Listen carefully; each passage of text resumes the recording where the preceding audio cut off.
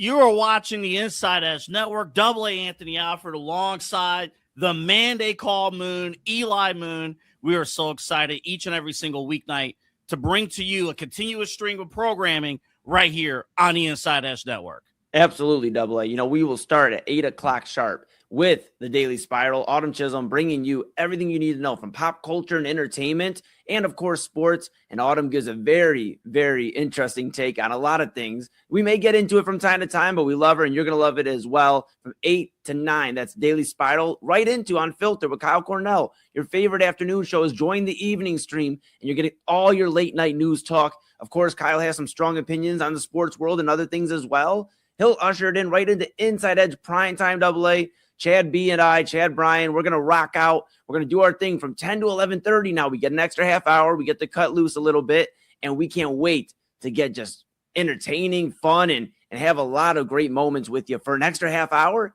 And then, of course, we hand the keys off to you. I hope you're ready to drive the Benz. But from 11:30 to 1, midnight run with an extra half hour now. And listen, we going to be running. We going to be sprinting. We're going to be getting after it. Listen, the key to this lineup and the key to these shows, you're getting everything. You're getting entertainment. You're getting local community news. You're getting music. You're getting your top sports headlines. And if you're a foodie, I'm talking to you. You like steak. You like eggs. You like whatever. We have it all covered for you here on the Inside Edge Network across our stream. Dude, let me tell you, Eli, this is incredible to have this digital space, to do this every single night. People at night, they're looking for something to tune in, something to just watch, just people to vibe with. Are we still allowed to say vibe? I don't know. Oh, don't tell us we couldn't say vibing. I don't know. You know, and she'll answer this probably almost every night when we said that right now about vibes. But you know what? Like you said, music, sports, entertainment, mental health, community. That's what we're about. And we are going to bring that to each and every one of you every single night that's been with us since the start or is jumping on right now for the ride. We're excited. AA, myself, Kyle, Autumn, Chad. We are so excited to rock with you for not just 3 hours this time around. We're rocking with you for 5 hours, 8 p.m. to 1 a.m. Where else could you be in the evening but with the Inside Edge Network? Yeah, we hope you guys tune in again. This broadcast, thanks to all of our partners, thanks to you, and thanks again to the Brothers Lounge, of course, sponsoring us here at the Inside Edge Network. West 117th in Detroit, right on the Cleveland-Lakewood border. We have you covered. But guess what, folks? That's enough from us right now. You're going to see us. You're going to hear us a little bit later on. You got Eli Prime Time. You got me at Midnight Run. But coming up, we got the Daily Spiral. We got Unfiltered coming your way next. This is Cleveland's digital leader. This is the Inside Edge Network.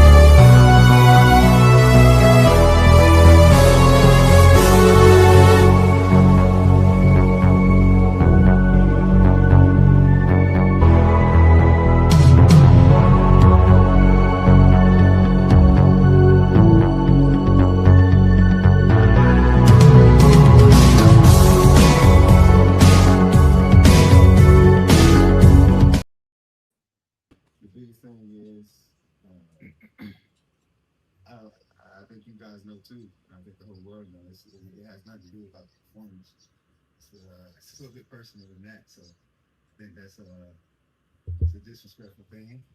So yeah, I mean, I'm gonna keep whatever I feel with me and my family internally on how I feel about that. Yeah, so but don't you think, Deshaun, that those were the words of Deshaun Watson this past Saturday. This past Saturday, Deshaun Watson, after an abysmal performance in a preseason game, not a regular season game, a preseason game, in which before we talked about this last week. By the way, welcome to Daily Spiral. Joining me, Double A here. I know this seems like a little crazy way to bring the show in, but we gotta. It's the biggest story of the day, right? Yeah, I was joking, but it was true. Like we were both stress eating before the show today. Literally, That's how this is very serious here today. Again, that's how he chose to leave the again last Thursday, last time you saw me. He literally said he didn't care. I don't care about a preseason game, his first game in almost 2 years in front of fans, right? Saturday he comes out and terrible game, like we kind of all expected. He's expected to be named the starter, which he was today. And instead of saying, didn't play my best, I know it's the preseason, still got a little rust on me, it's been a couple years, he decides to, as he's fixing his diamond earring, by the way, say, yeah, it's a little personal. They show me more love than they do away than at home. Total lie. I don't even know why you said that lie, because away fans hate you. And you say, well, they booed me. No, they cheered when I tore my Achilles. And then today, you were named the starter. And then this is what he had to say today. I think just, human nature, just myself being very emotional, putting a lot of time these last 2 years to, get back and, spend time in this facility, in the city, meeting a lot of different people in the community. I thought I was going to get, a little different response. What response did you think you were going to get? Double A. I've seen this man nowhere in the community. I've seen this man nowhere at a food drive, at a church. The Cleveland is the easiest community to integrate yourself into if you are like an athlete. I'm not even joking. I'm really not joking. If you are an athlete, it's so easy to integrate yourself into Cleveland. It is incredibly easy. All you got to do is on holidays, give out free food, go to the churches, go to the schools, attend local games. That's really all you need to do to make yourself support local businesses. That's really all you need to do here. When has he done that? I know early on he did go to a few of the games and stuff, but it's not. I don't even have the energy to defend him, even if he's been out. I can joke right now. Well, did you donate to the Deshaun Watson Foundation? Oh yeah, his foundation that did a little camp here and there his first couple years here, right? Yeah. Right? Yeah. But this saga with him goes all the way back to 2019. The Houston Texans, I want y'all to understand this. I call him the $230 million man. He is technically the $350 million man. My boy ain't struggling. He's not struggling. Not financially, no. In 2020, the Texans exercised his 5th-year option on his contract. He then signed an extension that was worth $177.5 million. With over $111 million in guarantees. It would have been the most lucrative contract after Aaron Rodgers. Now, I want y'all to understand this. Deshaun Watson has never made a Super Bowl and has never made it out of the wild card round of the playoffs. He's never been to the playoffs with the Browns. In fact, the teams that made the playoffs with the Browns were with Joe Flacco. Well, Deshaun had the 1 year when he was in the conference title. Or division title, or one of those rounds later on, where he was up. Houston was up 24-0. You know what? Kansas City, and then Patrick Mahomes did a Patrick Mahomes. They came back and they won. They won the game. They actually blew them out down the stretch. But yeah, they were up 24-0 in that playoff game. Hold on, I'm going backwards. to see if I see it.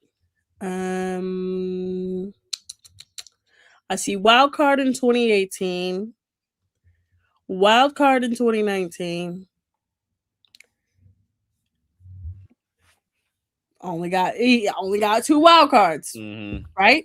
So in 2020, you you get an extensions, right? Yeah. Because of some issues like with the season, because it was COVID season, you end the game you end your season 4-12. But you were a league leading passer that year. I think people forget he was a league leading passer. Yeah, and I think he earned the money because he was seen, once you got past Patrick Mahomes, the potential of Deshaun Watson.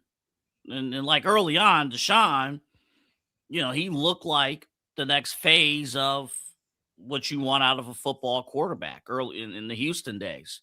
Like if you didn't have Patrick Mahomes, like, Tom Brady's older than Patrick Mahomes. And then there was Deshaun and at his peak, and especially too coming off of what he did at Clemson. I'm really trying, Autumn. I know you are. I feel. I know you're really trying. I feel so defeated right now. You're really trying to give him the benefit of the doubt. You are so trying to give him the benefit of the doubt. I'm not gonna let you. 2021, he requests a trade. The Texans had Tyrod Taylor and Davis Mills. He wasn't suspended that season, but that season, you want to know what also happened that season? That is the season where we found out that he had some off the field issues. That he was accused starting in March 16th of 2021 by one Houston area massage therapist of sexual assault. By the time his tenure in Houston would end, that number would grow to almost 30. Now, he was put on the non-injury personal matter list. He was shopped around. Teams got in trouble because they were trying to trade for him. Because remember, the Dolphins eventually got in trouble for tampering because they were trying to trade for him mid-season. Yep. The Falcons were trying to trade for him, and then the Browns were in shambles, right? 2020 season. Everybody was hurt. It was COVID, all of that, right? The Browns were eventually acquiring him in 2022. $230 million.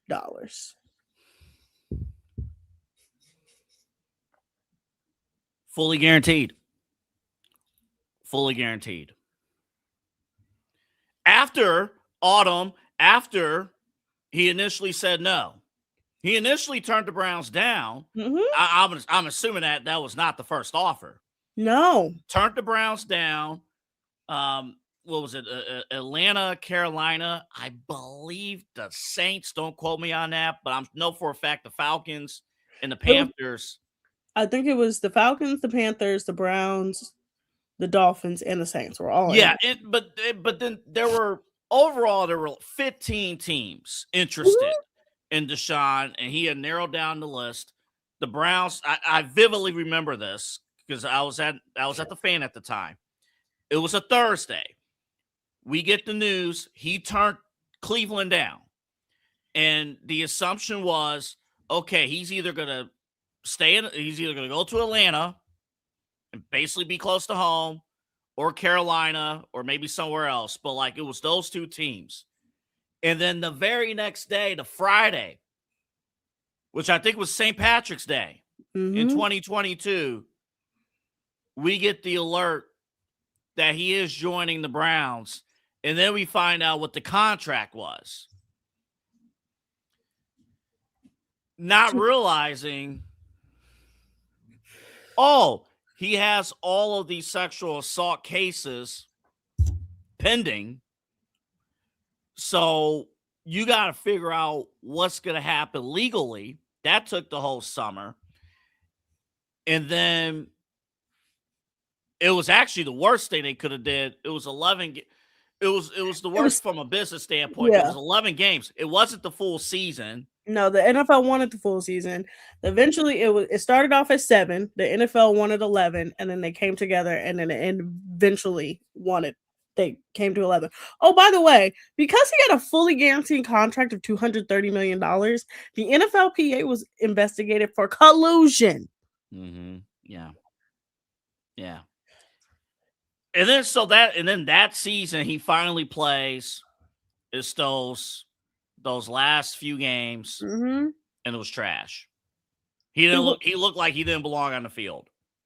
Yeah, he went 3-3. 2023, he had a displaced fractures in his right shoulder.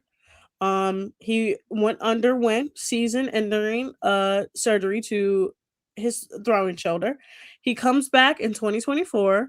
Hold up, Autumn, real quick. Let me quickly go back to 2023 for a split second, because I've heard people refer to, and I think this organization is referring to the second half he had in against Baltimore, where he looked good in the Baltimore game, but it's one game out of a sample size of 5 or 4 years at this point, and then he was injured. So I saw someone on social media. It's like, oh, you got to go back to that Ravens game in 2023. You got to go back. We're sampling stuff from 2023 for a half. Go ahead, continue. Next season, he injures his Achilles. Season-ending injury. He's been out since 2024. Since literally week 5 of 2024. He has been out. And then to come back 2 years later, have abysmal practices, has just like, you won't talk to the media. When you do talk to the media, it's kind of hostile. You don't like the fans because the fans cheered when you got carted off the field because you tore your Achilles.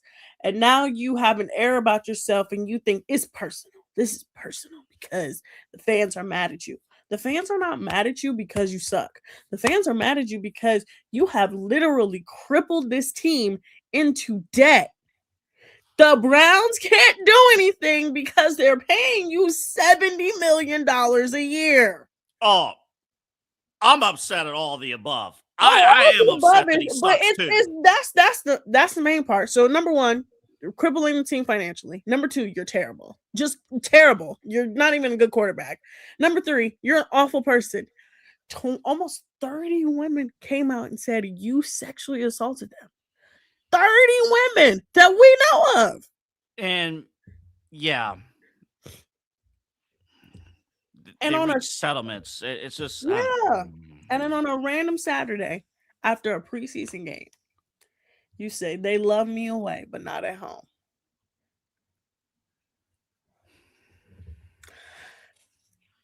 You know what? Let's go to break. When we come back, we'll talk more about this, and we'll talk about how sports hates women. Like we'll talk about it more. You guys are watching us here on InsideEdge Network. We'll be right back. Looking for an iconic Cleveland music venue that features premier entertainment, spirits, and food? Well, look no further than the Brothers Lounge. They offer a variety of live entertainment acts weekly, along with a diverse selection of beer, wine, and fine spirits, not to mention Chef Wynn's food menu, which has been crafted with traditional American fare with a modern twist.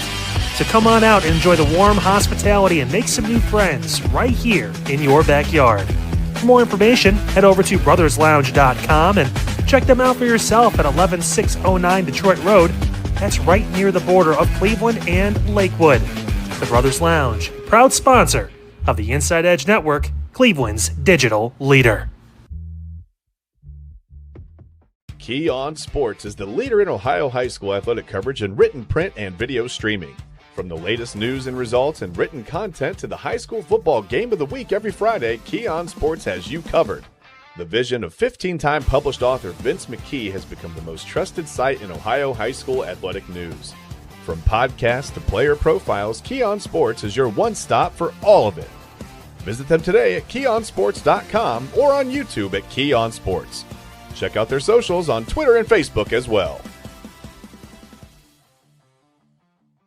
Please support the new Inside Edge Network by liking, subscribing, and following us on your favorite social media platforms. That's at Inside Edge Net across Facebook, TikTok, YouTube, X, and IG. And don't forget to download our new app over on Roku. And as always, thank you for supporting your favorite shows on the Inside Edge Network, Cleveland's digital leader for news, talk, sports, entertainment, and mental health. Fanatics isn't just our name, it's who we are. Loyal, passionate fans, dedicated to our favorite teams and to the sports we love. That's why we're honored to be able to offer fans the world's largest collection of official sports apparel and sports jerseys from all leagues, teams, and players you love.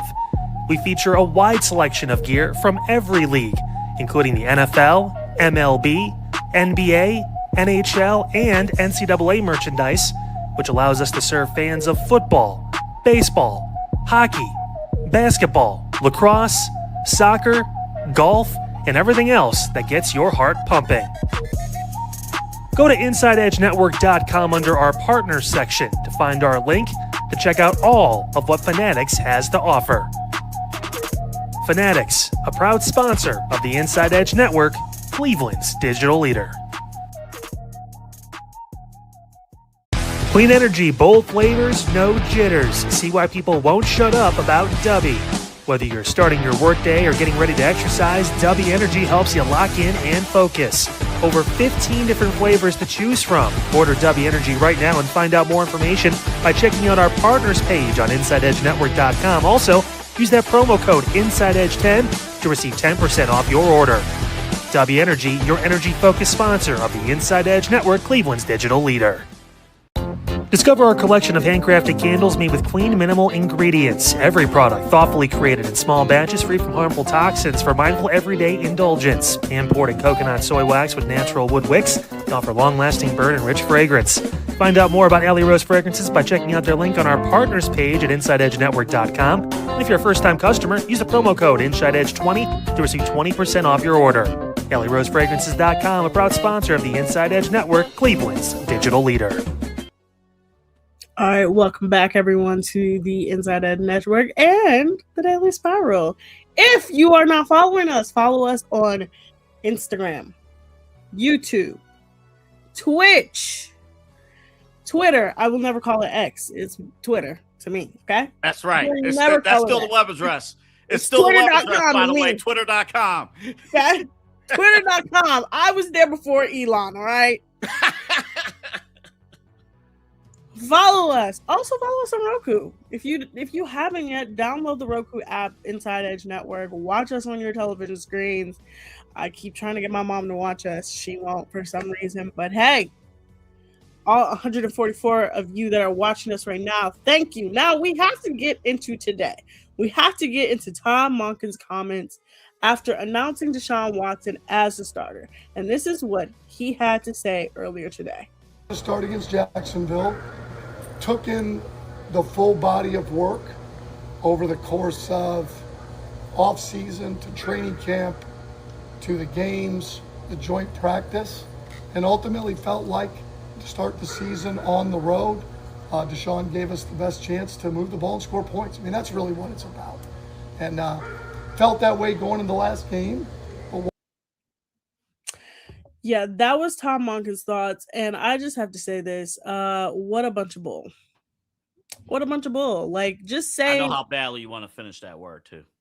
I know. I'm trying to be better about cussing I know. here. I'm really trying, you guys. The complete word is correct. Because it makes no sense. Like, you saw his performance. You've seen him and what makes no sense to me is that all the people on the Browns that are defending him, like, you guys we've all been watching the same practice, and they're like, you guys don't see the outside practice when we're practicing alone. Is he better? Is that better? Yeah. Because if what I'm seeing is him at an elite level, what the hell is he doing when we're not looking at him? I really truly the ignorance, right? And I understand. Listen, the coach, every coach in America is going to say, well, there are things that the public doesn't see. They see in the locker room. Well, that's what. First off, games and things in public. That's like your exam. That's like saying, this is a good student, but he flunks every exam. Like, then you're not going to pass. If you flunk exams, you don't pass. Yeah. And Deshaun Watson has flunked exams time and time and again. And we're supposed to be led to believe that he's NFL quarterback ready to play. That's the sales pitch that they gave today, that Todd Monken gave today, that Deshaun Watson is ready-made, point blank. Let's go. Let's get after it. We've had a 5-year sample size. And even if you take out the first 4 effing years he's been here, we have a 2-game preseason sample size where he has struggled. He struggled against the 3rd string defense in Buffalo. Yes. I'm sorry. I'm going to just say it like this. Buffalo's defense is atrocious. Okay. Of all their offense, amazing. Their defense has been crazy atrocious. They have a man who literally died on the football field on their defense, and you couldn't. I feel like today was the first day in a really long time where I said, you know what? I truly think the Browns just hate fans. Like, I've never really said that in my lifetime because, like, I'm gonna just be honest with you. I really didn't grow up a Browns fan. Once the team was moved, like, my family really didn't talk about the Browns until they came back. They didn't come back until I was 5, because they were gone for 4 years. So they didn't come back until I was 5. I didn't grow up with them like the Guardians or the Cavs. Yeah, they came back, but it wasn't like everybody was like, oh, let's go to the Browns. The Browns didn't really become popular until they started doing more community events, like when I was younger. And even then, they really were just kind of like, oh yeah, they're gonna give you free stuff every time, right? Okay. Yeah. So I thought we were making some progress with the the Baker years and the Nick Chubb years and all that and Myles Garrett. And I'm like, we made such good progress.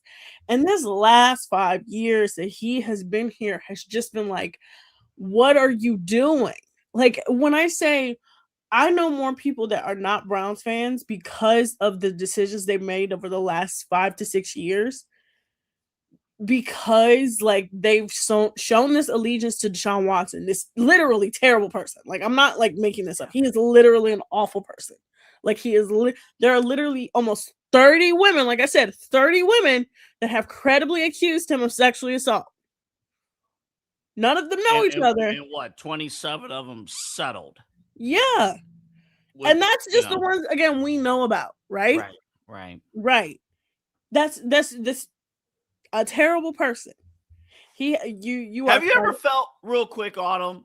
I actually want your real answer about this. Yeah. Have you ever felt that at any point he apologized? No, I don't remember him ever coming out and apologizing and saying, what I did was wrong. Nothing. I've heard nothing. Nothing. Not a thing. Even if he tried to prove his innocence, hey, I apologize for putting people in this position, things not even that. I'm gonna tell you, you want to know what's so interesting about him? I'm gonna tell you when I knew he really was a despicable person. One of the women that sued him came out, and she was a Black woman, and she said, I was so excited, to become his massage therapist because he purposely would go after women who had small businesses, right? Who didn't have large clienteles. And this woman was like, I was so excited. He said, I'm going to help you. I got to support Black businesses. I'm going to put you on. I'm going to do everything in my power to help you. And instead, he sexually assaulted her, and she felt as though she could not speak up because this man said he was for the community and he was going to help her. That is the type of person he is. That is not the type of person I want representing the city of Cleveland at large, right? And I know some despicable people in this city, but there are a decent amount of people in this city, and I think he should never be the representative of anything in this city. And he kind of has shown it this weekend. Again, you said last week you didn't care. Right. Saturday, you came out and said, they show me more level way than they do at home. Yeah. You don't want to be here. I just don't understand why they won't put him out of his misery. He doesn't want to be here. Let him go. Well, see, I think that's where the more I think about it, Is this it's a bad working environment. I don't want to be here, but man, I get paid. My family's taken care of. I got, I'm due to make $40 million this year in bonuses. So I hate it here. I hate the fans. And the way that he says community as if it's a chore to do something in the community. Like it's I do work in the community. Like I'm nitpicking because the dude sucks in every way, shape, or form. And the problem I'm concerned with now is you have an organization from a business standpoint and from a roster standpoint that's good, that's defending this. They're looking at us, the paying customers, the fans, the one who's spending the money on the jerseys, Autumn. They're looking at us and saying, we are stupid. We are dummies. And shut up and spend money and watch the games. Buy the tickets, buy the PSLs, and you deal with it. Oh, and everything that happened before with the accusations, deal with it. That's what they're saying. That's exactly what they're saying. It's just like a slap in the face because, like, I'm gonna tell you like this. Over the last few seasons, I've went to more Browns games in my life than I've ever gone to. Okay, I'm not even gonna lie. My whole look, I want you to understand. My prom was at Cleveland Browns Stadium. All right. Why would you do that? Ugh. Okay, I don't even know why they had our prom there. Our prom was in one of the so have you ever been in one of like the big boxes, like the luxury like suites? Yes. Apparently, so they have like a big luxury suite / event area, and that's where our prom was. Okay. So like they do that now, right? You didn't have any there were no fights at your prom, right? We did get yelled at because we were cussing, but most of the people in there were between the ages of 18, 19, and 20. Yeah, I graduated with a large number of 19-year-olds. Okay, fair enough. Okay. But at least you didn't have. We had our prom at the Renaissance Hotel. I think now it's called Hotel Cleveland. Mm-hmm. And, yeah, the staff, they were bringing out the food, and as they were bringing out the food, two dudes started arguing and fighting over a girl. Of course. And I watched the Autumn. I've never been more sad. I watched the staff. Chicken's out, ready to go. I know you was hungry. I'm sitting, and then I'm like, it was already late. It was 8:00. I didn't eat the whole day. Man, why is prom so late? And they had to refire the food because they didn't want to serve it cold. We didn't eat till 9:30. Man, because these two a-holes wanted to fight over a girl. The girl left them both. They both went home empty-handed. Yo, the Cleveland prom scene. We could do a whole episode on how crazy like this city's prom. Look, because you want to know what's so weird is that my graduating class, I know we're going off topic here, but my graduating class. It's fine. We need like 2 seconds to we had to we were yelled at the year before our senior year because we took nothing seriously. They were like, you have to vote for whoever student body president is because this is the person that's going to be in charge of everything going forward, right? Okay. Our student body president hates everything. He does not do anything. Still to this day. We were supposed to have a class reunion 2 years ago. Oh my God. Nothing happened. 10 of us showed up to Edgewater Park. Oh, yeah. It was bad. I'm conflicted because, 4 years. 2030 will be our 20 years. 20 year. Like, y'all, Cleveland's and look, Cleveland Brown Stadium was a relatively new thing, right? I think my class was like my school was like the first school to pick them. Everybody chose one of two places: Windows on the River and Signature in Solon. Our class was like, you know what? You're not wrong there. Stadium. Let's have these girls in big ass dresses walk up the escalator. You know how terrified I was that my dress was gonna get stuck in an escalator? I was like, please, with some dry ass steak. Yeah. Like, oh my God. Anyway. We're gonna go to break for show. There is more than enough for 60 minutes for that. When I tell you, like, we could go story for story of how crazy suburban schools in Cleveland are. So we both went to suburban schools. Autumn, I was so mad. Not as mad as today with this Deshaun thing, but it was pretty close. I know your mouth was set on that dry ass chicken too. I know that it was probably wedding chicken. And if y'all don't know anything about wedding chicken is the driest chicken. It is drenched in sauce, but it's so dry. Mm-hmm. But I know you was probably waiting on that. I've attended a few weddings and receptions and stuff, and I don't know, like weeks or months in advance, you got to put in what you want to order. And I love chicken. But I always make the mistake of picking chicken, knowing it's about to be dry as hell. Yeah. I'm like, why did I not pick steak or actually the go-to? I don't know if you're a fan of seafood. If you're not, it's okay. Okay. I do. The go-to is any fish option. Mm-hmm. Most fish options. Like, I don't do tuna fish, but like a wedding, like walleye or whatever they have, that's the go-to. At weddings, I just forget to pick it. You're busy. It's like, okay, you gotta make a decision on what you want to do with the wedding food. You pick chicken, and then you realize like a week later after you submit it, like it's gonna be dry. You better dip that dry chicken in your mashed potatoes or something. It's literally drenched in sauce, and it's the driest chicken you will ever have. Before we go to break, I will tell you one last thing about this whole situation. Skip Bayless is on Twitter with a 19-minute video asking for the Browns to trade Shedeur Sanders to the Atlanta Falcons.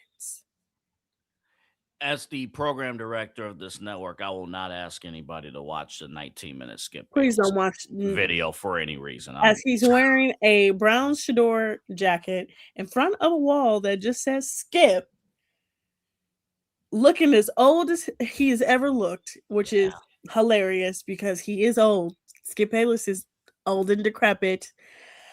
Yeah, he's in like his mid-70s now. He's close pushing 80. So and that's all we need to. That's how we end the Browns. When we come back, we will talk about how sports hates women, because this weekend really showed us that sports hates women. Oh yeah, this story coming up. I got two for you. When we go back here on InsideEdge Network, we'll be back in just a few. Dine, drink, and dance at the premier spot in town. It's time to check out all of what our friends over at the Brothers Lounge have to offer. Everything from weekly live entertainment, a wide variety of different beers, wines, and spirits, and a nicely crafted American fare menu with a twist courtesy of Chef Wynn that'll make your mouth water. So, what are you waiting for? Head over to the Brothers Lounge at 11609 Detroit Road or check out their website, brotherslounge.com, to learn more about what you've been missing out on. Brothers Lounge, proud sponsor of the Inside Edge Network, Cleveland's digital leader. Whether searching for a baseball autograph by your favorite World Series slugger, a signed football by an iconic Hall of Famer, or the jersey of a world-famous soccer star, you've come to the right place. Here at sportsmemorabilia.com, the web's leading source for authentic sports memorabilia, you'll find more than 500,000 authentic products from nearly every professional sports league, team, and players.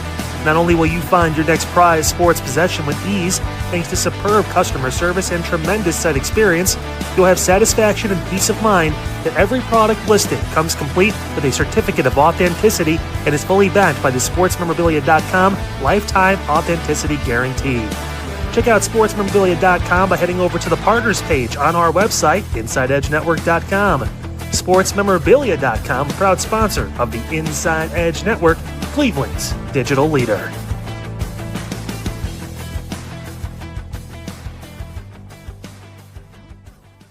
Discover our collection of handcrafted body mists made with clean, minimal ingredients. They offer a natural alternative to synthetic fragrances, perfect for sensitive skin and those seeking clean, mindful self-care, and the perfect gift for you and your special someone.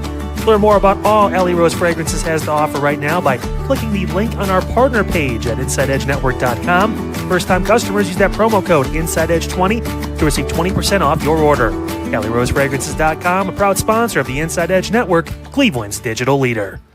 Mosser Moments Photography is a husband and wife wedding photography team based in Cleveland, owned and operated by Inside Edge Network's very own Ryan Mosser and his wife Hallie. For the past 10 years, they've captured more than 100 weddings across Northeast Ohio and beyond, always working together as a true two-person team. Their style centers on authentic, emotional storytelling, documenting the real moments between two people in love and creating images that feel natural, comfortable, and true to the couple. Rooted in Northeast Ohio, but inspired by their travels, Ryan and Hallie bring a warm, personal approach to every wedding day. Their work blends experience, consistency, and a genuine passion for helping couples relive their best day through timeless photography. Learn more by checking out Mosser Moments Photography's link on our partners page at the InsideEdgeNetwork.com website. Mosser Moments Photography, a proud sponsor of the Inside Edge Network, Cleveland's digital leader. Find us on InsideEdgeNetwork.com for the latest information on your favorite shows, personalities, and network partners. Plus, we have a merch shop. That's right, we have network polos, t-shirts, champion jackets, hats, and bottles. Rep the network. Every purchase supports independent sports and entertainment media. Thank you for your support from all of us here at the Inside Edge Network, Cleveland's digital leader for news, talk, sports, entertainment, and mental health. All right, welcome back to the Inside Edge Network here. Daily Spiral. Now, before we get into how men hate women, I just have to hit on one more football story, and that is 49ers owner Jed York getting caught in East Palestine soliciting sex for $140. Now, this entire story has been crazy. First of all, when I saw that he was arrested in East Palestine, I was like, what you doing over there? Why are you in Ohio? And then I keep forgetting that he grew up here. But then $140? Like ain't a trailer park at that. We can talk about it tomorrow. We can talk about it tomorrow. We can talk about it. But like it's a developing story. But we have to talk about how sports showed me this weekend, outside of the Deshaun Watson of it all, that it hates women. I'm going to play two videos for you, and you tell me which is worse. First video is an ad for golf company Callaway. And this is where I was like, oh, what are we doing? Let's watch. I have not seen this video.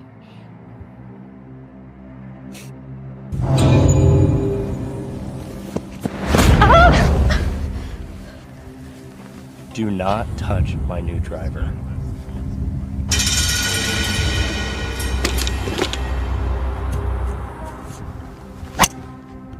I don't get the big deal. It's just a driver.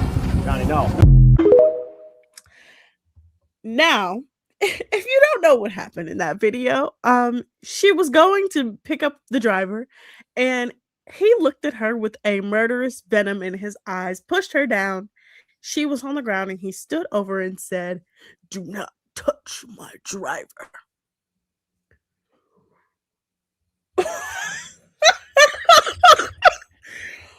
What are we doing? How does this? Can you play that one again? Yeah, let's play it again. Let's play it again. Let's bring it back to the beginning.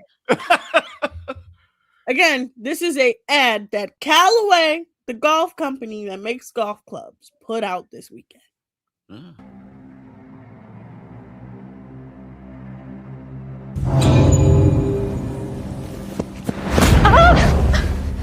That's a back injury. Do not touch my new driver. Intimidation. I don't get the big deal. It's just a driver. Johnny, no. Again, Go ahead. like you guys want women to like buy stuff. Women buy stuff. I will say this. I go to the store a lot. I buy stuff. That's not gonna make me want to buy any sort of Callaway golf club. That in fact is going to make me say, what's going on in that development room for marketing? Women spend a ton of money in the golf industry, period. That's shocking. No, And I this guess is not women- surprising, but shocking. Like that. That's And, the angle. Yeah. And there have been a huge uptick of women that want to either learn how to golf, have picked up more on golf. Like, what? So that's example number one of how, sports hates women. Example number two This is is not good, Mark. This is not good. Real quick, this is first off, it's terrible marketing. Number two, it's assault. Mhm. You push anybody like that to the ground. That's terrible. And then it's just assault. Number three, that's a fake deep voice Mhm. from him. Like, don't touch my driver. Man, I guess no, don't do that, man. No, that's so. Number four, I've never even heard of this company before, and now I'm You've gonna never go heard of out of my way to Callaway? make sure we don't. Well, I've heard them, but they've been absent of my mind, Yes. and now I'm not even thinking about spending money. Like, who? That's terrible. But I've seen this next video. We played the on the outside last night on main event. This next one, I guess some thoughts here. Now, Callaway Golf and apparently the digital creators who were associated with this ad did respond. So the content group is called Good Golf. They issued a public apology and said, noting that the video is depicted actions that are not aligned with our values as a brand. And they are trying to make their mission to make golf more inclusive, pushing over a woman as she tries to touch a driver, definitely making more inclusive. Callaway You don't even Golf. have to make that. That's my. You don't even have to make a grand announcement that you're doing. Just do better. Callaway Golf, instead of saying, you know what, we're just like, no, they distanced themselves. They issued a statement expressing their disappointment, and then thanked Good for addressing the situation, and then the PGA Tour, because they are also partners with Good, responded. And they released a statement and said they do not condone violence in any form and emphasized that the video did not reflect the tour's commitment to respect. Again, who in the marketing room was like, you know what, we have this great idea. What if she goes to touch the golf clubs, right? And as she's going to touch the golf clubs, you know what we're going to do? We're going to say, don't touch my golf clubs. Yeah, I think this is where we gotta stress that just because this is where I can tell women are not in the marketing meetings. I was just gonna say that. I was just gonna say it's not just we have more women or we have more minorities. They're playing. No, yes, great, but you need them in leadership positions. You need them in marketing. You need them in key positions, in roles and stuff. Like I mentioned this real quick with pro wrestling. I'll use this as an example. There needs to be more women or a woman, period, in the writing room in pro wrestling. You are correct. Like if you don't have, because there are certain, I'll just be frank, there are certain things that you ladies do that men do not understand on a week-to-week basis, on an episode-by-episode basis. And if you got all men booking from our viewpoint of how women should react, it's not reflective of the women, even if you have a roster full of women out there. You are correct, AA, because you know what happens when you don't book based on women, you get bra and panties matches. You get Good Housekeeping matches. You get Santino as Santina. Yeah, I mean, yeah, you get that, and even when you evolve from that, you still have incomplete stories, Yeah. surface level stories. You Compared to get how like guys will react, you have surface level female based storylines. You get the entirety of the Liv Morgan storyline being that she's super sexual and very hypersexual, even though she's a great wrestler and probably could be a great heel. You have so many women who could be look, I could do a whole show on how WWE hates women too, but we got to get to another woman hating story, and that is Natasha Cloud and Enos Kanter. This is what happened in the Sky versus Fever game last night. Sometimes we think about heat checks, and I bet that was a shot she would just take in rhythm anyway. Cloud finding an angle. Good shot, good shot. And just like that, a 6-point basketball game. Chicago when he starts surfing at her. Natasha Cloud. And right before the break, this was the scene inside Wintrust Arena after Now again, this is a man who By the way, video courtesy of NBC Sports. Go ahead. Yes, NBC Sports and TikTok. When I say I had to search, do you know how hard I had to search for that video without copyrighted music? Well, yeah, I mean, because you should have asked me. I could have pulled it from Twitter. But yes. I had to search high and low because every single video was copyrighted music. Even the one from Twitter that I was gonna pull, I was like, oh my god, like would you guys stop? But that is a situation between Natasha Cloud, the guard for the Chicago Sky, a woman who has literally divested from friendships because of behaviors off the court. Talking to Enos Kanter, who decided just a couple weeks ago, amidst this Sophie Cunningham bullshit, who, by the way, Sophie Cunningham posted a stat line that I can only say is one of pathetic. 3 points, 2 rebounds, 1 assist. Her coach, Stephanie White, keeps saying, oh, it's internet trolls, it's internet trolls.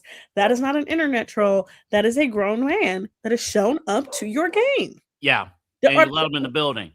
There are people outside who are following you from city to city that are protesting trans athletes that don't exist in sports because they are literally banned from sports. Yep. But Enos Kanter, just a pathetic person that he is, decided to rile up Natasha Cloud and get in the face. Well, he didn't get that close. But he tried to say that that Natasha Cloud tried to say, I know the reason why you're doing this. You want to bleep her in regards to Sophie Cunningham. Now, if you don't know how Enos Kanter got here, Enos Kanter was once you haven't watched Fox News. No, he was once a symbol of like, whoa, you're speaking out. So if you guys don't know, Enos Kanter is from Turkey. He spoke out against Turkey and what's happening over there a few years ago, around like 7 years ago, right? This put him on the map as like a freedom fighter because everybody was like, ooh, he's willing to speak up, right? So originally he was speaking up against injustice in America, against police brutality, against violence. And then over the last, I'm going to say like 5 years, it's switched to something not along the lines. So this whole Sophie Cunningham stuff happens where she once again reiterates some crazy talking points because she just wants to be in the media. She wants to be talked about. And now we're here where Enos Kanter was like, I'm going to declare for the WNBA draft because nowhere in their bylaws does it say a man can declare for the draft. And I was going to say real quick, you know what? Screw it. Let them declare they're not going to. Let them declare so the women can expose that the dude can't play defense against men or women. Like he was a defensive liability in the league. Like, yeah, good. Yeah, let them get crossed over by women. Go ahead. Now, mind you, he was in the NBA. He was in the NBA at a time where he played against Kevin Durant, LeBron James, Stephen Curry, Draymond Green, you name it. He played against some of the NBA's best defenders, best offensive players, and he was still trash. Yeah. He was still trash. And now he is over here harassing women in their own home court saying, we want to protect women. We want to do everything to protect women. Protect women from what? You are the problem. Yeah. You're the problem. Yeah. You're a loser. Yeah, you need to go. He needs to. Honestly, the story actually disgusts me. It's like, dude, you need to go. You need to go. Do your little protesting outside. You do whatever you want, but you need to go. Now, like, I was hoping she knocked him out. To be perfectly honest, I wanted them to let her go so bad. Now this comes just 2 days after another man threw a green dildo on the court. Now he got kicked out because Dream star Angel Reese saw him, pointed him out. He ran out, but they caught him before he could. Right? We had I think it was Derek Hamby today got a text message from someone that called her the hard ER. Mm-hmm. Yeah. People found who he was because his Cash App was connected to his phone number. Like, where are we? Why do we hate women all of a sudden? Like, the WNBA is having one of its best seasons, AA. We have 2 expansion teams. We have 1 expansion team from the last 2 years about to make the clinching the playoffs. We have players playing at elite levels. We have great games. We have buzzer beaters. We have, like, when I say this is the best the WNBA has ever been, and now this, like, trash is just constantly overshadowing it. So I'll tell you, and to add to that, the game that you talked about last night, that was NBC Sunday Night Primetime, where Caitlin Clark had a career high 8 3-pointers made. She was 8 of 12 from downtown. Like, it was a great showcase. Yeah, I'll be brutally honest, Autumn. WNBA leadership sucks. Kathy, they're terrible. I tell you, Kathy is terrible. Terrible garbage because she and their leadership, they're allowing all this to happen. They're allowing it to happen. Ernest Cantor, he never should have been afforded a ticket to get in the building. I don't care if it's second market, whatever. You find out who it is. Like, better than anybody working with the Cavs in the past. Like, you have not you specifically, but like the moment we get a ticket, there's information. You know exactly what we're doing. The moment we step through those doors, you know where we're at all times, what we do, what we spend, when we use the restroom. You know all this stuff. Mm-hmm. So I don't understand why you're entertaining this, that coming in. Why are we not doing I hate you have to go this route, but you kind of have to right now. Why are we not doing a full security check?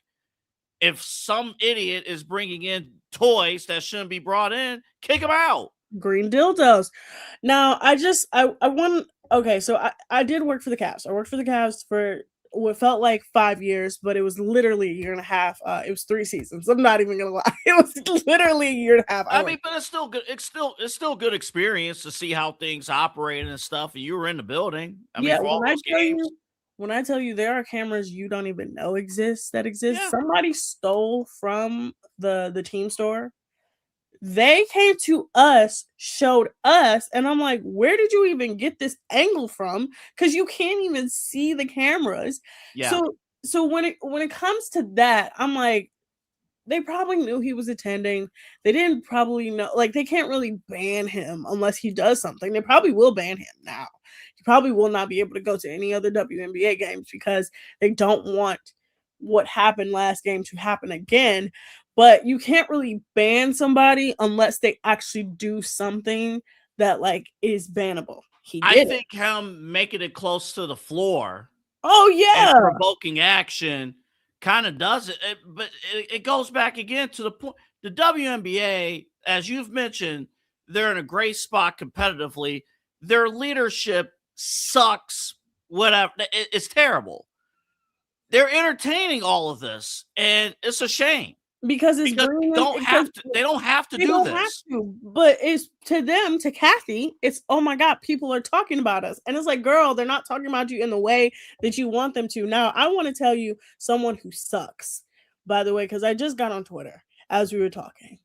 And at 2:00, Matt Ryan decided to step in and defend Enes Kanter. I want to tell you guys, there are 0 transgender athletes playing in professional sports right now.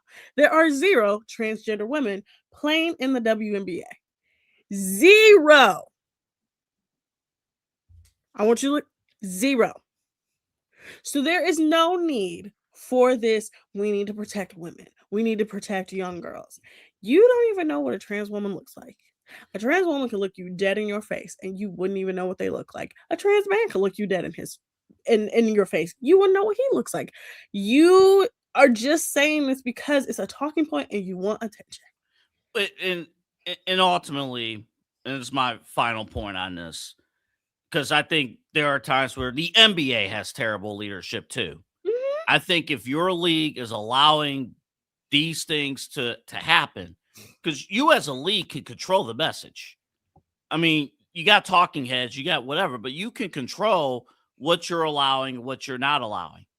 And I think both basketball leagues, the NBA and more so the WNBA, they're allowing all this to happen. And if your commissioner is just saying, oh, it's just good publicity, you need to get her out of there as quick as possible because your growth will end, and you will take a nosedive if you allow any of this nonsense. Doesn't matter who you vote for, anything like that. You allow this nonsense to continue, you can kiss the league goodbye. Yeah. Kathy is the worst. Now, before we get to Kyle Cornell and Unfiltered, I do have a good spiral and bad spiral of the day. Good spiral of the day. Brenda Song. London Tipton herself was in the booth for the Los Angeles Rams. If you guys have not seen Brenda Song talk about sports, I would love to have a conversation about sports with her. She is amazing.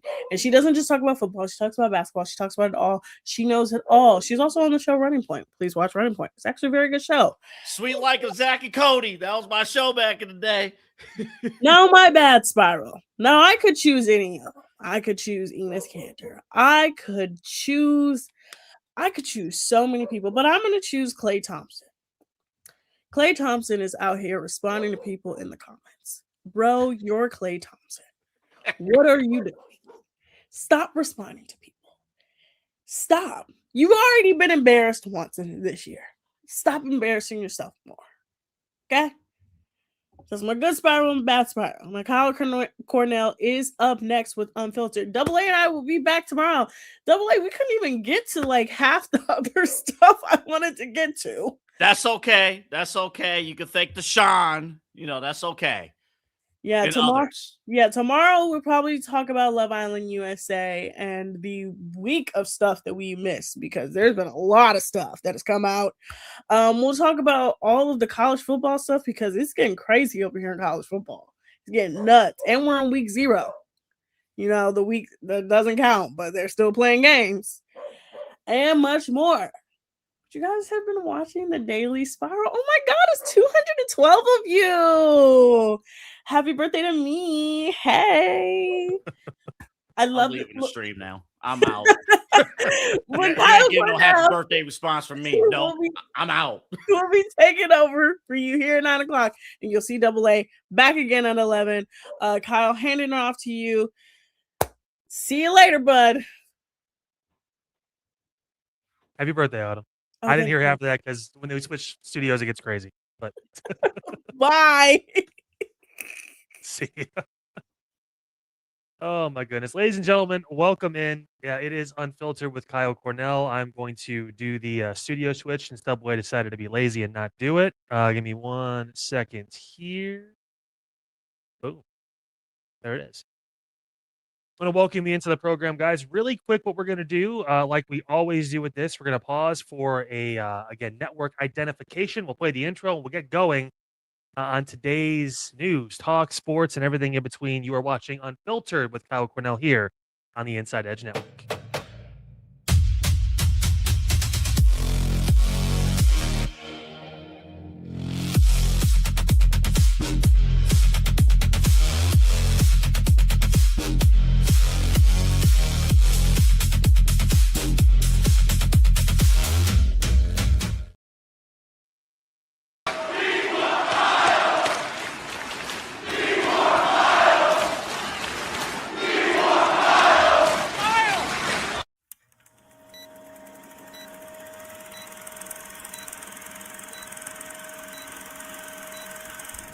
Let's go.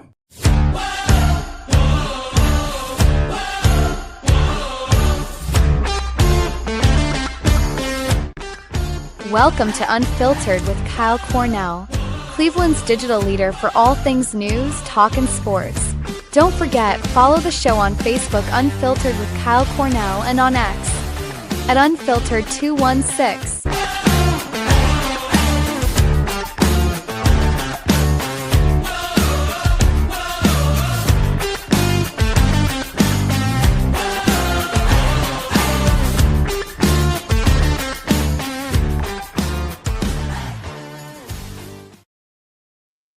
And again, welcome in, everybody. It is Unfiltered with Kyle Cornell here on your Monday. That's right, August 24th, 2026. So happy you were with us here on the program as always.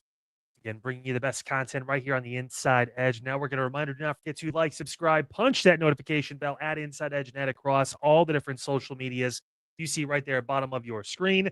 Everything from YouTube, X, Facebook, Instagram, TikTok, and it all. Check out the website, InsideEdgeNetwork.com. One-stop shop for you when it comes to everything from personality profiles, the full show schedule, weekly, daily shows, whatever it is, it's all there for you. Check out the partners page. It's a great opportunity to get those discount codes and save some money on some things you desperately want and need, everything from Fanatics to Alley Rose fragrances and everything up there. And check out the merchandise store as well. Chance to get dripped out in all the merch, courtesy of us at the Inside Edge Network. Also, don't forget of our app over on Roku. That's right. You can take us anywhere. Just search Inside Edge Network on the Roku app, whether it's on your TV, your phone, your laptop, tablet, does not matter. You can take us anywhere. Big thank you to Roku for working with us here at the Inside Edge Network. We appreciate their partnership. Before we get into the news of the day, which is kind of obvious, at least on our end, believe me, we're going to have a lot to talk about with Deshaun. Got a couple clips for you guys today. We're going to play as well, courtesy of the one and only Mary Kay Cabot. A comment briefly on the end of the Daily Spiral. It's a great job, 8 to 9. She leads off the coverage for us here. Ennis Cantor Freedom, I should say, is stirring up some feathers. And I think the WNBA can make this really easy and simple and just define what a woman is and say just no transgender athletes can play. And I think all these people would then have to shut up and not say anything. So, I mean, that's pretty self-explanatory. Just clarify the rules, and then these people don't have loopholes. They can't try to make a scene or whatever it is. Again, good publicity, bad publicity, it's all publicity, and the WNBA is just trying to get eyeballs. They still are. Like, even despite Caitlin Clark and how popular she is, they're still trying to pull as many people as they can. It would not be surprising to me if Ennis Cantor is working with the WNBA to do this, dealing with Royce White, all these guys. I would not be surprised if there's like a, behind closed doors thing of like, hey, yeah, keep stirring it up a little bit. We'll make a scene at a game. We'll do the whole thing just because they want to get as many eyes as they can. And you know what? It's not a new league, but it's a fresh league as far as this kind of presentation and what they're doing. The new teams they're bringing in, Cleveland notwithstanding in 2 seasons. So, I mean, hey, they're going to do what they're going to do. But they could just, obviously clarify the definition. It'll make things nice and easy. So, and we don't know if there's no one that's come out as transgender in the WNBA, but you never really know. So again, we'll have to see how it all plays out. But from one thing that's has some controversy and has some people talking to another thing that has people talking, and most of them really don't like this. It's that guy. He is the one. That's right. Deshaun Watson has been named the starting quarterback for the Cleveland Browns. Todd Monken making the announcement this morning. Of course, it was leaked 2 hours early because that's what the media does. And then Todd Monken had the press conference. The talking point that I wanted to get into, again, these videos courtesy of Mary Kay Cabot over at cleveland.com that I'm about to play for you guys, is the response when asked, hey, did Deshaun's comments on Saturday, which we'll talk about in a second, about Browns fans and about how, it's personal. It's not just business. It's not just about football. Did that really play into any sort of decision? Did the Browns fans kind of give Todd Monken any sort of inkling about what maybe he should or shouldn't do? This being a week by week thing. Again, I think Shador has done a great job. Come a long ways, and we're excited about his future. But this is not a week to week decision. Zero. There was nothing to do with that. I mean, ultimately, the fans want us to win. I mean, ultimately, put a good product on the field. That's really what they want, okay? And so that's our job as coaches, why we're hired, to try and put the best product on the field. And when we don't, then I understand their frustration. But ultimately, they don't decide who plays. I mean, who would I be if I let someone outside of the building decide who plays? Well, Todd, I know you like to speak for all Browns fans in your cup of coffee here in Cleveland to this point. And listen, I can't really speak for him either because I'm not a Browns fan, right? I mean, I've been very adamant about this. Obviously, I'm a Saints fan. We've got our own problems down there in New Orleans. My number 2 wide receiver can't stay healthy. His hammy's still hurting him. There's a whole bunch going on, right? But I think Browns fans would have sacrificed a win or two to see Shador play. Because let's be honest, and I saw the practice reps for Deshaun today, looking about the same as he has his entire process. Pretty rough, to say the least. And the comments, which we didn't have a chance to address, obviously main event, the shows before us, I've had a chance to dive into from the weekend from Deshaun about how, again, this city they booed him when he tore his Achilles and all that stuff. I'm like, yeah, you know what, dude? What do you expect? And to say it's not play on the field is kind of laughable. Now, I made the argument for a while that Deshaun Watson was a winning quarterback in Cleveland despite playing just awful football, especially to his standard that he had set in Houston, which was, again, arguably a top 5 to top 10 quarterback in the NFL based on his stats. Obviously not his win-loss record. I think he was barely above 500 in Houston, but his stats were pretty damn good. But his last 7 starts, his last season that he played back in 2024 compared to Shador's last 7 starts. Do you see why maybe some people wouldn't be too thrilled about that? Deshaun 1-6 to Shador's 3-4 last season. Mind you, Shador had no first-team reps until the week he played, until the week he started. He played the week before against Baltimore. Remember, they lost that game. He was like 4 of 16. It was bad. But again, no first-team reps, no real concept of what was going on. 5th-round draft pick. 164 yards a game for Watson because it's check down city for the most part. 193 for Shador. He did take a couple deep shots. That usually helps. 5 touchdowns for Deshaun to 3 interceptions and the 63.4 QR completion rating compared to Shador throwing 7 touchdowns but 9 interceptions and a 59% completion rating. Yeah. If it's about performance, it's about tape. It's about what you've seen. The last time Deshaun Watson was playing football in the NFL during the regular season, he looked bad. And then he got hurt twice. He tore his Achilles twice within 3 months of each other. And again, I get it. He's 30, so there's still hope. It's early on in his career. And I've said this. This is Deshaun's make or break season. If he comes out these first few games and lays an absolute egg and plays like garbage, what NFL team is going to look at that guy and say, we want him? Was he really that mismanaged in Cleveland? Remember, before that 1-6 season in 2024, he had a winning record with the Browns. He's only started 19 games for him, but he had a winning record. Believe it or not. He didn't play that many games, but I mean, he had a winning record in his starts. So even despite playing poorly, the team was good enough. The defense was good enough. The different players around him were good enough to be able to propel that team to win more games when he was playing, despite not having good quarterbacking numbers. I'm just saying. Shador, this is technically his rookie season. Let's really be honest about it right now, because last year he did not and was not in the plans to play. Stefanski had no choice. Plain and simple. And how many wins did the Browns have last year? 6? Shador got half of them. He did. And he had no reps. Anthony made this point. Double A made this point a long time ago when Todd Monken was hired. He felt that it was because he had a plan for Deshaun Watson. And there are leaks coming out now that Monken knew after the first preseason game, but he kind of just wanted to let Shador play. And again, he was going from behind the 8 ball to begin with because Saturday, Shador gets trotted out there with the ones, and none of the top 4 receiving targets on the team are playing football. I think Denzel Boston got a couple plays, and that was it. Casey Concepcion didn't play. Harold Fannin didn't play. Judkins has been hurt and didn't play. Dylan Sampson didn't play.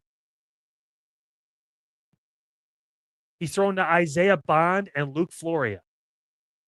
Bond is a fringe second string receiver, a slot guy who can go deep.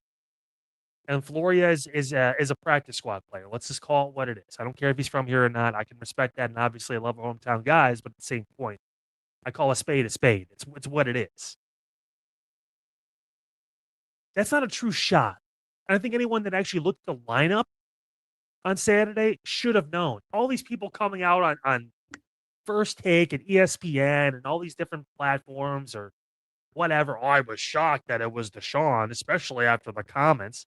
They don't give a fuck about what you think, about what the fans think. It's never been about that. They put $230 million into this quarterback.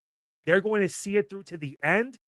And honestly, I think they hope they lose because they want the pick of the litter when draft day comes in 2027, whether it's Arch Manning, Dante Moore, whoever.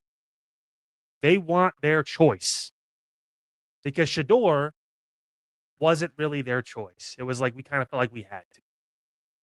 And he did not wow them enough in the preseason game Saturday to give them more time to think about this. They made the decision 2 days after Deshaun ran down the fans, saying without saying it. And today he walked it back, and we're going to play the comments in a minute. He basically said, yeah, I'm not a fan of the city. Not a fan of the fans. I mean, they're awful to me. He holds grudges. He's immature. He's selfish. Deshaun Watson is behaving like a number 1 wide receiver, not QB1. If you put his tape and AJ Brown's tape next to each other, you'd be shocked. Be surprised that the tone is very similar. Like, let's be honest. It's what it is.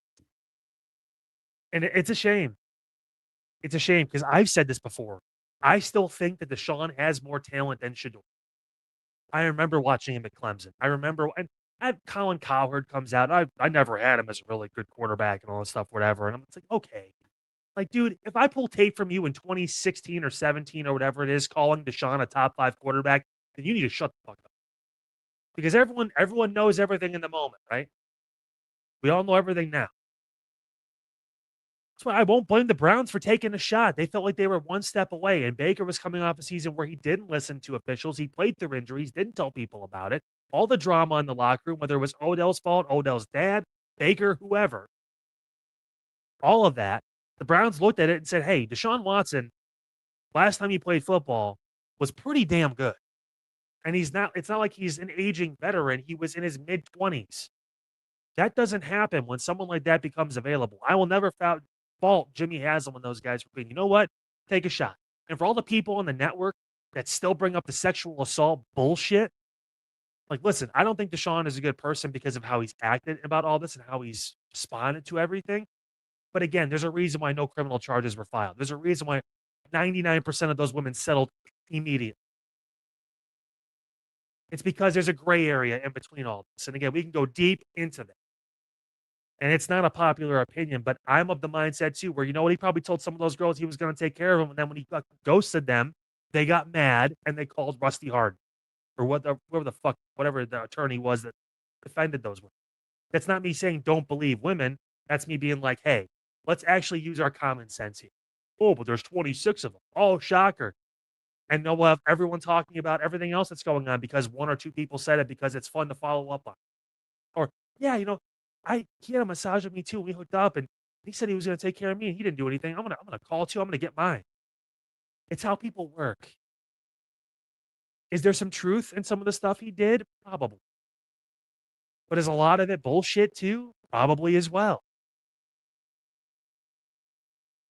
Again, I ask people not to use the rose-colored glasses of media and what you think you hear and actually look into the stuff before you decide to make comments on it. I think we, especially as people that talk to the hundreds, thousands of people that watch everything, we have a responsibility to do our homework on some of this stuff.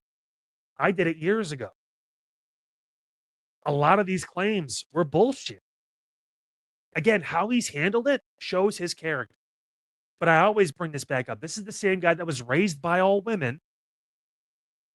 He didn't have a dad around, whatever it was. He was raised by all women. I watched him be an upstanding citizen at Clemson and in Houston for the most part.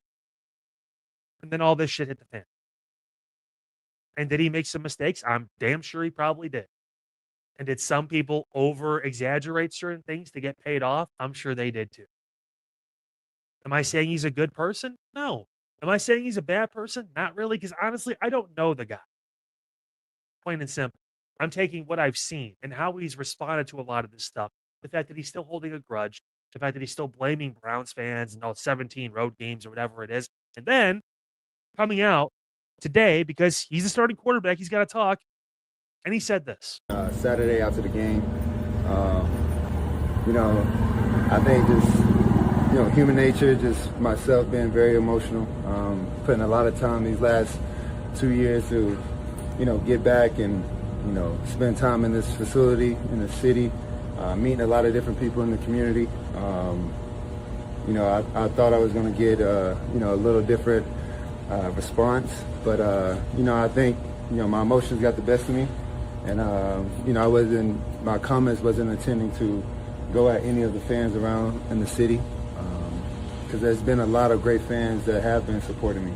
And I know the frustration this organization have put, a lot of investment in coming, to get me back in 22. And things haven't been going the right direction that we thought it was. A lot of injuries, a lot of time off, and not putting the best football and my foot forward. So, again, just, I understand the frustration. I understand everything that kind of goes into that, and moving forward, I just want to focus on football, making sure that, I'm putting the best product out there, having the best ability, because I thrive off the energy. I thrive off the energy of the fans. I thrive off the energy of the community. I thrive off all that stuff. I think looking back in my history at Clemson and, previous at the Houston organization, I was a big community guy, big city guy, big fan guy, during the game. So, again, my emotions got the best of me. I'm human. I take full responsibility of that. And, just moving forward, I want to make sure that I put the best product for the team, for the organization, and for the city so we can put a lot of wins and make sure that I celebrate and put Cleveland on the map. That's why I put the helmet on my head and I put the uniform on my body, is to go out there and make sure I put my best foot forward.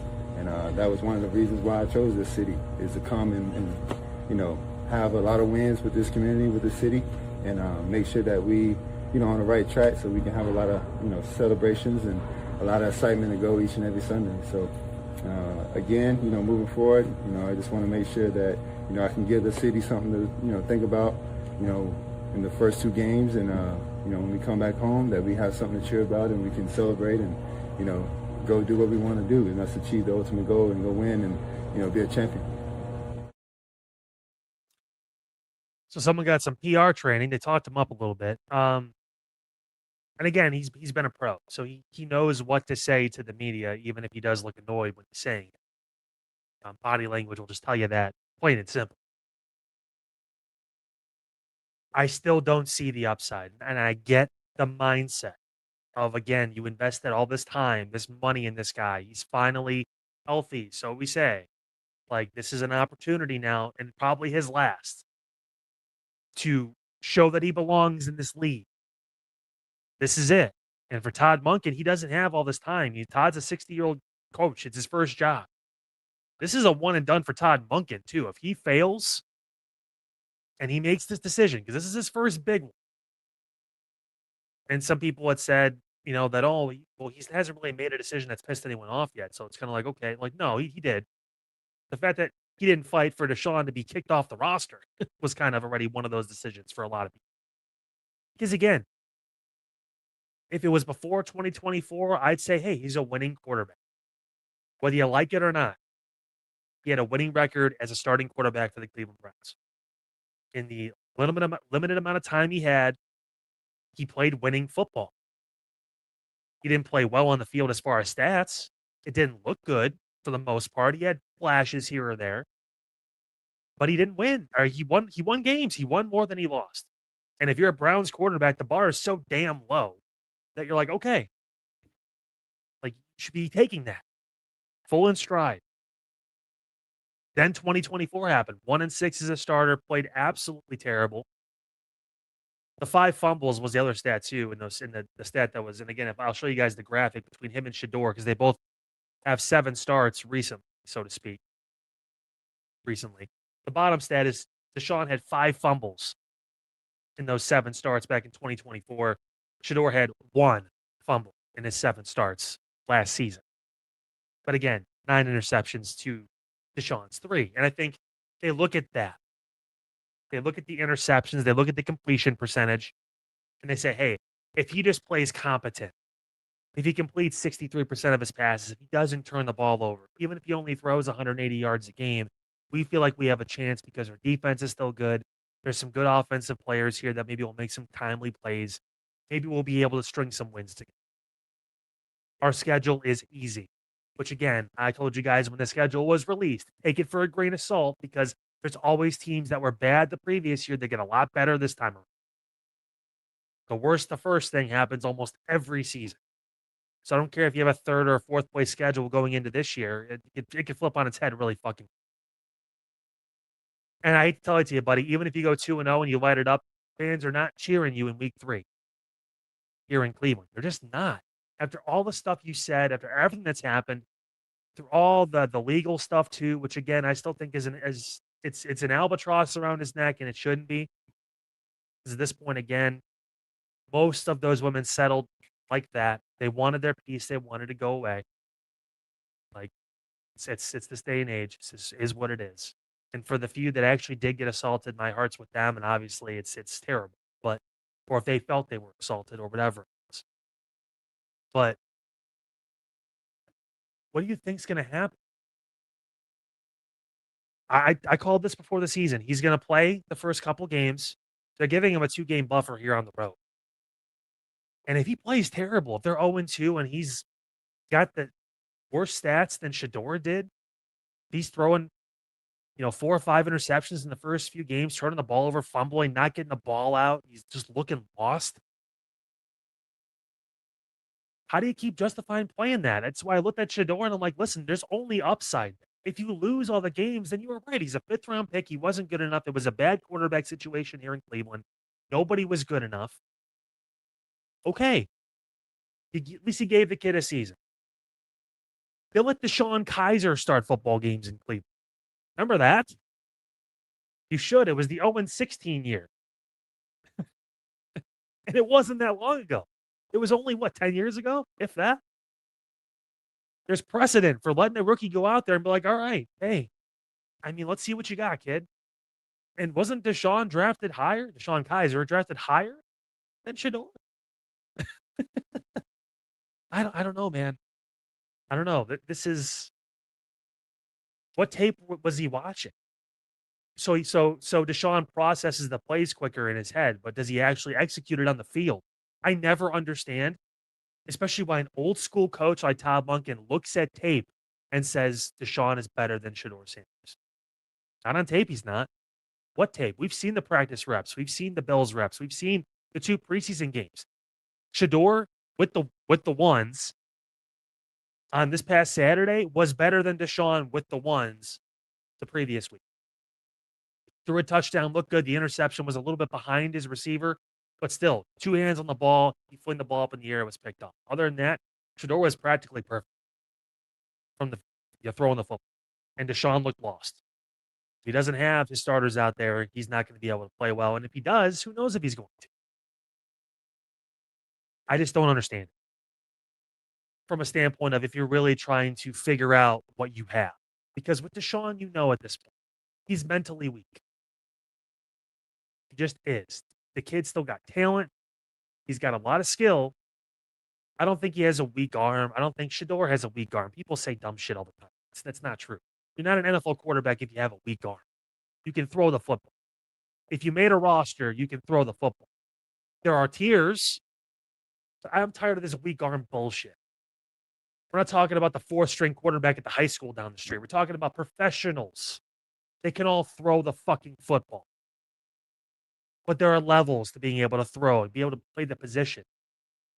Is Deshaun Watson or Shador Sanders, Pat Mahomes, Josh Allen, Joe Burrow? Of course not. But they're on rosters. They're on a roster. They know how to throw the ball. They've got good enough arms. Now it's going to be, can you do it in a game? And Deshaun has not been able to for 2 years now because he's either hurt or he's played poorly. And he's lost his team games by not being able to lift them up and play back. You guys got a couple weeks. Enjoy the peace before the real shitstorm starts, because I'll tell you what, it's going to be a dumpster fire again, because you're going to see a team that's got a lot of young talent, and they are going to have the albatross around their neck because they did not make the correct move at quarterback. Even if Shador is playing, even if he gets 27 touchdowns to 29 picks like Peyton Manning did or whatever it is, at least okay, we gave the kid a real shot. Not like in the second preseason game where he didn't play with any of the top targets. But that was supposed to be his crack, right?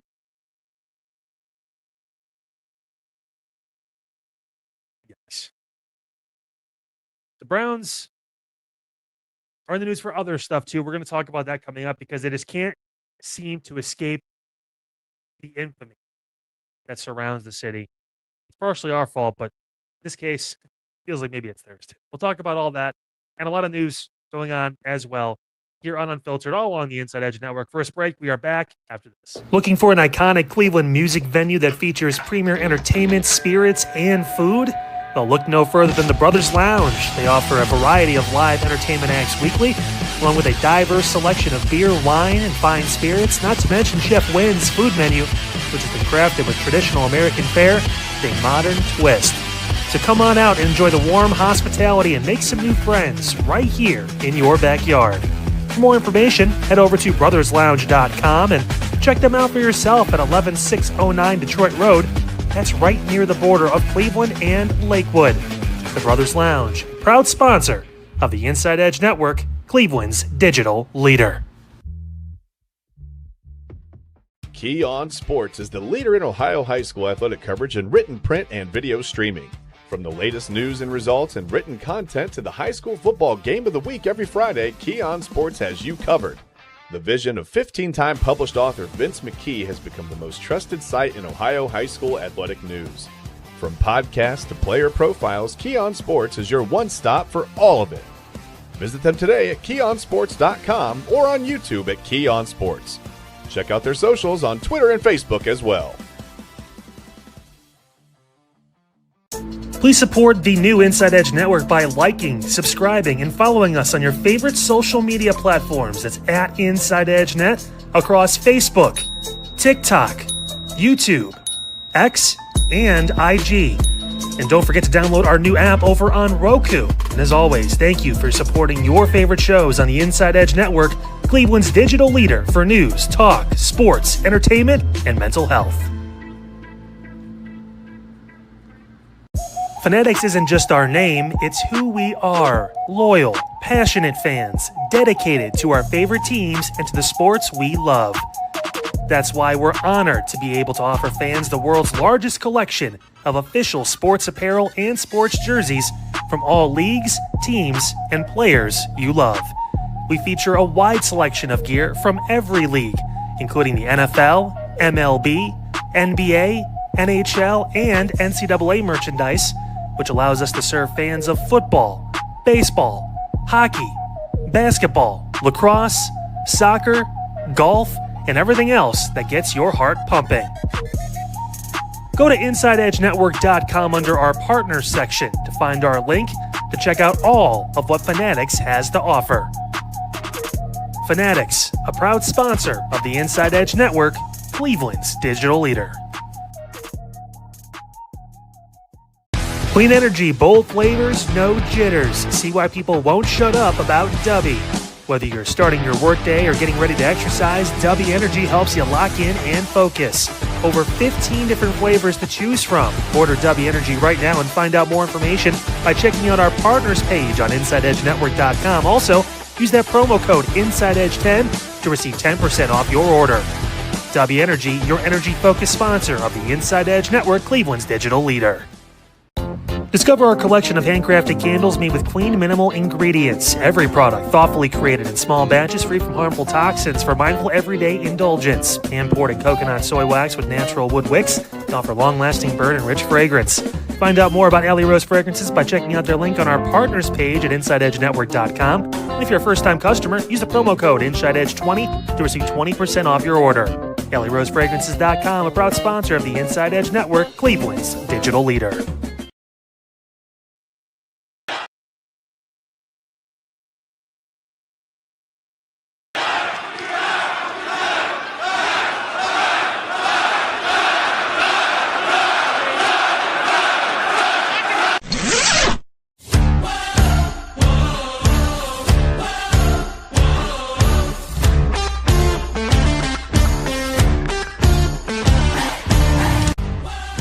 Welcome back to Unfiltered with Kyle Cornell, exclusively on the Inside Edge Network. Make sure to like, subscribe, and punch that notification bell at Inside Edge Net across all our social media platforms.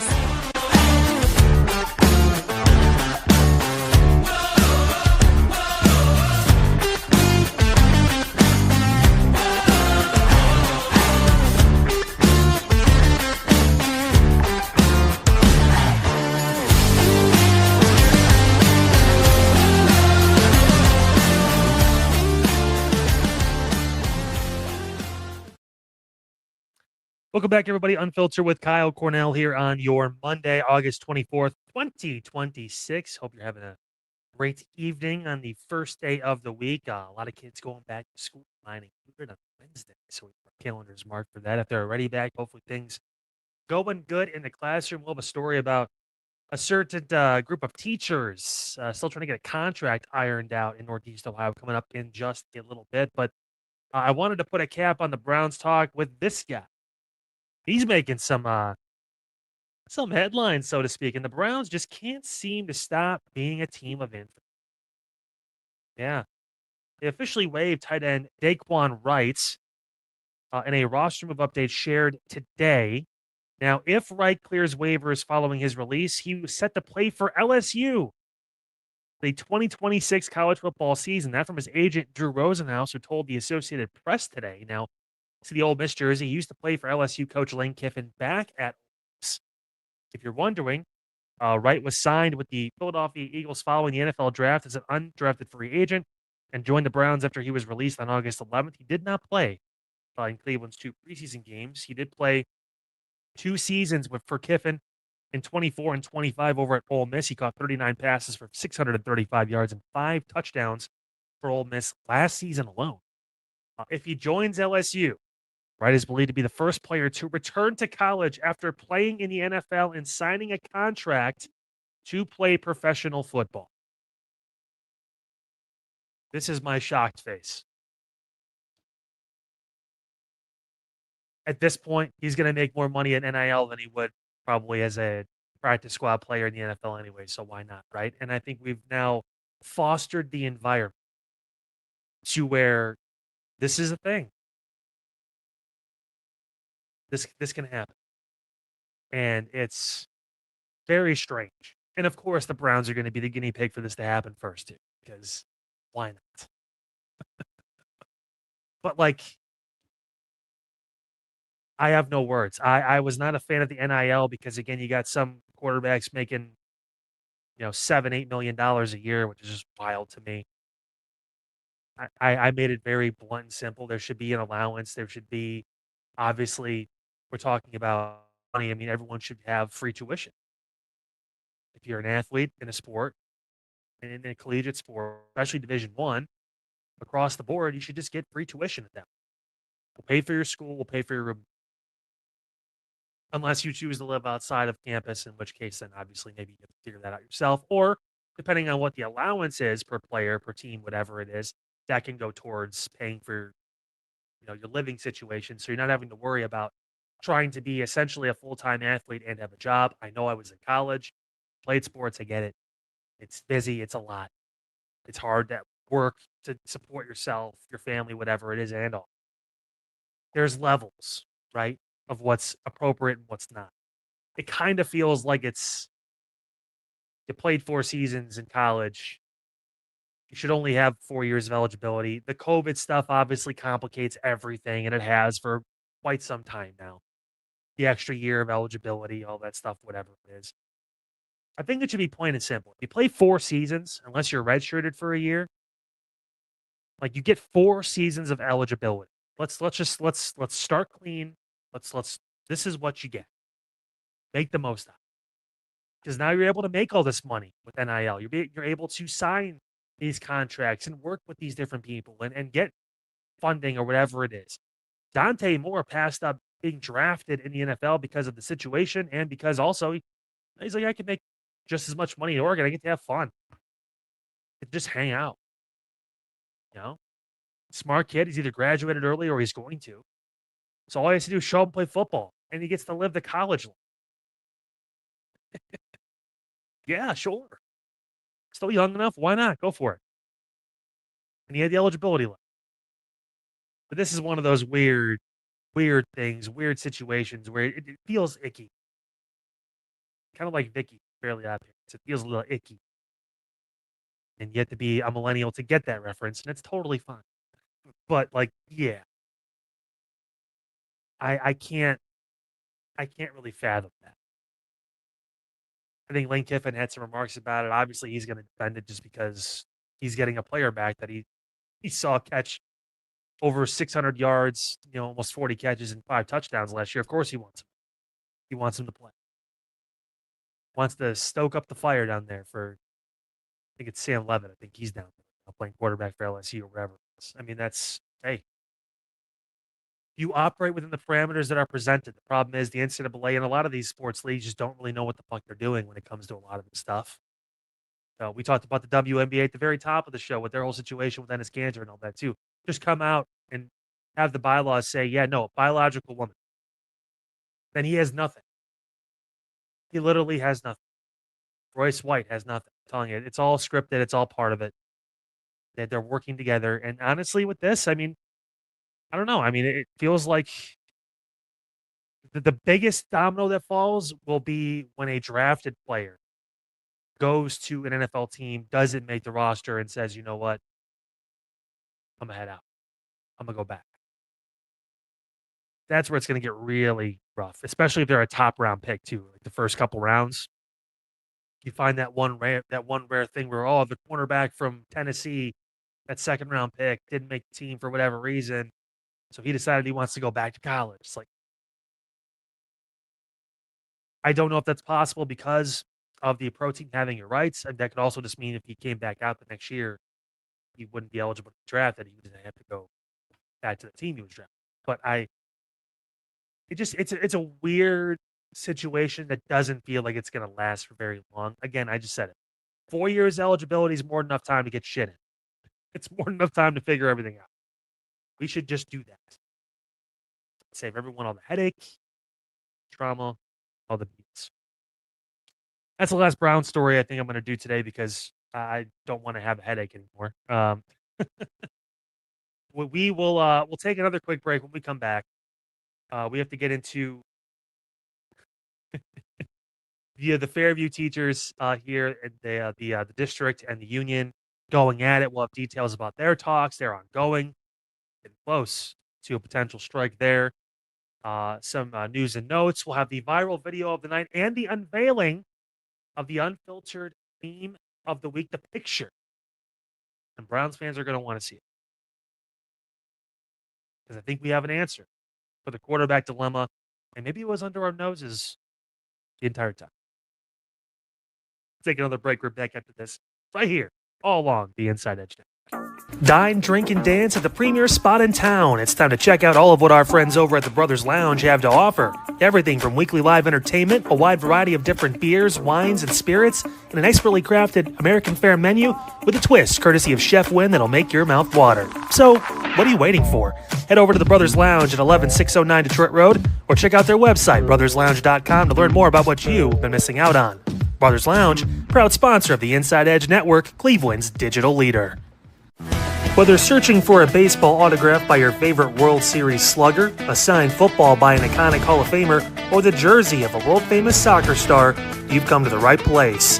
Here at sportsmemorabilia.com, the web's leading source for authentic sports memorabilia, you'll find more than 500,000 authentic products from nearly every professional sports league, team, and players.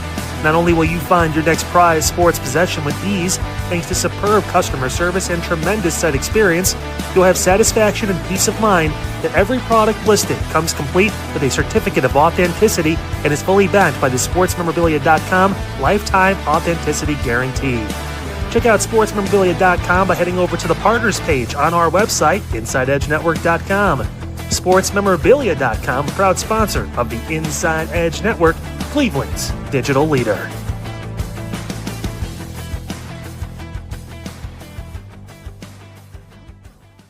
Discover our collection of handcrafted body mists made with clean, minimal ingredients. They offer a natural alternative to synthetic fragrances, perfect for sensitive skin and those seeking clean, mindful self-care, and the perfect gift for you and your special someone.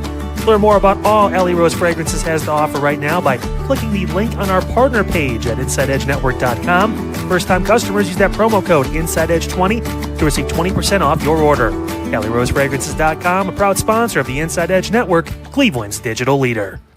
Mosser Moments Photography is a husband and wife wedding photography team based in Cleveland, owned and operated by Inside Edge Network's very own Ryan Mosser and his wife Hallie.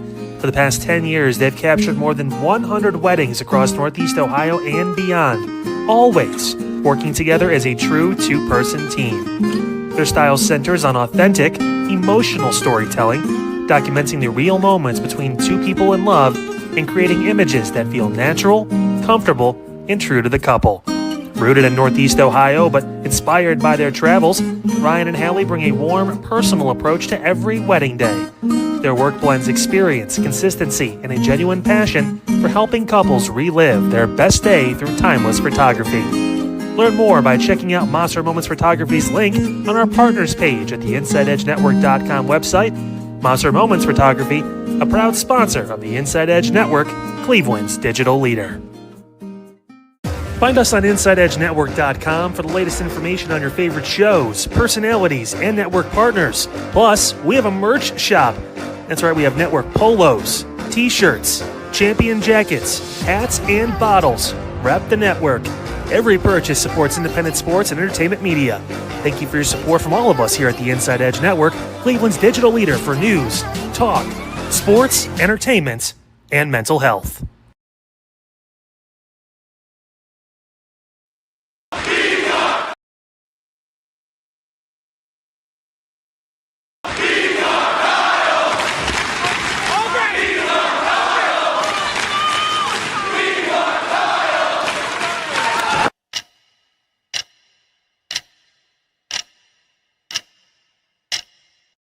Let's go.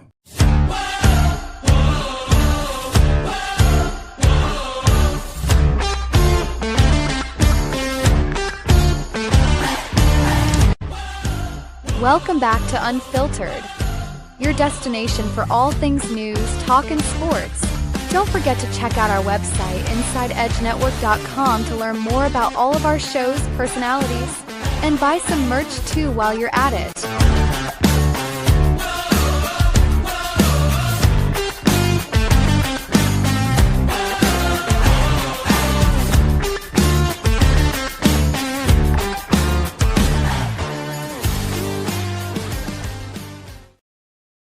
Welcome back, everybody. Unfiltered with Kyle Cornell here on your Monday, August 24th, 2026. So happy, as always, you're with us here on Unfiltered and all across the Inside Edge Network. Time to get into some news of the day as well as we approach. Don't forget, 10 o'clock, Inside Edge Primetime. Chad Eli back on your airwaves. Then at 11:30 tonight in his midnight run with AA Anthony Alfred. He's going to have a lot to say about the whole Deshaun craziness. But nevertheless, Fairview in the news and their teachers trying to work to stay on the job. The union representatives for Fairview Park teachers and officials with the Board of Education meeting again today for contract negotiations. The current contract expired back on June 30th. Members of the Fairview Park Education Association delivered over 250 yard signs around the city stating, quote, Fairview educators are the heart and backbone of our schools. Students and their success are the center of everything we do. FPEA will continue to bargain in good faith and make every effort to reach an agreement, but we all are definitely concerned about where this is headed. That from spokesperson Megan Friends, who spoke to 19 News here in Cleveland. About the negotiations, she said, quote, I hope that they listen to what we're asking and they acknowledge that we think this is very important. Our residents think it's important. Our citizens think it's important. And we just want them to acknowledge that and give us the support that we need to do that. Now, the FPEA represents approximately 110 members, which include teachers, counselors, school psychologists, speech and language pathologists across the Fairview Park City School District. Friends said if the two sides cannot agree to a contract, they cannot rule out voting on a 10-day strike notice. However, Friends said this is an absolute last resort. 19 News received the following statement from the district on the other side of this. Quote, the board's negotiating team has continued to participate in the bargaining and mediation process in good faith and has made proposals to reach an agreement. We look forward to returning to mediation this afternoon and continuing work toward an agreement. Our board team remains committed to bargaining in good faith and finding a fair, responsible, and sustainable agreement that recognizes the important work of our teachers while protecting the long-term interests of our students, families, and community. We hope today's conversations move us closer to that goal. So essentially, the old contract is passed, and now they're really in good faith while still letting the teachers go to work because Fairview, I don't know if they started yet, but if they do, they haven't. They're going to be starting here soon. They're going. So in good faith, without a contract, they're going to be teaching, which a lot of districts won't do that. So first off, I want to give kudos to both sides for understanding, like, hey, the most important thing is making sure our kids have teachers, whatever it is. We'll figure this out. Our relationship, we're trying to figure all this out, but it's not fractured to the point of we're going to take a stand. You heard again the comments from the rep leader there about, hey, in good faith, whatever it is, and the strike is a last resort. We really don't want to do. So it seems like both sides are coming at this at a good angle. I'd imagine, and we'll have updates on the story when things hopefully get sorted out. It seems like we're on the path to getting that contract done. Again, no word on how the talks went, at least that I haven't seen yet. But if more comes down as soon as tomorrow, we'll have an update for you guys right here on Unfiltered because it's definitely on the other side. You guys see this? I'm sure everyone else is going to talk about this too on the network, but my goodness, man. For once, the 49ers fucked up. Oh, boy. This guy's got something special brewing, huh? New details, by the way, too, in all this. About the arrest of San Francisco 49ers owner Jed York here in Northeast Ohio. He was arrested in East Palestine Sunday morning. Now, according to a police report, York was taken into custody at the Wheat Hill Mobile Home Park on an initial suspicion of engaging in prostitution. He went to Cardinal Mooney, by the way, so he's from the Youngstown area. The East Palestine Police Department and the Mahoning Valley Human Trafficking Task Force were involved in the arrest. Court records show York pleaded no contest this morning to misdemeanor charges of disorderly conduct and possessing criminal tools. He was originally charged with engaging in prostitution, but that charge was amended to disorderly conduct as part of a plea agreement. York was sentenced to 1 day in jail and was given credit for time served. He was also ordered to pay $1,150 in fines. Court records also show York filed a request to have his records expunged. York, again, Youngstown native, graduate of Cardinal Mooney High School, and he is an owner for the San Francisco Starters. What the hell is this dude doing in a trailer park in Youngstown? Like, come on, man. If you're going to go down that road, I mean, like, do it somewhere like, classier, I guess. I mean, you literally own a team in California. Like, thought you were safe coming back to the Mahoning Valley? I think not. And may God have mercy on his soul if any of that stuff is true. Jeez. In other news, the Cleveland Public Library avoided a strike. That could be good news for a lot of people looking to take advantage of those library services. They agreed to a tentative agreement at the last minute today. Workers were scheduled to walk off the job at noon today. They will now take a ratification vote August 26th. If the workers fail to approve the tentative agreement, the strike will happen August 27th. No details on the agreement have been released yet. Quote, I cannot share the details of the tentative agreement until members have had the opportunity to review the agreement themselves and vote. I can say the changes are meaningful changes compared to what we had presented and voted on previously. That's from Vanessa D'Alessandro. She's a regional director with the SEIU 1199, a union that represents the library workers. A library CEO and executive director Felton Thomas Jr. shared a statement with 19 News and the media that said, quote, we are proud to have reached an agreement that allows the library to continue providing its 5-star service to the community. Again, they said they were basically, and again, previous Michael Wood, who is a representative with the SEIU District 1199, had told 19 News library employees are ready to do whatever it takes to secure fair compensation. According to the MIT Living Wage Calculator, a livable wage for a single adult with no children in Cuyahoga County is just over $20 an hour. The library told 19 News the average annual pay for its 358 full-time employees is $51,287 per year. Math. I think that is more, but still, everyone's going to cross the threshold. There you go. And this was a part of the news today, too. I don't know if you guys saw with the whole situation with Canada, President Trump, tariffs. Isn't it lovely when our friends to the north don't like us? It's great. The Ontario Premier Doug Ford said today in an interview with the Associated Press that Ronald Reagan would be throwing up over President Donald Trump's trade policies. He also threatened to cut off electricity and critical minerals to the U.S. if the Canada-U.S. trade fight worsens. Quote, he'd be throwing up on him from the picture if he knew what was going on. Noting that Trump keeps a portrait of Reagan near his desk, of course. Ford said Reagan would be disgusted with President Trump. Ford saying that everything is on the table after Prime Minister Mark Carney walked away from trade talks late Friday. His comments came on the same day today, obviously, as Trump vowed more tariffs with a 50% more on Canadian goods. I love when mom and dad are fighting, isn't it? Jeez. It's a new day. It's the same story.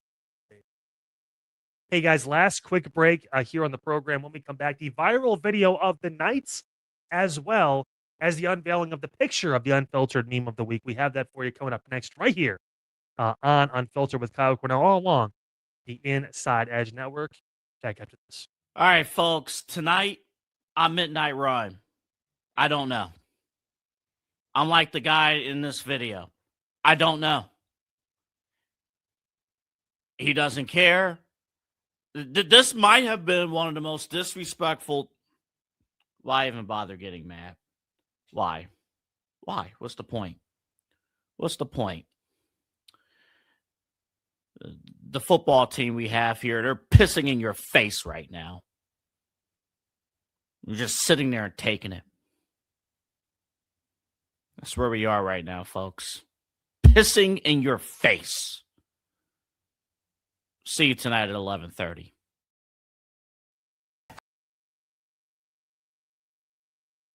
Small business owners are superheroes, but nowadays running your business means doing so inside your shop and on social media.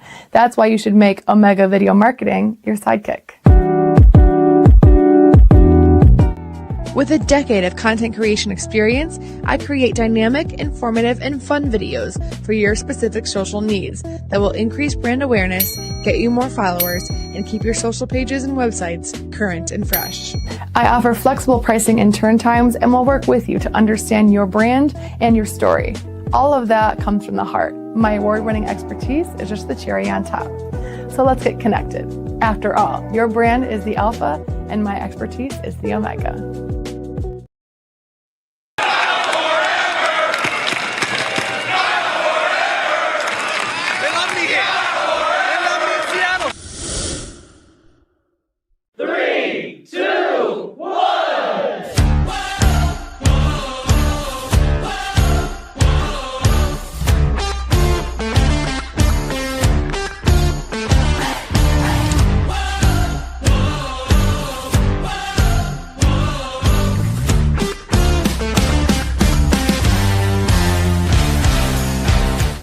Welcome back to Unfiltered with Kyle Cornell, right here on Cleveland's digital leader for news, talk, sports, entertainment, and mental health, the InsideEdge Network.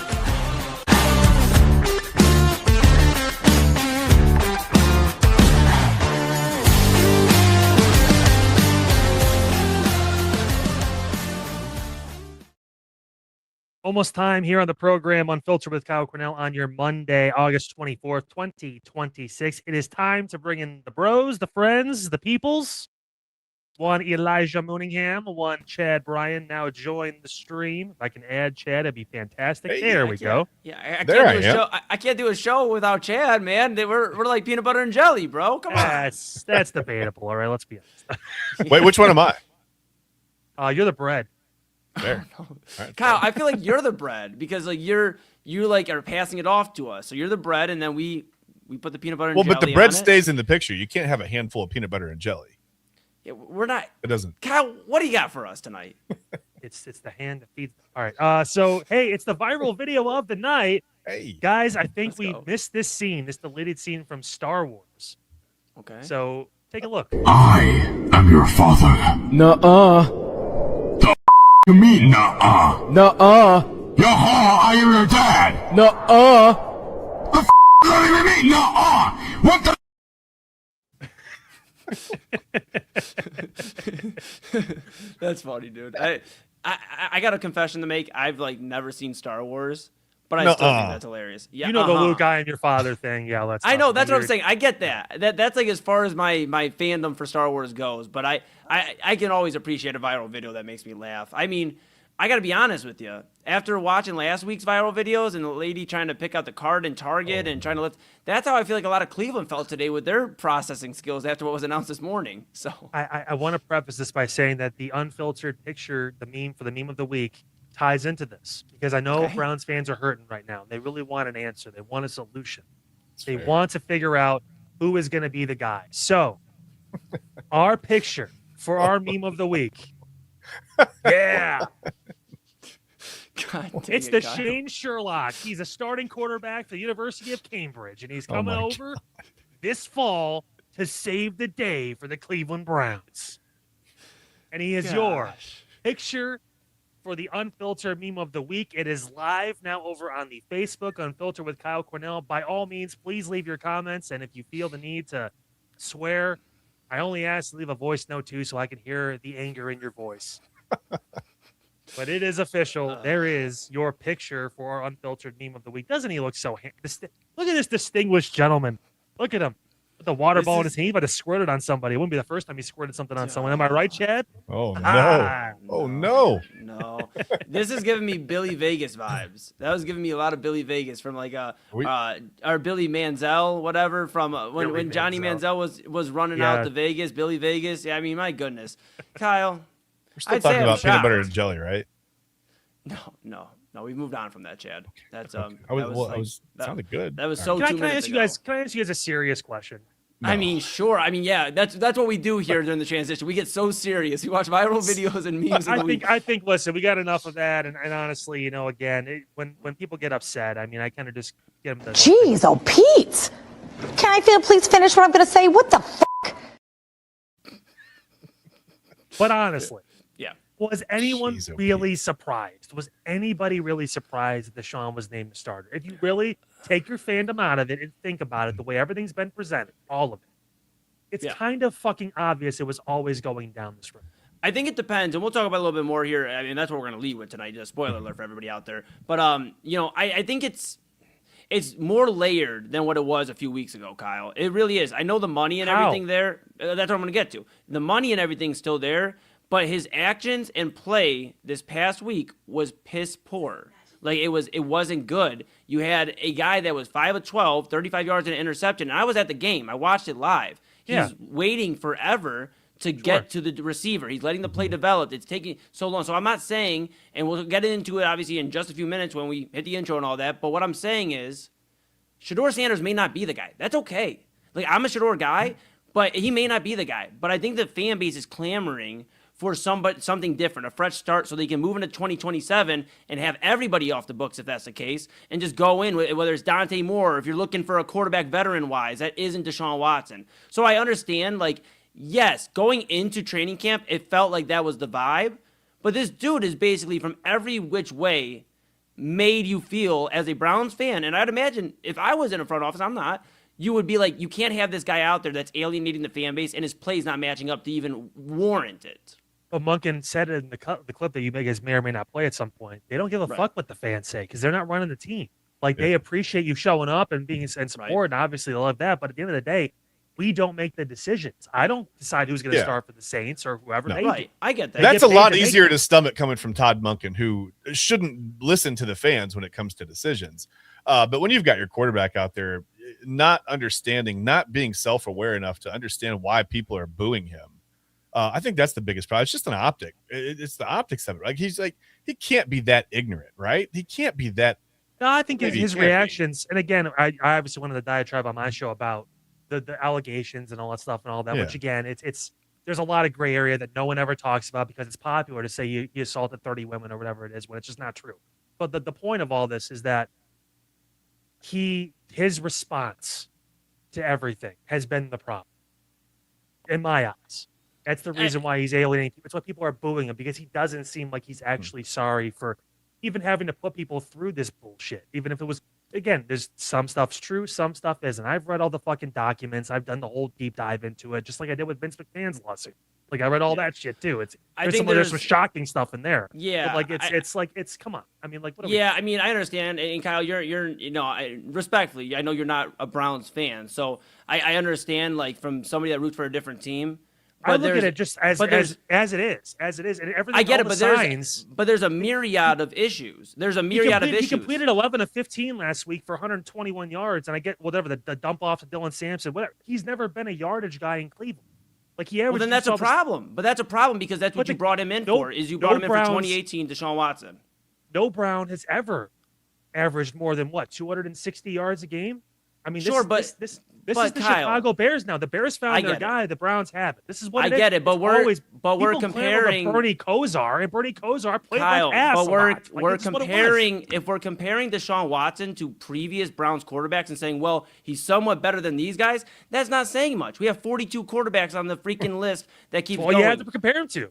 I get it. But he's not Mahomes, he's not Allen, he's not Burrow, he's not any of these guys. But you asked Browns fans how we feel, and we're telling you right now. No, you're sensitive fucks. That's what it is. No, we're telling you that the play hasn't matched up. He has 19 games as a Cleveland Brown. It'll be 20 on week 1. And from the injuries. Wild. That's the craziest part. He only started 19. I mean, it's a whole lot. It's a whole lot, to be honest. I mean, yeah, that's our take. I told you before 2024, he was a winning quarterback. He had a winning record in Cleveland. He didn't play a lot, but the games he started, he had a winning record despite not really having great stats. I mean, he was winning games. Do you want him on the 2024? Fuck no. I'm so happy they didn't take him in 2022, even though I've struggled since Drew Brees retired. But again, he chose them. They chose him. And I don't blame that front office for going, you know what? I mean, we came out and said it was a mistake. He's got to prove us wrong. This is his last shot. Guys, if he plays like crap the first couple weeks, no team is going to touch him. He's done. Like, I'm going to be honest. I'm just going to be honest, and we'll say more when we get to the meat and potatoes on our show. But as Browns fans, we don't give a shit what his career looks like after this. No, we don't. Of course not. We don't. We don't. And honestly, if he plays well the first 2 weeks, you're still going to boo him in week 3. If they win both games, if they go to Tampa and he dismantles Baker's team and he throws for 400 yards and 4 touchdowns and he's fucking walking like Conor McGregor down the entrance ramp or whatever it is, you're still going to boo him because you have made up your mind. It does not matter. He could go 17-0 this season. And Browns fans will still find a reason. When have we seen that from Deshaun Watson in Cleveland? If you could show me a few games, please, then I'll hear you out. But I have not seen it once. The Baltimore game, I will say this again because I was in St. Augustine at a Browns backers bar. There's 60 Browns fans in there. Obviously hardcore because they're in Florida and they're rooting for the Browns. And Deshaun went 13-14 in that half, and he delivered a win for the Browns. And that was the game he hurt his shoulder, or whatever it was, and still played out of his mind. They were still mad at him. Oh, yeah. What a fucking wimp. What a little bitch. He can't stay in the game. He just fucking won the game for you, and you're saying that, what do you want this? There's nothing he's going to be able to do. This is about, for him, it's about his next contract somewhere else. It's not about the Browns this year. It's about, he should be thanking the Browns for giving him that opportunity. He should. He should. You're never gonna find a player that says, "Yeah, thank you for the opportunity, Mr. Haslam." But he doesn't have to. But that's the reality of the situation. Because if it was on any other roster, he wouldn't be the starting quarterback. That's just what it is. We don't. There's a special level of dysfunction for the Browns that needs to be studied. But also, I feel like I don't say we. I mean, Browns fans in general have fed the narrative for years that we're just a loser. This is what it's always going to be. Let's make another jersey with 45 more quarterbacks' names on it. Instead of actually being happy with what you have and trying to figure it out, understanding, like, you know what? He does have a lot of talent. Why would we be happy with this asshole? Why would we be happy with this asshole? Yeah. I just think personally. I'm not taking anything personally. Listen, Chad, I've seen your posts. I saw your reaction video. Yes, you are.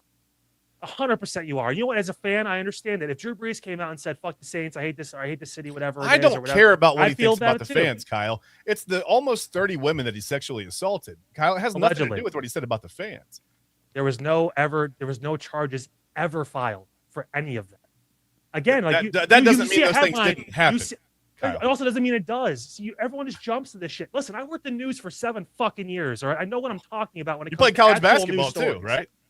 I did. You did. Good job. Right. Yeah, I did. And you can be mad as much as you want. There's getting angry and there's actually telling the truth of the situation. You just say a headline and you think that's all it is when it's not. And everyone jumps to all this shit. You want to get real exact? It was 26, not 30. You want to get even more exact? 24. I said almost 30. In the first month. Is 26 not almost 30? It depends on who you ask. If it's age, people are like, no, I'm not almost 30. But still, like, that's the whatever. You're missing the whole point of this. Now I see you're bringing satire into it because I'm calling you on your bullshit. That's kind of what it is. Like, again, 24 of those women settled in the first month. 24 of 26. The 2 that hung out, they wanted to get a little more money. They waited a little while longer. I'm not saying he did nothing wrong. Obviously, there's a gray area where he probably did. He crossed some lines he shouldn't have. And obviously, he did pay for that $5 million, and now everyone fucking hates him for it. And you have people like Chad Bryan going on a network and saying he assaulted more women than he ever touched or whatever it is, but I rounded it. Whatever. Like, dude. Just get the I'm the problem here, right? I'm the problem here. This is what you're saying? No, it's fans like you guys that do this shit and that just put him down the road. What is he supposed to say? I'm not trying to defend him, but it's also like, you guys fucking hate me for shit that happened over 6 fucking years ago. Correct, I'm just trying to get healthy to play football. Because when am I allowed to stop hating someone who has sexually assaulted almost 30 women? When does the date on the calendar allegedly, stop? 2 courts did not decide to file charges and go through with a suit or a trial because it's crazy what money will do. It's crazy what money will do, Kyle. It's crazy what money will do. It is crazy what money will do. You're right. And he didn't have $230 million when all this shit happened. It's crazy what money will do, Kyle. He was a millionaire. Whatever. Repeat the same line, but it's like, whatever, dude. I mean, because you're wrong. Because you're wrong. Because you're tone deaf right now to the situation. That's just what it is. I'm tone deaf to the situation. Correct. No, I'm not. I'm looking at this very clearly. You guys are Browns fans. You're mad then take him in New Orleans. Take him in New Orleans. I have my fucking Brandon Weeden 2.0 that I have to deal with now. It's fine. Whatever. I mean, that's all I'm saying, bud. That's all I'm saying. When there's smoke, there's fire. It's sad. It is sad. There's fire. Okay, sure, whatever. Correct. So then go investigate. Go look up all the paperwork that I did look up and read because it was part of my job in news. I was curious. I'm like, okay, this guy really an asshole? Let me look this shit up. Some of the stuff, the witness accounts, all that stuff, it's all bullshit. It's so Yeah, bad. I don't know, man. And again, I don't know. did he make some has... mistakes? I'm sure he did. I am sure he did cross the line a few times. What mistakes do you think he? What mistakes do you think he made? You keep he saying there's some mistakes. So what would that be? So what would that be? So what would that be, Kyle? You want me to get graphic for you? No. What would that be? What would that be the definition of if he went too far with a woman? That would Probably be what? Going a little bit too Sexual far assault. and not understanding that no means no in certain situations. However, a lot of those women were told that he was going to take care of them. And when he ghosted them, they got mad. And they found out who the attorney was that was representing a few of the people that actually maybe had a case, and they all climbed onto it. Dude, I read all of the paperwork, and it was so I know, but you already said it for yourself, bud. Truthfully, you already said it for yourself that he went too far. That would be the definition of sexual assault. So with a few of them, he probably did, yes. So one's too many, bro. If you have any respect for... Hold on. Technically, this is our hour, so I'm going to tell you something. When you have respect for women, when you have a mom, you have a sister, you have people that you respect in your life, sexual assault's not a joking matter. So I'm sorry. Joking? When there's... You keep saying, oh, well, allegedly, and maybe. If you keep saying, if you keep going back to, but maybe he went too far a few times, that would be 1, 2 would be a few, maybe more, that he went too far, which would be what? Possibly, yeah. Okay. Possibly. Did he ever get charged? Okay. They figured it out in civil court, Kyle, because when you have money, you get to handle things a little bit differently. It was not immediately, Kyle. It wasn't. Within a month, 24 out of the 26. When you have Kyle, when you have money, things get worked out a little bit easier. Again, it's your show. I don't want to overstep. Chad, I'm sorry if I offended you with any of that stuff, whatever it is. To argue that I don't respect women is kind of stupid. I didn't say that. I said if you have the respect for women, then you would know one sexual assault. I have to assault. agree with you if I have the respect for women. I have to agree with what you're but saying. you know one sexual assault case is too many. Is all I'm saying. There was no actual cases because there was no actual trial or any sort of charges filed. If there was really sexual assault, take his ass to trial. So, let me just ask you this way. Let's stop. Let me just ask you this way. If I go out and I murder someone tonight, but they never find enough evidence, they never file charges, did I not murder someone? Did I not do something wrong? We have the legal system in place to handle this kind of stuff. I'm sorry? We have the legal system in place to go through this stuff. If there was enough evidence to prove that you did it, hey, maybe you're a fucking serial killer. I don't know. Good job if you're able to hide all that shit up. Doesn't make it right. But if you did it, you're admitting to it.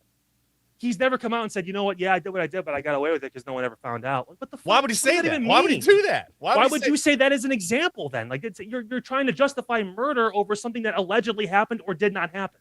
Like, I'm just trying to get you to understand because if you've done something wrong and no one finds enough evidence or the cases are settled or whatever it is, just because the case doesn't go to court doesn't mean you haven't committed an act that is Don't you think if 26 women came out, don't you think if 26 people came out and said the same thing, they'd be able to find enough evidence at that point through 26 different people Kyle, to take him to court? We've seen athletes do a ton of this stuff in civil court before. Deshaun Watson's not the first one, so that's what I got for you. Again, I'm not trying to argue for the dude. It sounds like I'm trying to defend this guy. I'm not. I'm just saying, again, I look at this from a different perspective of literally what are the facts that we know instead of just insinuating that because these people said something, I have to believe them. Whether they're men, women, it doesn't matter. That's the only reason why I'm coming at it like this is because we just jumped to it because a certain number of people said something instead of actually looking at what has actually been presented.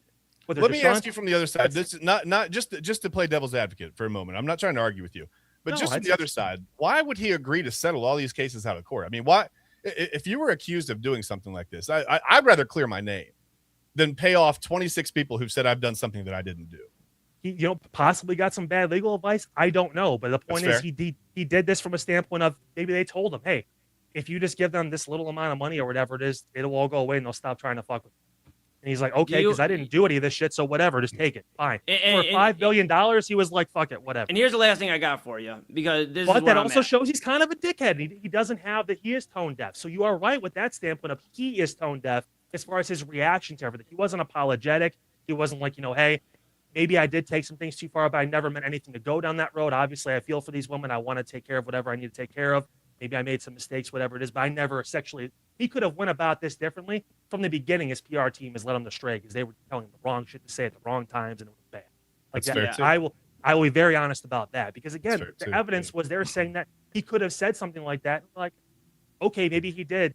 Maybe he cross paths with these people in wrong situations, whatever it was misconstrued, whatever. We could understand that. because, hey, massage, you're naked, shit, whatever, all that stuff is all, she's flirting with you a little bit to try to get a tip, whatever it is, I'm not justifying anything that did or did not happen. I'm just saying it's easy to get things crossed, and he could have explained that because now it's been over for some time. He always said when it was done, right, guys, he was going to come out and say something about it. He was going to deliver a full statement. He was going to get it all out of the way, be done with it, whatever it is, and tell us his side of the story. He never has. That's what's holding all of this over his head still. So if he was good at his reactionary stuff, he'd be able to put this out there, get it done and over with, and actually shut everyone up about it. So that way we could just focus on his play on the field, which also has been mediocre, to say the least. It's almost like if he tells his story that he wouldn't look like the good guy. Here, possibly. Is what I'm getting Possibly. At. And what I'm saying is, too, yeah, we could play the possibly game, but what I'm saying is you just said if he solved all this, he would come out and say his end, and he hasn't. And also the other thing I'll say here, too, and then we got to pivot over to prime time. Yeah, maybe he's done. Well, here's the other maybe he's moved on, right? He's engaged now, or he's married. Sure. Well, the city of Cleveland and everybody else hasn't moved on because we still haven't got a conclusion. His like you just said, his end of the story. I'll say this too. I don't know if you've ever talked to somebody that has dealt with sexual assault, has actually been a victim of it. But and I know you've done a ton of news, so I'm sure you have. It's not easy. It's not easy for you to just come out and go through the courts process and have to keep seeing your offender multiple times. So to say, well, they were just going at it and there was smoke, and they started latching on. He didn't even appear in court because there was no trial. Like they handled it civilly. The civil thing was he wouldn't have to be present for. All his lawyer has to be present for. There's no actual appearance for Deshaun, so it's not. It's I can see your argument. What you were saying is earlier is they would take him to court, is what I'm saying, Kyle. And in court, you would have to see Deshaun Watson. And I'm sure you can understand that a lot of these victims would not want to have their names continually dragged through the mud by people everywhere. In their hometowns, online, all over the place, because and a lot of them kept an anonymity or whatever it was, and I understand that from whatever standpoint it's coming from. But at the same point, too, I've also talked to enough people that have gone through domestic abuse, whatever it is, as well, and they want that motherfucker to get theirs. And if all of them got together and had a strong foundation to do it, and again, if this is all true, and he did all the things that's alleged that he did, then shame on whoever was their attorney. I forget if it was Rusty Harden, it's his guy or whatever, for not following through and being like, no, we're strong. We're going to do this together. This guy cannot continue to be out from, free in the public, knowing that he did this to all these women. Shame on him for settling at that point instead of actually giving them what they need, which is true justice. And you could also get money out of that too. They probably could have got more, honestly, at that point. So there's. But how long do you want to deal with all the threats and all the whether veiled or not? I mean, the things that go on for a sexual assault victim behind the scenes. How important is justice to you too? And I understand, I get it. Like especially if it's a singular case or whatever it is, it's very tough. And I know, like I've seen it. But like when there's this many people, like okay, like we have a wall here, and a lot of them stay anonymous. A lot of them. You have to understand they still feel.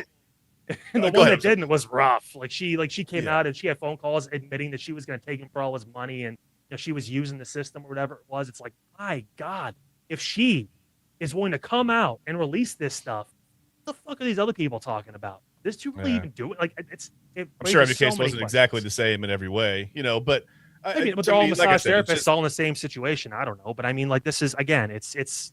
And depending on their background, I mean, Kyle, you got to think about like what they've come from. They don't have access to millions of dollars and attorneys, on retainer and things to keep whatever. They just feel isolated, right? They feel like they are in danger. They feel like their families are in danger. I could be wrong, but I'm pretty sure the guy did it pro bono. So I mean, that's again, he's a civil defense attorney who just but I'm not even talking about paying for the case. I'm talking about physically being in danger from people who threaten you and go, but my football team was good until you sued. You know what I mean? Like. The people who take that part of it too personally, and then want to come after the victims. I mean, I'm sure that many sexual assault victims, and you've probably talked to enough to have heard a story like this, have been threatened by either their the whoever's been accused or their family or their friends, whoever it is that thinks that whatever the case is. I'm not going to speculate on the reason that they were threatened, but I'm sure enough people have been threatened that they feel isolated a little bit, Kyle. They don't individuals. They're not all. They don't live in a compound with all 26 of the victims in one building together in unity. You know what I mean? So, but they're all represented by the same person, and they're sharing their stories with each other to build a case against the guy. Sure. Then there's unity in that. Sure. Yeah. And there's unity compared to like my high school girlfriend that I assaulted or whatever it was that's never wanted to say anything because she felt alone. I understand that heavily because you don't feel like you have anywhere to go. whether the person that did it has power or not. Like, I understand the feeling that goes through that because I've talked to enough people, and it's like, man, that's not okay. But I also know those people wouldn't have just walked away, especially if they had the support that this guy said they had, because we're a unified front, and he's gonna get his day at court, and then all of a sudden, a month later, it's gone. And Eli, you know what? I think $5 million would have been a little low. They just made money go away. I think it would have been a lot, because the guy was making at that point, after they decided to settle, the 230 million. So I just think he would have given a lot more. I just think there's a ton of aftermath, and Chad already touched on it when it comes to aftermath after this. Sure, you can go to court, all this, get justice. That doesn't stop somebody from just not ruining your life after, or sending people after you, whatever. I've seen it. Well, Look, if he's in jail, I have enough. Okay, but let's be real. A lot of these guys don't get put in jail for this. They get exactly what we're talking about right now, where they handle it civilly because the victims have been through a ton, and they're like, you're not going to ruin our career. We're just going to give you the bag, and we'll move forward. It's happened with athletes plenty of times with these types of cases. Individual cases, yes, but not in something this big, which is why it was a big story for a long time. Because it was like, we've never seen anything like this before, because it's so many people. Like it's and if they went to court and he was found guilty, which I stand, when there's smoke, there's fire, and as somebody who has literally talked to myself, I haven't done it for the news, but I know people that are sexual assault victims that were afraid to come out and even say that they were sexually assaulted. The aftermath that comes with all this and the justice doesn't go on. Those two things aren't, you need the justice, but you still have a ton of stuff that happens after, where if you don't get a restraining order, this guy knows other people that can go out and wreak havoc on your life. We've heard the stories. So that's why you handle it civilly in court, because if they did take it to court, he's found guilty, that's the end of his career. We're not talking about 6 seasons in Cleveland. Well, it's the end of his life. If it's 26 people when he sexually assaulted all of them, he's gone forever. Like, correct. And what do you think his entourage and everybody that's cool and all the fans that are rocking with Deshaun Watson, how do you think that's going to turn towards the women that, in their eyes, ended Deshaun Watson's playing career? This is the thing, though. I don't go down the road of what ifs and what could happen or what not. I deal with what's just in front of me, and that's why I hope that we can at least agree there's a lot of unknown. Like, sure, you can say your opinion and what you think. I can say what I've looked at or whatever it is, but the truth is we really don't know the full story either until he comes out and we put him onto the lie detector and he tells us all the truth about what happened, or if these people did actually come forward because they were anonymous. Almost all of them stayed anonymous. They were not in danger because they never gave up their identity. There was never any record who they were, where they lived, anything. It was all well, but he knows for the most part probably who they are. If he does, well, then fuck. So we're supposed to just so now we're not supposed to charge the guy who did all this because there's fear that possibly there's some retaliation maybe before he goes behind bars. No, I'm trying to get you. I'm trying to get you to understand the victim's mindset. Where you I don't live in a world where I think about the victim's mindset, though. I think about justice. Like that's a wrong mindset. Sure, but you're only worried about all the stuff that hasn't happened to that person. But you're looking at this it. Could happen, and this could happen. Yeah, but Kyle, you're looking at it through the law. Like, well, this happened. You got to go to the court. People don't always operate like that because real life shit happens outside of the law, and people retaliate on these types of things. I know everybody. The justice system doesn't always work. Just point blank, correct. It doesn't always work for everyone.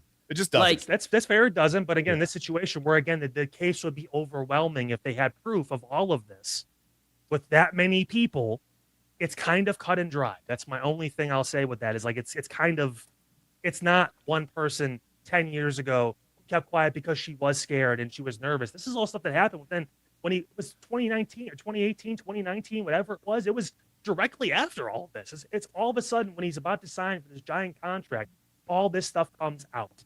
Again, it's almost like the timing. It's the weirdest thing. It's one of the weirdest sports legal kind of things we've ever seen, and we're never going to know the actual truth unless he actually decides to open his mouth one day and not bash the city of Cleveland fans and actually talk about this instead.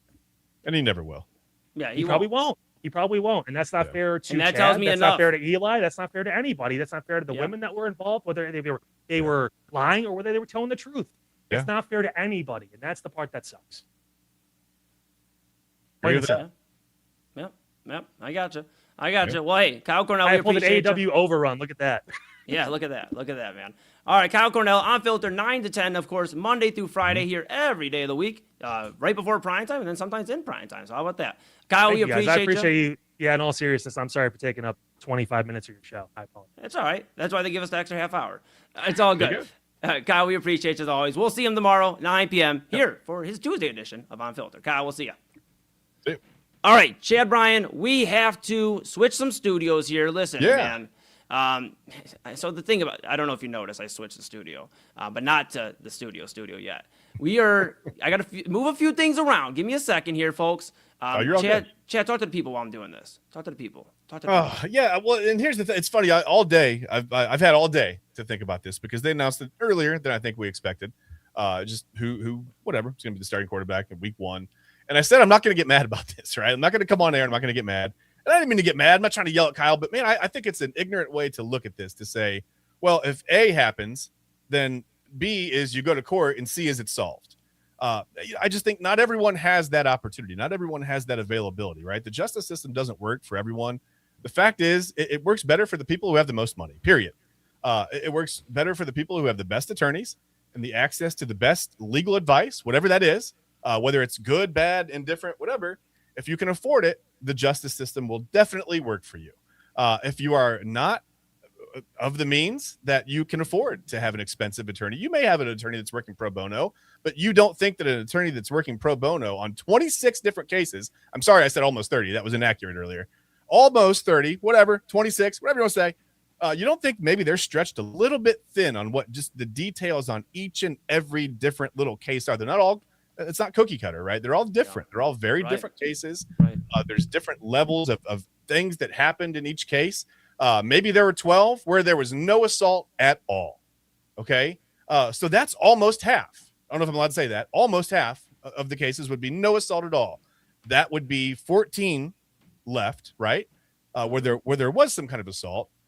That's 14 cases. That's 14 too many where there's too much assault. If any amount of assault happened, there's no, well, you might have, if no means no, whatever.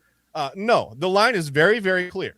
And I think that every reasonable human being who doesn't belong in a cell realizes where that line stops, where no stops, right? Correct. And where the activity, whatever activity it is, where that stops, that's a hard line. It's not playful to toy with it and cross the line and go, oh, what about I was expecting this? No, the line stops at no. And anything after that is sexual assault, period. Maybe's a no. Look, I mean, like that's just the reality of the situation. Maybe's a no. Yeah. And again, I don't mean to yell at Kyle. I don't mean to, this is very this gets me heated, right? The fact that like I said, even if let's say 26 women, whatever, let's say all 26 weren't assaulted. Doesn't matter. That means you've got 10, 12, 14, 13, however many, doesn't matter. That's too many. And they're going to feel isolated. I don't care if there's a book club to share stories or whatever and talk about it. You may feel empowered in those moments, but then at the end of the day, you have to go home to your apartment or your house or wherever you live and you're by yourself, right? And now you've already been, it feels like when you're the victim of a crime, you just feel so exposed on so many different levels. And the more personal the crime, the more exposed you feel, right? To the point where you can't even live, like you're looking out the windows. You're always expecting someone around like the corner over your bed, whatever. Just to live that way, it's no way to live, right? Correct. The PTSD that comes from victim and I know that people can dismiss that and they can say, I don't care about that. It doesn't matter. You can throw a damn football. I don't care. Well, that's your problem, not the victim's problem, right? If you look at it from the victim's mindset and only look at it from the scope of justice, then that is your problem. You have to look at you can't only look at the black and white facts, because the black and white facts of the black and white facts are those facts don't exist for most Americans because we don't have access to the kind of money that it takes to get that kind of legal advice and legal coverage, period. Correct. And the last thing I'll say here before we officially start the show off, I fixed the lights. But last thing I'll say is, in the thing, we see on a normal citizen level where people are afraid to report these types of things, sexual assault, rape. I'm sorry to get heavy. Tonight we're going to be a little heavy. Folks, just be aware. Content warning, I guess, yeah. Yeah, content warning now. But, people are afraid on everyday stuff of how people are going to retaliate. You don't think a guy with multi-millions of dollars is going to retaliate if you ruin his NFL career? And if not him, if he is in jail, you don't think anybody else? Again, that's a very heavy side. We're gonna do this, Chad. We're gonna reset for a group, or for a second, as a group. Everybody out there as well, thank you for tuning in. We appreciate you. Inside Edge Prime Time with you till 11:30. If you couldn't guess it, it's gonna get a little hot here. It's probably already temperatures to 100, but we're going to do a full hour run with you now from 10:30 to 11:30. We'll talk to Deshaun Watson, what this means for the Browns, what this means for the future of the team. We may talk some Guardians and maybe Ned York. He may get away till tomorrow on this show, but we'll definitely be talking the Niners owner as well. This is Inside Edge Primetime, and it starts right now.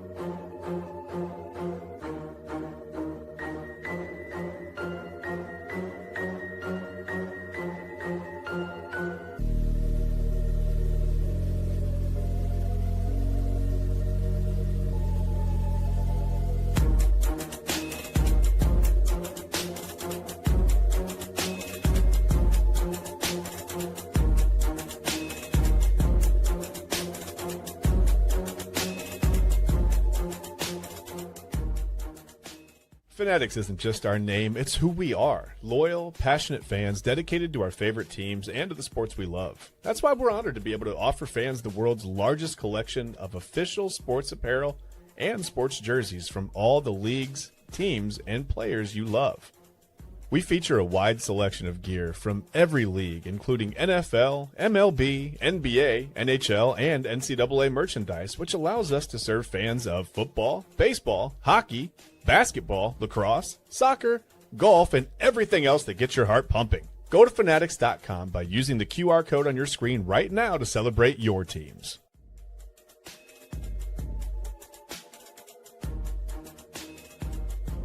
And welcome in, everybody, to another episode of Inside Edge Primetime here on the Inside Edge Network. Chad Bryant to my right, you're right, everybody's right. I'm Eli Moon. We are back in the saddle, on the saddle adjacent here for another episode of Inside Edge Primetime, another week of Inside Edge Primetime, and we are so grateful you are all here with us. Before we get into anything, but we've kind of already got into it, but before we get into anything, we will make sure, if you don't know already, hello, if it's your first time, how you doing? If you've been here before, welcome back. Make sure you like, subscribe, follow at Inside Edge Net on all the socials, YouTube, X, Facebook, Instagram, TikTok, Twitch. Smash that notification bell so you know when we're going live across all the socials for daily shows. Of course, you saw the Daily Spiral, Autumn and Autumn Chisholm, that is, and Double A earlier tonight. So Unfiltered with Kyle Cornell, 9 to 10. So you have 8 to 9, then 9 to 10, and then 10 to 11:30, Inside Edge Primetime, Chad and I, and then 11:30 to 1, Midnight Run with our program director, our bro, Double A Anthony Alford, and he'll have some more thoughts on what we'll get into in just a moment, and much more. Make sure you read about all your favorite personalities, like Chad Bryan and everybody else who does a great job. Of course, Chad, Kyle, Autumn, Double A, Papa Moon, everybody who does a great job across the Inside Edge Network. Go ahead and check out at the personalities page. Go to our partners page. Couldn't do without them. Of course, our title sponsor of the Inside Edge Network, the Brothers Lounge on 11609 Detroit Avenue. That is the border of Cleveland and Lakewood. Great live music all week long. No matter what week you walk in, great music all week long. A lot of variety. Tomorrow, for artists that are listening right now, or if you're a comedian, they have, of course, Bill Squire in the concert hall. You have the comedy every Tuesday. And then, of course, in the wine bar, the front stage, you have Poor Duncan and the open mic. So a lot of great stuff there. Great live music. Great food. Chef Win and Winning Bites. You can't go wrong. Burgers, wings, nachos, fries. All of that great stuff. Chef Win throws down. Look, take my word for it first off, but also go check it out for yourself. Of course, Brothers Lounge, 11609 Detroit Avenue. Great hospitality. Billy and everybody there does a great job. We appreciate them so much. The Brothers Lounge, the title sponsor of the Inside Edge Network. And, of course, our other partners as well, Fanatics.com, AlleyRoseFragrances.com, Monster Moments, SportsMemorabilia.com, W Energy, and Omega Video Marketing. Couldn't do without them. Couldn't do without you at home. So go grab a shirt, a hat, a mug, a polo, a windbreaker, rep Cleveland's digital leader, your source for sports, entertainment, mental health conversations, news, and everything in between. And hey, near or far, here we are. We're not going nowhere. Inside Edge Network app on Roku. Put us on the big screen. Take us with you on the road. We want some reward points. We want to start traveling. How about that? All right. Listen, this is going to be one of those ones, folks. If you missed the news earlier today, and it hit, obviously, we talked about it on the network. We've talked about it already a little bit thus far. Deshaun Watson was named as the starting quarterback of the Cleveland Browns per Todd Monken earlier today. Now, the reports came out from Jordan Schultz and Adam Schefter earlier in the morning, but Monken, from his lips to everybody's ears, was that Deshaun Watson is the starting quarterback for week 1 in Jacksonville. And the intention is it won't be a week-to-week thing. It will be ideally that he runs through the season. Now, Watson, the Browns can obviously cut him June 1st and be free of the contract. They have questions with Shedeur Sanders and the rest of that quarterback room. And they have 2 first-round draft picks in 2027. So to set the scene, there's a lot going on when it comes to this quarterback room. Yeah. And I'm really not even sure if any of these guys will be in that quarterback room come next year. But we will address the elephant in the room, which is the starting quarterback now of the Cleveland Browns once again, Deshaun Watson. And I spoke earlier with Rob Rizicki, and I was on a legal formation with TK Dandridge, and we shared some thoughts. And earlier, I really kind of allowed myself to express myself, and I will still do so tonight. But this is Chad's first time really on the air since the news, so we're gonna hear from one Chad Bryan. But before we do, Chad, I want to start with this. This first clip is from Todd Monken earlier today. Okay, and this is going over the decision to start Deshaun Watson. I'm gonna play this, and then when we come back, the floor is yours. Okay. Deshaun is going to start against Jacksonville. Took in the full body of work over the course of off-season to training camp to the games, the joint practice, and ultimately felt like to start the season on the road, Deshaun gave us the best chance to move the ball and score points. I mean, that's really what it's about. And felt that way going in the last game, but wasn't sure. And after we talked as a staff and after we re-looked at everything, we're going to go that direction. Chad Bryan, the floor is yours. Okay, this is one of those things. It's so emotionally charged, right? Like, and Kyle's right. I mean, there are emotions involved, and I don't think that's a bad thing. I think that when you look at, but it doesn't matter. Let's just try to let's make this about football right now. Let's make my reaction to that decision about football only for right now. I think we've said enough about the other stuff. It's pretty clear, I think, how I feel about that, right? Whatever. Let's just talk about football. Let's make this, and this isn't about people. There's a weird thing now that people refer to as the Shedeur Sanders cult, right? Whatever. I don't know. You can't like a guy without being a member of a cult, apparently. While the other guy has 26 accounts of sexual assault hanging out there that were said, whatever. Strange. Just what a weird mindset. Anyway, let's make this about number 4 and number 2. You know how they do like the spot shadows, right? And they're like player A, player B, and you don't know who it is, but they put up blind stats. And it's like, who would you pick? And you pick a guy and you're like, oh my God, I can't believe it was, this guy. I thought it was whatever. Let's do that for a moment. Let's just put, Todd Monken said the body of work, right? Right. The body of work largely in Cleveland for both of these guys hasn't been great. The difference is one's a second-year player trying to learn the ropes, learning his second offense under his second coaching staff in 2 years, right? That's tough.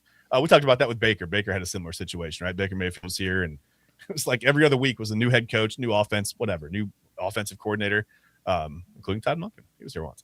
But anyway, if you look at the full body of work and you think, okay, well, here's what we're hearing out of camp, and you can't even rely on that because 5 different Cleveland media members will tell you 5 different stories about what they saw at training camp. And there's, I get that there's a certain amount of objectivity, right? When you go in, you watch a practice and you go, okay, this is what I took away, right?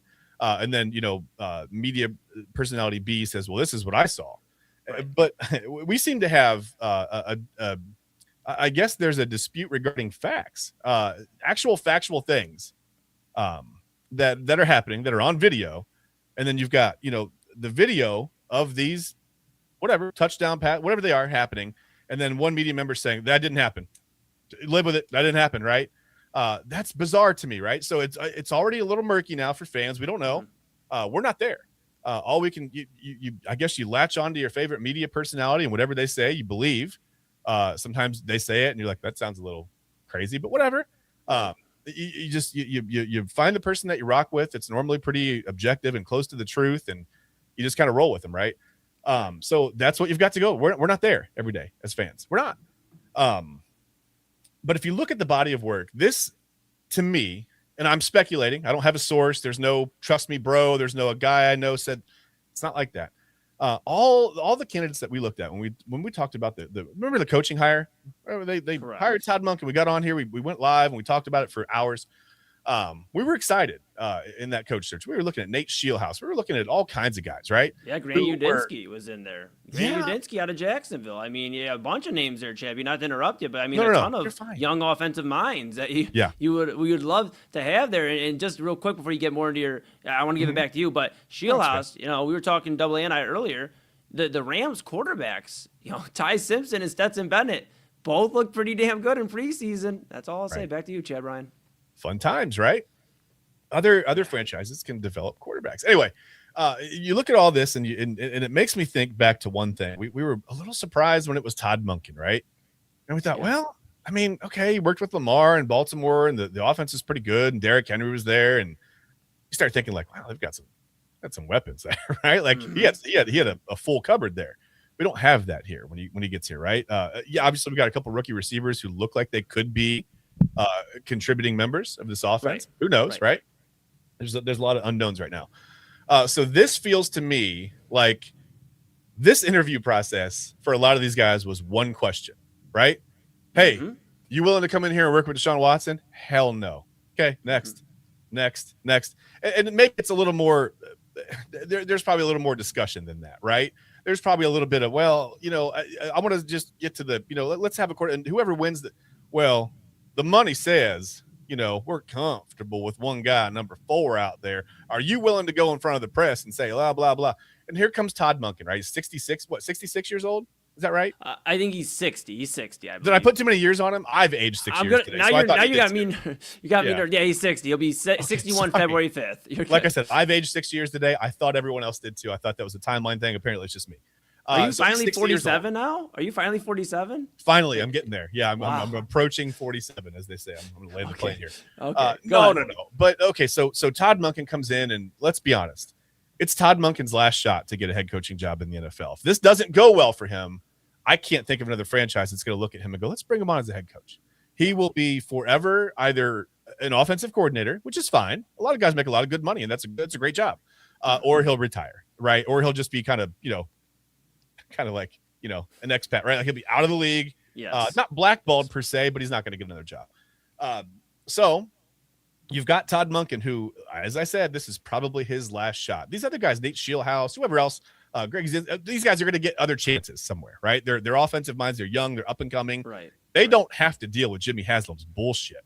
They don't have to go, well, I'm not going to come in as the head coach and you tell me who starts at quarterback. That's ridiculous. Right. I mean, if this is going to be my team and I'm going to run this offense my way and I'm going to bring in my offensive coordinator, we're going to make the damn decision on who plays at quarterback. Not you. I don't care about the money. Right. Great. Spend the money and keep him on the bench. It doesn't matter. You can pay him all that money. You're paying him the same money whether he goes out there and sucks, right? Yep. Or if he sits on the bench and holds the tablet and helps Shedeur Sanders or whoever they decide is the starter. There were any number of quarterbacks that could have gone out and at least made a call about, right? If they were concerned about the quarterback room, they could have brought someone in here. It didn't have to be Taylor Green as a 6th round pick. Could have been anybody. Anyway, it doesn't matter. We want to make that decision, right? So Todd Monken goes, well, shit. I mean, shit. Yeah, I mean, damn, it's my last shot. Yeah, it's fine. I can work with him. I can work with him. You're hired. You're the next head coach of the Cleveland Browns, right? Welcome to the land of 42 quarterbacks in 26 years. You're hired. Yeah. And at least, hey, one thing we're not going to do, we're not going to up that number on you because you agreed to work with the guy. Right. And I know Shedeur Sanders he wouldn't up the number either. It doesn't matter. No one on this roster is going to up the number because I don't think Taylor Green's ready to start yet. So a lot can change in 17 weeks. Sure, it can. Yeah. But I get your point, though. I get your point. But that's what it feels like to me. This has got Jimmy Haslam's hands all over it. It's got his ego all over it. It's got his money all over it, as it should, because he's the owner. But at some point, Jimmy Haslam's going to have to learn to step back and just let the football people make the damn football decisions. He can't keep throwing his money around and going, well, I spent the money, put him on the damn field. This is what we're doing. Well, I want to take this guy in the draft. That's what we're doing. I mean, there's so many rumors. There aren't any rumors of any other franchise other than maybe Dallas, right? Of the owner just kind of intermingling too much in the draft room or in the whatever, in the coaches meetings. We don't hear this stuff from other franchises. We hear it from the two guys who are, think they're larger than life or are larger, whatever you want to say. this just has Jimmy Haslam's name written all over it, right? I honestly believe not that Todd Monken's a bad guy or he'll be a bad coach or whatever. I don't know that yet. We haven't seen it. But that to me now on this day, on August 24th, I think that's why Todd Monken was hired as the head coach of the Cleveland Browns, because he was the one man who had no real recourse other than to say, if that's what you want, I'll work with him. Yeah, sure. I guess my thought, and this is just me playing devil's advocate here a little bit, Chad, sure. because I'm on the same page as you. We've had many discussions on air, off air about this whole Deshaun Watson situation. Yeah. So I think we're on the same page. And anybody that missed it earlier, I'll have some thoughts. Like I said, this is Chad. Chad is getting the time tonight to talk about it. I had noon, so I'm more so giving my bro some time to get some off, something off his chest. But I guess to play devil's advocate, if you're Todd Monken, though, and you're coming off one of your better offensive years the last couple of years with Baltimore, I understand there was going to be a shakeup there, but he had other options. And just hear me out. He had other options with the Giants to go be their OC. That was the big talk. He was going to go with Harbaugh. And I understand he still would be in his 60s, 61 if he were to wait till next coaching cycle. But this is like career unaliving, coaching career unaliving for us at YouTube so we don't get in trouble. This is basically the end of a coaching career potentially, because you could be, and TK actually brought it up earlier on illegal formation, this could be a one and done for Todd Monken because of the severity of all of the vitriol behind Deshaun Watson already towards him, because of play off the field, which neither one of us will shy away from, and believing that he is absolutely wrong in that. And that's what it comes down to. I think for Monken, again, this is the question I have. Wouldn't you wait and just go be even if you're not the OC, like some sort of assistant on Harbaugh's staff or somewhere else, and dip your toe into next year? Because here's the thing with the NFL, Chad, you have at least, 5 to 8 jobs open for a head coach every year. And there's not much of a difference for a head coach from 60 to 61. So I guess, like, if you're Monken, why would you agree to that unless you're bought into it as well? It's easy for us to look in from the outside and say, well, he had plenty of opportunities, right? But he hasn't really. We don't know. I'm not sure. Well, I would say we don't know. I don't know if you know or not. I don't know exactly how many times he's interviewed for head coaching positions. I don't know. And I don't know what the tone of those interviews were. I have no idea. Sometimes you go in for an interview and you're like, they're not considering me at all, right? Like, they noticed that I was sitting in a chair, and that was fun, right? And they looked down and they saw my name on the paper, but other than that, they didn't really care. I was just there to fill a requirement of some kind, right? Well, we want to interview 10 people for this. Obviously, it's not the Rooney Rule. That's not what Todd Monken's there to fulfill. But I'm just saying, like, maybe well, let's do our due diligence. That means we interview 5 guys, right? So Monken's the 5th guy, and he's like, okay, well, we've already decided to hire whoever. We're going with candidate B. Thanks for coming in. You know what I mean? Right. And sometimes I think those interviews can be like that. It's like, hey, we've kind of already decided, but we just want to make sure. Let's kick the tires here, and there's nothing there. All right, let's you go. Do your thing. So maybe when your lifelong dream is to be the head coach of an NFL football team, when you finally get the chance and it's a serious offer, right? And they're offering you, there's a concrete offer on the table. It's up to you to sign it. I don't know if you can let it go. I mean, if you're a guy like Todd Monken, he's 60 years old. He's not 27. He's not 28. He's not 35. He's not up and coming. But I guess my question to that, not to interrupt you, because again, I'm on the same page. But like my other thing is, what's better though for your coaching career overall? Being a great OC and being remembered for being a part of championship level teams, or being the head coach that tried to fix Deshaun Watson and fell on your face, one and done, and now you're certainly not getting another opportunity. So I guess that's where I'm at. I understand your thought, where it's like, hey, there's a bunch of young up and comers. Like we saw this cycle, and a lot of them went back to their same spot. But Udinski's going to be. That means Udinski's going to be available next year. I get that. Shieldhouse is going to be available. These guys are going to be available. Sure. But if you're Monken and you believe you're one of the best offensive minds, there's going to be a team like the Browns, I guess is what I'm saying, that may be troubled, but not this type of trouble. But not the Browns, yeah. Well, and not even, I mean the quarterback position primarily, where there's so much drama already with that, and rightfully so with all the stuff going on with Deshaun Watson. And if you want to throw Shedeur Sanders in for on the field or whatever, sure, there's a lot of drama on and off the field. I guess is what I'm saying is Todd Monken could have lucked into maybe, and I don't mean luck, he's busted his ass, but maybe another NFL team that's like, hey, dude, we don't have the quarterback, but we have these other pieces, and it's not that he's a bad guy, he's just not good.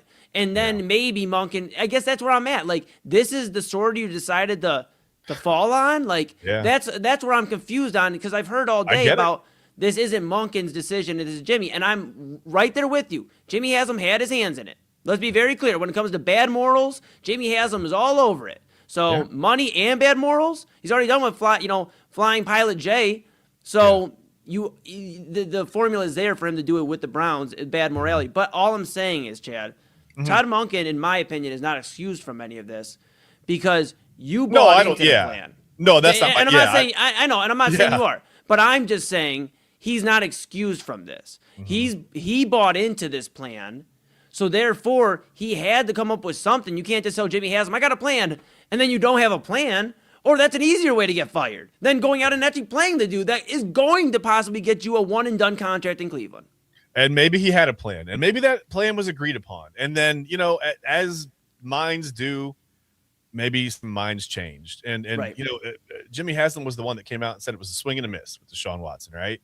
And then months later, now here he is. He's the starting quarterback for week one at Jacksonville, right? So maybe at some point, Jimmy Haslam got the reports on how that affected his I don't know, not that his public, I don't even know what I'm trying to say. His public, perception was ever any really good.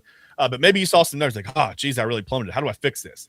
Well, hell, if we can turn this around, I'm at least going to get my money's worth, and we're going to try it, right? Yeah, I said it was a swing and a miss, but if I'm the guy that can make it work, if I force this issue and we can make this where we get a coach in here that has worked with a similar style of quarterback, whatever, right? Let's get a guy in here and we'll make it work. I'll be the guy. And for Jimmy, or not from Jimmy Haslam, but from Todd Monken's perspective, every NFL coach, anybody who is going to agree to coach one of these 32 franchises, is going to have a heck of an ego. Not a bad thing.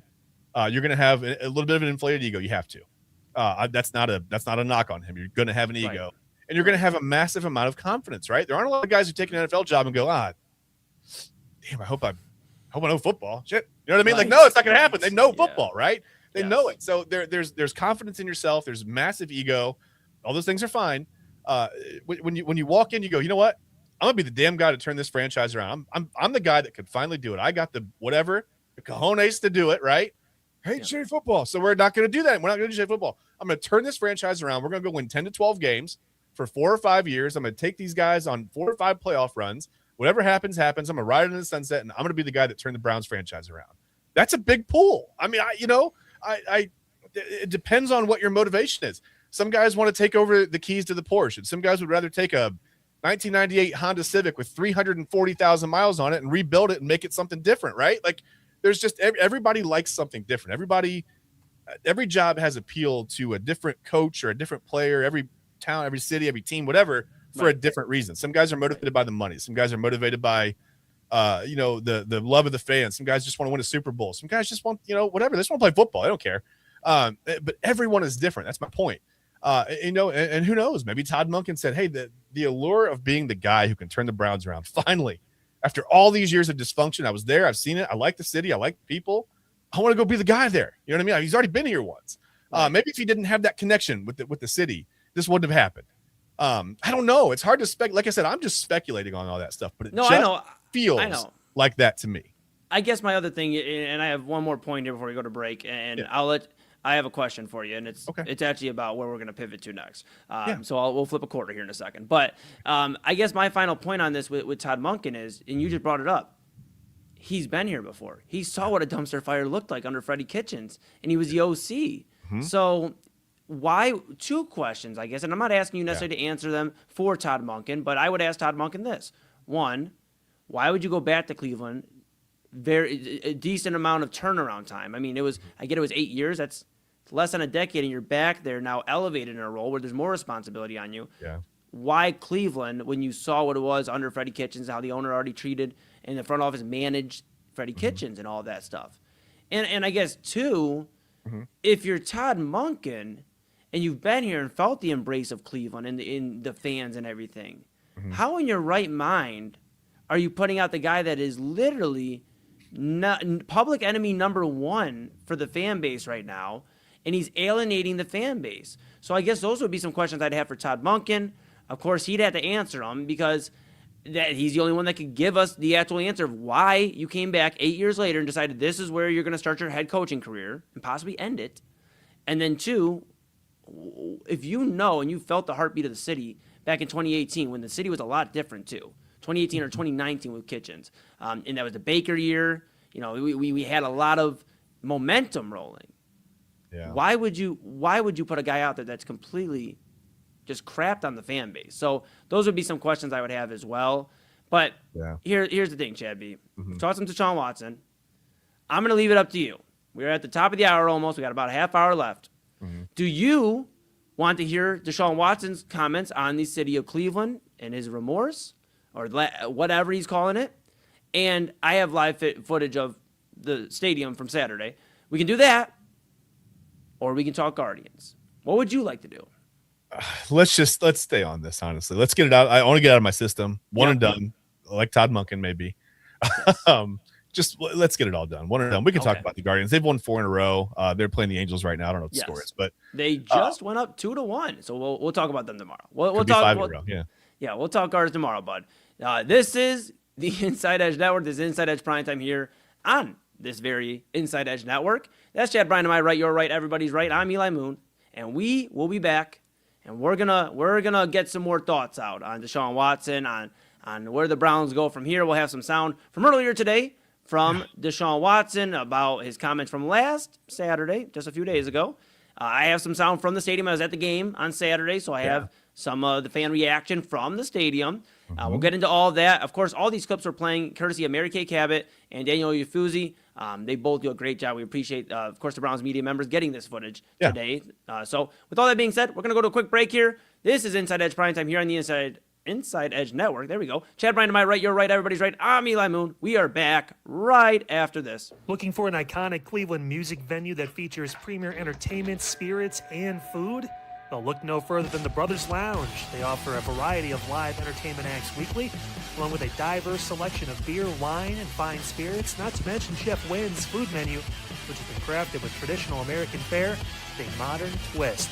So come on out and enjoy the warm hospitality and make some new friends right here in your backyard. For more information, head over to brotherslounge.com and check them out for yourself at 11609 Detroit Road. That's right near the border of Cleveland and Lakewood. The Brothers Lounge, proud sponsor of the Inside Edge Network, Cleveland's digital leader. Key On Sports is the leader in Ohio high school athletic coverage in written, print, and video streaming. From the latest news and results and written content to the high school football game of the week every Friday, Key On Sports has you covered. The vision of 15-time published author Vince McKee has become the most trusted site in Ohio high school athletic news. From podcasts to player profiles, Key On Sports is your one-stop for all of it. Visit them today at keyonsports.com or on YouTube at Key On Sports. Check out their socials on Twitter and Facebook as well. Please support the new Inside Edge Network by liking, subscribing, and following us on your favorite social media platforms. That's at Inside Edge Net across Facebook, TikTok, YouTube, X, and IG. And don't forget to download our new app over on Roku. And as always, thank you for supporting your favorite shows on the Inside Edge Network, Cleveland's digital leader for news, talk, sports, entertainment, and mental health. Fanatics isn't just our name, it's who we are. Loyal, passionate fans, dedicated to our favorite teams and to the sports we love. That's why we're honored to be able to offer fans the world's largest collection of official sports apparel and sports jerseys from all leagues, teams, and players you love. We feature a wide selection of gear from every league, including the NFL, MLB, NBA, NHL, and NCAA merchandise, which allows us to serve fans of football, baseball, hockey, basketball, lacrosse, soccer, golf, and everything else that gets your heart pumping. Go to InsideEdgeNetwork.com under our Partners section to find our link to check out all of what Fanatics has to offer. Fanatics, a proud sponsor of the Inside Edge Network, Cleveland's digital leader. Clean energy, bold flavors, no jitters. See why people won't shut up about Dubby. Whether you're starting your workday or getting ready to exercise, W Energy helps you lock in and focus. Over 15 different flavors to choose from. Order W Energy right now and find out more information by checking out our partners page on InsideEdgeNetwork.com. Also, use that promo code InsideEdge10 to receive 10% off your order.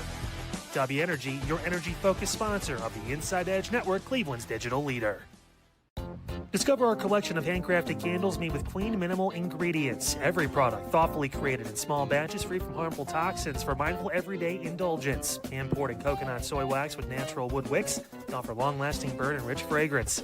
Find out more about Alley Rose Fragrances by checking out their link on our partners page at InsideEdgeNetwork.com. And if you're a first-time customer, use the promo code InsideEdge20 to receive 20% off your order. AlleyRoseFragrances.com, a proud sponsor of the Inside Edge Network, Cleveland's digital leader.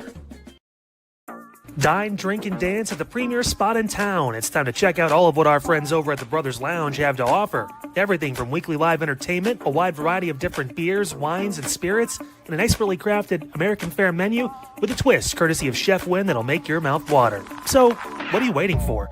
Head over to the Brothers Lounge at 11609 Detroit Road or check out their website, brotherslounge.com, to learn more about what you've been missing out on. Brothers Lounge, proud sponsor of the Inside Edge Network, Cleveland's digital leader.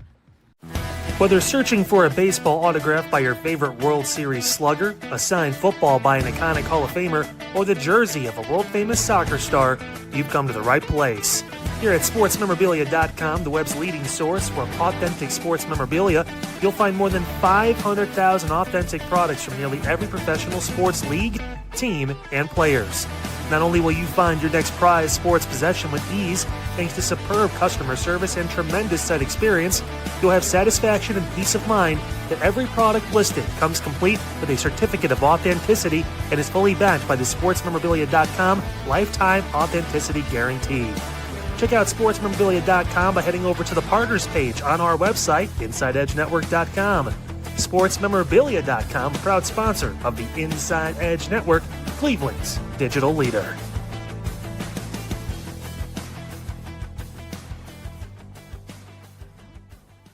Discover our collection of handcrafted body mists made with clean, minimal ingredients. They offer a natural alternative to synthetic fragrances, perfect for sensitive skin and those seeking clean, mindful self-care, and the perfect gift for you and your special someone. Learn more about all Alley Rose Fragrances has to offer right now by clicking the link on our partner page at InsideEdgeNetwork.com. First-time customers use that promo code InsideEdge20 to receive 20% off your order. AlleyRoseFragrances.com, a proud sponsor of the Inside Edge Network, Cleveland's digital leader. Monster Moments Photography is a husband and wife wedding photography team based in Cleveland, owned and operated by Inside Edge Network's very own Ryan Mosser and his wife, Hallie.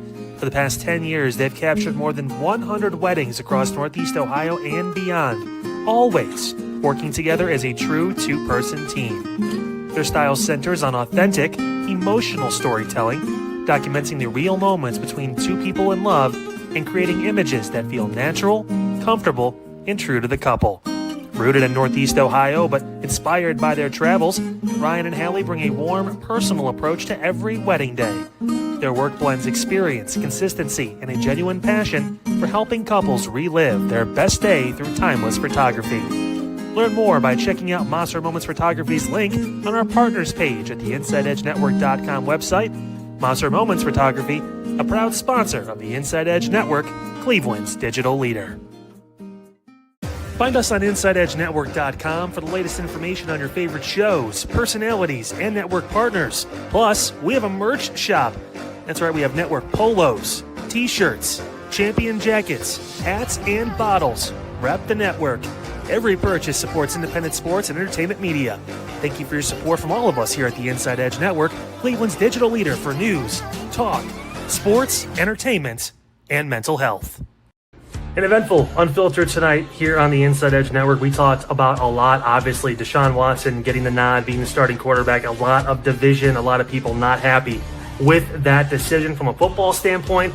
I really don't get it, but yeah, there's just so many questions with the Browns, and they got a tight end who's a former tight end who's now going to play college football again, because that's the world we live in. It's absolutely insane. Tomorrow, hey, all your latest news, talk, sports, everything we have for you right here on Unfiltered. Maybe an update on Fairview Schools. Are they going to be able to bang out that contract with the teachers? It expired back on June 30th. I don't know if they're ever going to get something done here relatively soon, but both sides still in good faith. We'll see if it stays that way. We'll have that and so much more tomorrow, 9 o'clock, right here on the Inside Edge Network. I will see you Tuesday night.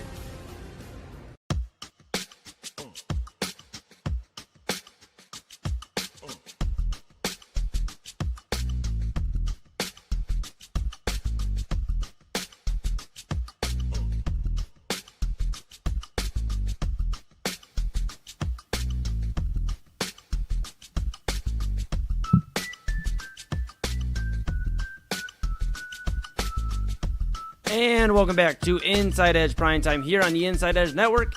Chad Bryan, am I right? You're right. Everybody's right.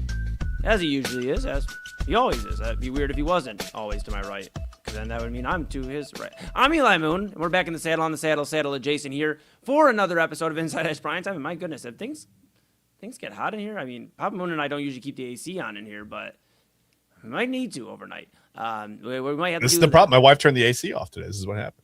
Yeah, well, hey, you know what? We'll look into it in the respective households. We'll see what we can do. Maybe you call Papa Moon and I'll call you, and then you can. We'll figure it out. We'll get the ACs back together. Okay. We will. All right.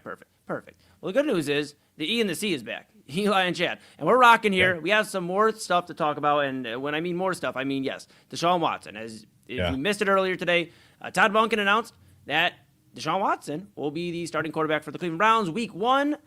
Against the Jacksonville Jaguars. They start the first 2 games on the road in Jacksonville and then at Tampa Bay against Baker Mayfield and the Buccaneers. And then they would come home for Week 3. And we'll see what that would look like and who's going to be the starting quarterback. But one thing's for certain right now, Deshaun Watson has been named the starter, and that's what we're working off of. With that being said, before we get into anything, I have 2 things I want to show you, Chad B. Okay. 2 things. First thing is courtesy of Eli Moon of the Inside Edge Network. So if anybody wants to use this video, come on, give me some credit. But this is Saturday from the game. It was raining, torrential downpour, and I understand that. But that still doesn't excuse the fact that there was 25 to 30% of the stadium filled. And I think it's pretty clear why. We've talked about it a lot already tonight on why one of the main reasons, if not the only reason, people aren't showing up to Browns games right now, even in preseason, when it's not snowing. Deshaun Watson's obviously a very, very polarizing player, a very polarizing subject to talk about. Yeah. But I want everybody at home to listen. Again, courtesy of me. That's right. This is the video of Deshaun Watson entering the game, and the PA announcer at Cleveland Browns Stadium, First Energy Stadium, announced, or what? Yeah, First Energy, whatever it is. Huntington Bank Field now? Huntington, is that what? Sure. Yeah. This is the nobody PA knows. announcer. Nobody goes. I mean, come on. This is the PA announcer announcing Deshaun Watson's in the game. About a 10-second clip here, then followed by, I'm going to bring it back to us just for a half second, and then I'm going to play the sound earlier today of Deshaun Watson talking to the Cleveland fans. Here we go. Gotcha.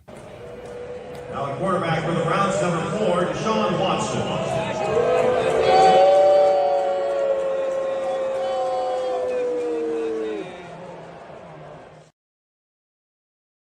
Got to unmute myself, and that's what happens when you cut a video a little early. And then I stopped it because the NFL might still be lurking and trying to be like, "Well, hey, we saw that handoff." We're avoiding that. But that was obviously the sound of Deshaun Watson being booed by 25 to 30% of the stadium that was in attendance. And I only say 25 to 30% of the stadium because that's what was in attendance. So 100% of the people of the 30% were booing Deshaun Watson. This is a lot of math, Eli. This is. I feel like I'm doing. What was the Steiner circumference of the? Never mind. Easy. But with that being said, Deshaun Watson being booed, and I will say you heard a few let's goes in there. Those turned into boos and get the bleep off the field and you suck. I mean, all the stuff that you heard from a majority of the fans already. And this was obviously after the fact of Deshaun Watson saying he didn't care Wednesday about the Cleveland Browns fans and their reaction. Obviously, he had a lot of choice words on Saturday about how it was disrespectful that the Browns fans did this and it's personal. And basically went to town on the Browns about how it's going to be a bunch of road games and whatever. He's not really worried about repairing his relationship. Gets a starting job, speaks to the media today. Again, all these cuts courtesy of Mary Kay Cabin, Daniel Fuzzi. Chad Bryan, I'm going to play this. This is Deshaun Watson trying to explain his actions from Saturday at the post-game presser. And then, again, the floor is yours. Okay. I think just, human nature, just myself being very emotional, putting a lot of time these last 2 years to, get back and, spend time in this facility, in the city, meeting a lot of different people in the community. I thought I was going to get, a little different response, but, I think, my emotions got the best of me. And, my comments wasn't intending to go at any of the fans around in the city, because there's been a lot of great fans that have been supporting me. And I know the frustration this organization have put, a lot of investment in coming, to get me back in 22. And things haven't been going the right direction that we thought it was. A lot of injuries, a lot of time off, and not putting the best football and my foot forward. So, again, just, I understand the frustration. I understand everything that kind of goes into that. And moving forward, I just want to focus on football, making sure that, I'm putting the best product out there, having the best ability, because I thrive off the energy. I thrive off the energy of the fans. I thrive off the energy of the community. I thrive off all that stuff. I think looking back in my history at Clemson and, previous at the Houston organization, I was a big community guy, big city guy, big fan guy, during the game. So, again, my emotions got the best of me. I'm human. I take full responsibility of that. And, just moving forward, I want to make sure that I put the best product for the team, for the organization, and for the city, so we can put a lot of wins and make sure that I celebrate and put Cleveland on the map. That's why I put the helmet on my head and I put the uniform on my body, is to go out there and make sure I put my best foot forward. And that was one of the reasons why I chose this city, is to come and have a lot of wins with this community, with this city, and make sure that we on the right track, so we can have a lot of celebrations and a lot of excitement to go each and every Sunday. So again, moving forward, I just want to make sure that I can give the city something to think about, in the first two games, and when we come back home, that we have something to cheer about and we can celebrate and go do what we want to do, and that's achieve the ultimate goal and go win and be a champion. Chad Ryan.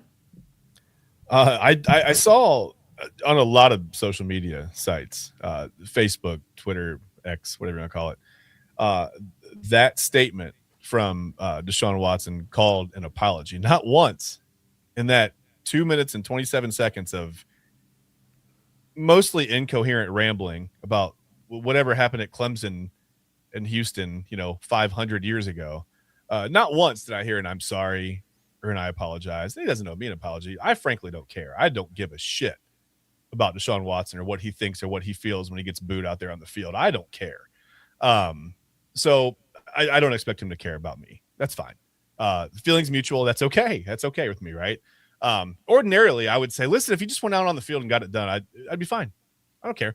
If this were Colt McCoy back in the day, or if this were Robert Griffin III, and said, Robert Griffin III came out to the mic and said, damn, man, they cheered when I got hurt. They booed me. I was down, man. I mean, damn, that's disrespectful. I'd be like, yeah, I mean, maybe he's got a point. You know what I mean? Like, all Robert Griffin III ever did is come in here and tried and last very long, and injury took him down pretty early. But he didn't do anything like this off the field, right? That Deshaun Watson's done. He didn't come in here with this tone deaf, zero self-awareness attitude. To be confused about why you're getting booed blows my mind, Eli. Yeah. First of all, the product on the field isn't good. It's not good. He went 11-15 against the Bears starters, like 4 starters, and that's fine. I get it. And this isn't a Shedeur thing. I know people go, well, you're a Shedeur Sanders fan. I like Shedeur, and I think he was the right answer as far as naming the starter. That doesn't mean that I think the Browns would have gone 12-5 or 13-4 and won the division, right? Yeah, you've been very clear. Just to chime in for a moment, you've been very clear saying this is a 7. If they shoot the moon, maybe 8. But you've been very in your stance of, if they achieve everything you can expect out of them, it's 5 to 7 wins again. Yeah. And like you said there, if everything goes perfectly right and every ball bounces their way, they might be able to win 8 games. 9 is really pushing it. I mean, this team finishing over 500 is very unlikely. Yeah. Now, and I mean, if Deshaun Watson starts 17 games, it's very unlikely now. This is a bad football team. And to watch his play, just to keep it about the play on the field again, because I said that earlier and I never actually got to it. He's because it's so emotionally charged. And I'm trying not to go at it from, an emotional standpoint. I'm trying, like I said, the spot shadow, right? There's player A, player B. If he's player A now, since he's, QB1, player A is slow to read a defense. I don't know if it's pre-snap or post-snap. I can't tell. We don't have the all-22 view, so I don't see how the defense is moving on every play, especially the preseason. But I can see him in the pocket physically holding the ball too long. You can see when receivers are coming open, he's there. There's no anticipation there. He's not even really. And this is a guess from me again because I don't have the film. I don't have it from his viewpoint. I'm not looking at it from the lens of the offensive coordinator. It doesn't even look like he's going through his progressions properly. It doesn't look like he has his feet properly set to even get through his progressions. He's just lost in the pocket. And listen, if Todd Monken truly made this decision based on football and Shedeur was a step behind that, then fine. Shedeur's a step behind that, and that's okay. I just for the simple future of this franchise, I think Shedeur Sanders was the answer there because you need to find out what you've got, right? Or maybe you're just comfortable never knowing. Maybe he hasn't flashed enough in practice. And again, I can't say this is right or wrong because I'm not there. Maybe he just hasn't flashed enough in practice for Todd Monken to say, yeah, he's got something. There's a spark that I can work with, right? Right. That could be the case, and I'm willing to accept that. For me, it's not Shedeur or bust, right? I don't like Deshaun Watson as a person. I've been very clear about that. I like him even less after this weekend and today, whatever. Everything that's come up just has reminded me of why I really dislike him as a person. And I guess maybe that's my fault for being personal. But, when it comes down to what happened off the field with him, I'm not going to apologize for it. I just won't. Yeah. So, to me, you go with Shedeur. If he's the best of the other three guys, and you just pay Deshaun Watson to sit on the bench. I was going to say if he's going to have a good attitude and help, but clearly, the attitude's not there. Again, that entire statement, I didn't hear one apology. He doesn't owe me an apology, but you would think if you truly want to repair this fractured relationship with your fans, that you would come out to the podium and say, hey, listen, I'm sorry. I apologize. Right. I get emotional. I care. And because I care, sometimes I say things that not necessarily that I don't mean because I did mean it. It was disrespectful to boo me when I got hurt. I felt disrespected, but I understand. Right. I have taken I've had 2 years, almost 2 full years, 22 months, right, off of football, to take a personal inventory of me, of my actions, off the field, right? It's not good. It's not good, right? Of my play on the field, also not good. And I understand that after, at one point signing what was a record contract, especially for guaranteed money for a quarterback in the NFL, almost $250 million of guaranteed money. I understand why fans in this city would be pissed off at me. I get it. I understand why they would boo me. I understand why they would cheer when I got hurt. Damn, looking at my play, watching the film, I would cheer myself when I got hurt. Right? But maybe that's just me. Maybe there's a difference in accountability between myself and Deshaun Watson. I'm clearly not an NFL quarterback. I don't have that arm talent, right? So I couldn't tell you what I would do in that situation, but it wouldn't be to come out and disrespect the fans, and to have so much baggage. It'd be one thing, like I said, if it were just about the play on the field, Robert Griffin III, right?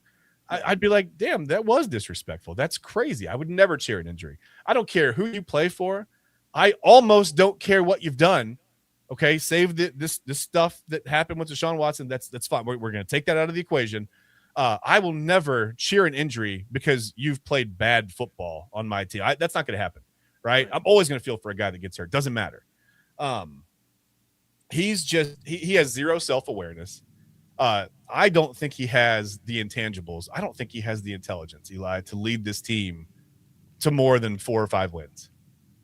Yeah, it's and I talked about it a lot earlier, with Rob, and that's why I've been letting you just have the floor here, because again, this is our show, but I had some thoughts earlier, and I guess I'll just double down on it where it's like, and I'm still angry, I'm still disappointed, but I'm just also spent. I can't hold you. I'm spent. It's been an emotional day. From just hearing all the different reaction from Deshaun Watson and fans of him, fans that don't want him here, and I think that's the biggest thing is We were so close to entering a fresh slate. I was actually talking to Papa Moon earlier today, and I said, man, dude, do you remember the 2020 playoffs? Yeah, the world was literally like shut down everywhere else, but in Cleveland, we were partying. And we had, of course, January's the beginning, I get it. But still, we were starting to hear about this thing called COVID, and, everything's starting to melt down, and the Browns are in the playoffs. And I said, do you remember that poster, man? Baker, Jarvis, Nick Chubb, Myles Garrett, Denzel Ward, still here, but Denzel Ward, Kareem Hunt. You have all these guys on there. I mean, Odell Beckham Jr., he was in there. I mean, but, and actually somebody close to me actually had mentioned that, man, maybe we look more when we look back in the time history. We're going to talk about Odell Beckham Jr.'s hand in all of this. I know that sounds crazy to say to some, but think about it. From Odell coming here, demanding the ball, his dad putting out, film about how open he is. Baker's out the next year. Odell's cool because he's out anyways. Odell wins the Super Bowl. The Browns bring in Deshaun Watson. Baker goes to eventually Tampa Bay, and that's where we're currently at. So I think we're going to have a bigger discussion about Odell Beckham Jr.'s hand in role in all of this. So I think that's why it's tough to talk about the exciting 8 weeks Odell had here because all of the drama off the field. Now, all that to be said, we were out of the slate. Like we were finally out of the dog days of 99 to 2019, or 2018. And we finally got it moving to win, so enough games to get to the playoffs. And then it all came crashing down within the season after. And we've been trying to get back to a fresh self-inflicted. slate. Yeah. Correct. And we've been trying to get to a fresh slate ever since.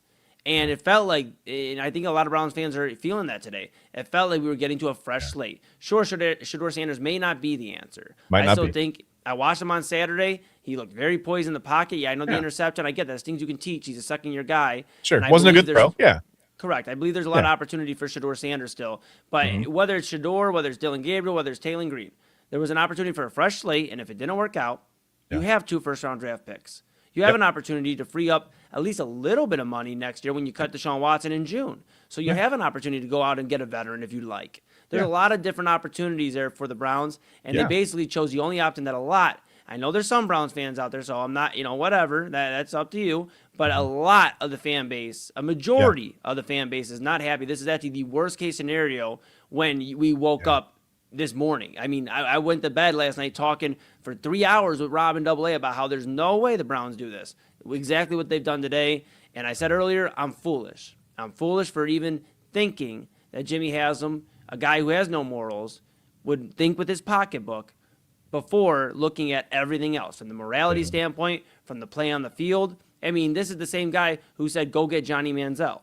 This is the same guy that entrusted his front office to go draft Justin Gilbert in the first round.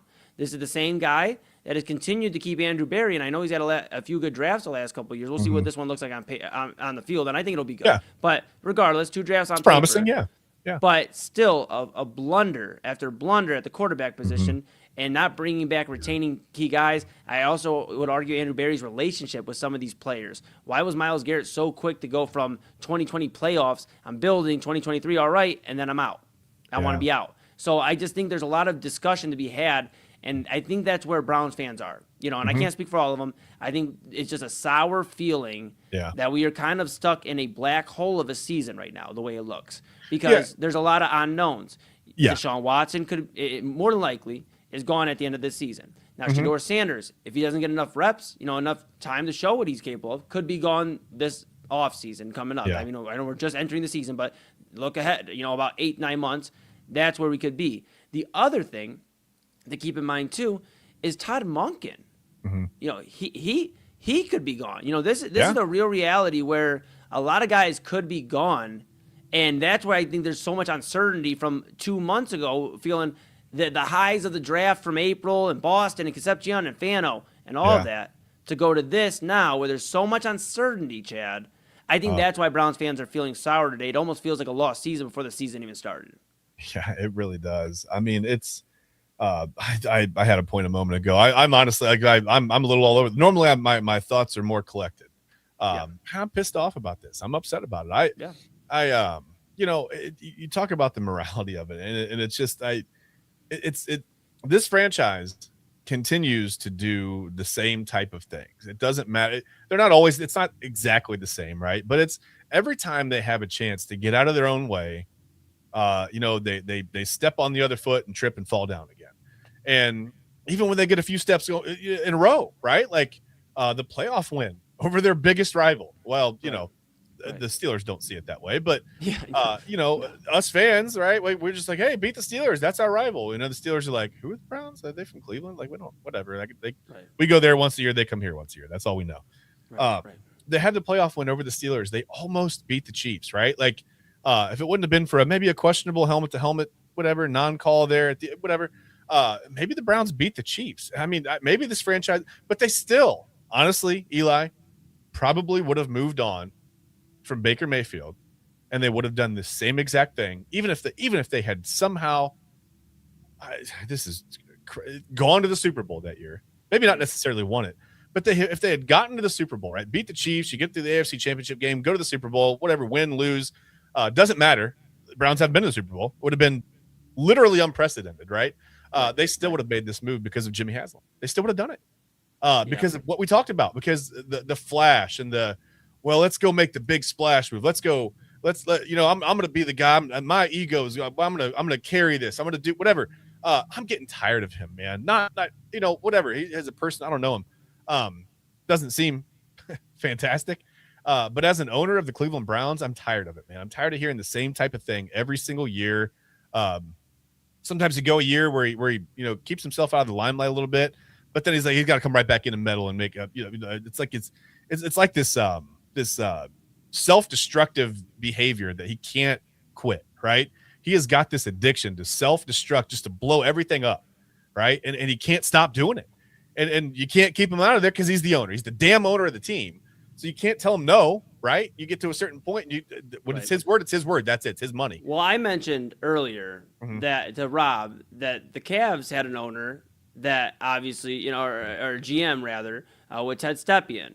And of course, you had the GM, the Stepien rule, where they said the Cavs are out of control, man. They're trading every first rounder they have 25 years into the future. This is out of control. So they made the Stepien rule. Now it'd be unprecedented for them to have some sort of rule, but I believe after all of this, the contract, the basically you can't get out of it, and shame on the Browns too. Yeah. I saw this report earlier. Shame on the Browns, or discussion earlier. Shame on them for not having a better constructed contract for them in case this shit didn't work out after 2-3 years. It's funny that you even say in case. Like everyone saw this coming. I know. Yeah. But just on their end, if they, just in case, everybody's already feeling it, but just in case it works out how the fans are expecting it to be bad, be disastrous, to not have an out till 2026, 2027 is just poor business. That's just what it is. It's poor business. I believe there will be some sort of Haslam discussion about a rule when it comes to owners, about guaranteed money. I think that's why we've seen a little bit more of shying away from guaranteed contracts, at least to this extent. And I think there's also a lot of talk to be had about who gets to own this team next. Because Jimmy Haslam won't, I know it's not any time soon.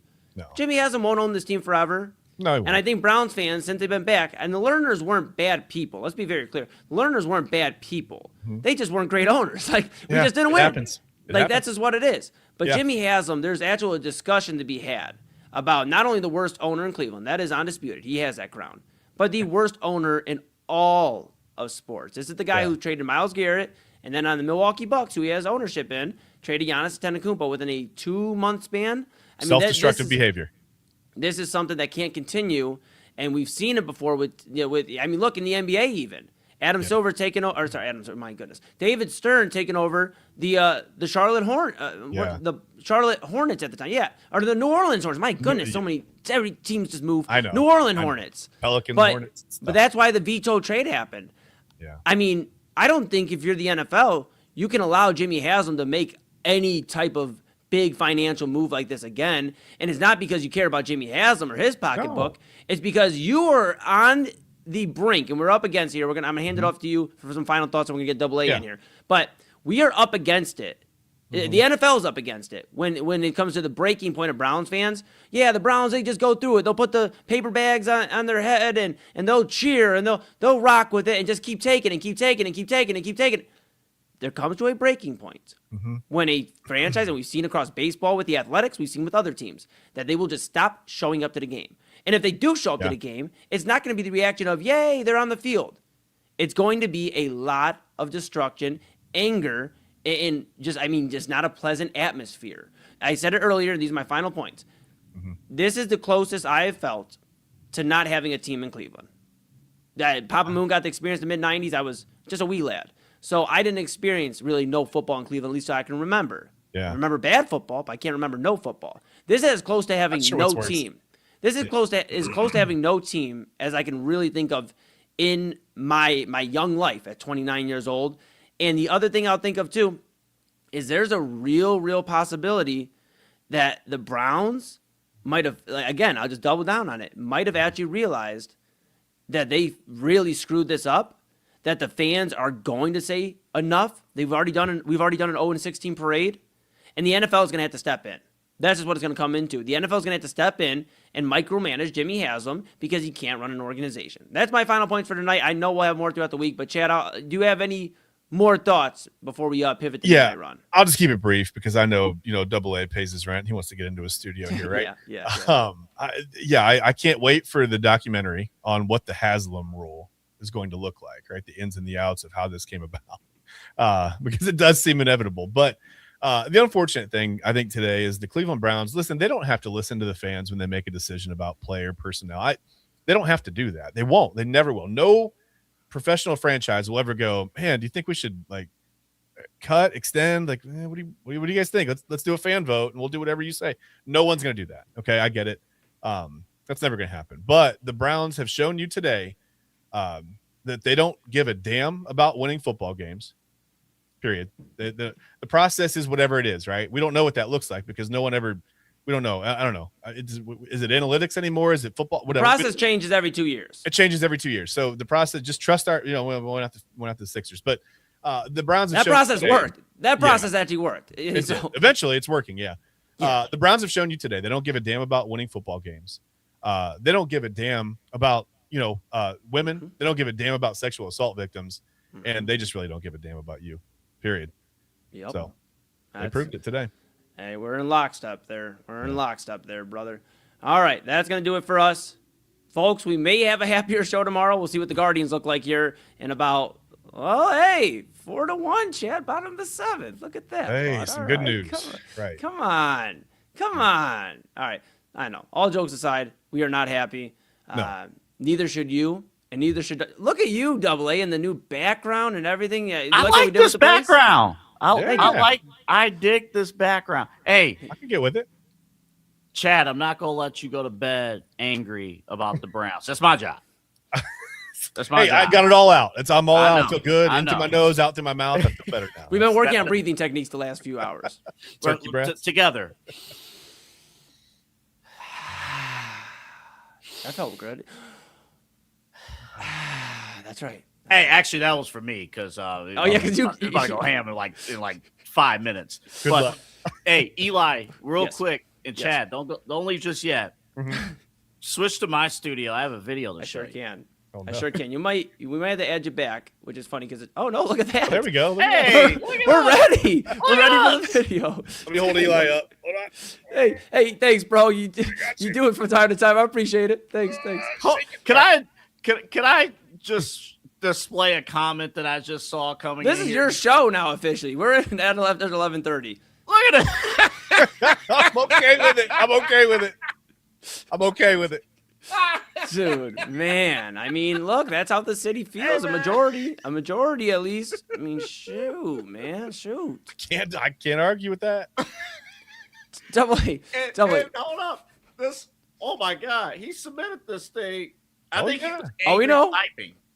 Yeah. I mean, I feel it. There it is again. I love that you did. It's in there many times. You're just displaying the same. They're all the same message. Double. Copy paste. No, you didn't miss nothing. They got the memo. Okay, real quick before we get to the seriousness of the Browns, because it's been a heavy night. Yeah. I do want to make you guys laugh. Okay, fair enough. I could use it. Okay. Are you guys aware of the Robot Olympics? I've seen a little bit. A little bit, Double A. You're gonna have to get us him. So we'll get more into it, time permitting, later in the show. But Eli, there is a cut. There's 2 cuts of robots. I see. Yep. I'm trying to think which one to play here. You know what? Let's make everyone laugh for like 2 seconds here. Let's play the first cut. All right, here we go.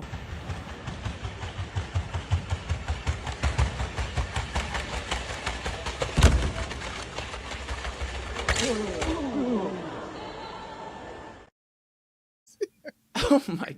The audible ooh. That's also, by the way, why I do not run. That similar thing happens to me.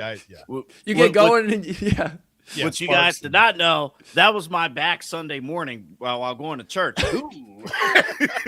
I feel it. Hey, man, it's so funny. I tell like mid 20-year-olds, because I guess I'm a late 20-year-old now, that 29. I was like, I looked at my my buddy from Sorry for Interrupting earlier today, Jake, and I go, obviously he was on Moon Bash. I had a discussion. I looked at him, I go, hey, dude, don't ever turn 29. And he's like, I know, I won't. He's 26, so he's got a little bit of time before he really understands the true pain of a 29-year-old. And Chad, you know what I told Eli last night on Main Event? That's right. Stay at 29. Don't go to 30. Don't go even 34. Yeah, no. Because listen, when they say it's all downhill after that, that doesn't mean it's easy coasting. That means you are always feeling like you're trying to stop yourself walking down a hill, and something hurts and you can't, and then you fall down. Yeah, man. Yeah, man. I'm up here. I feel good. My mind, I'm like, we're ready to go. Like, let's attack the day. And I'm like, I'm moving. I'm like, oh, wee. Yeah. I'm like, I'm 47. I still got it. I can sprint. My hamstrings are like, ooh. No. Yeah. That's immediately. Fair. Nope. That's fair. Oh, man. Fair. I guess before you go to bed, Chad, let's take a peek. We don't need to play the full thing. The Robot Olympics. This was in Beijing. One of the events was weightlifting. Okay. Well, let's take a look at how that went down.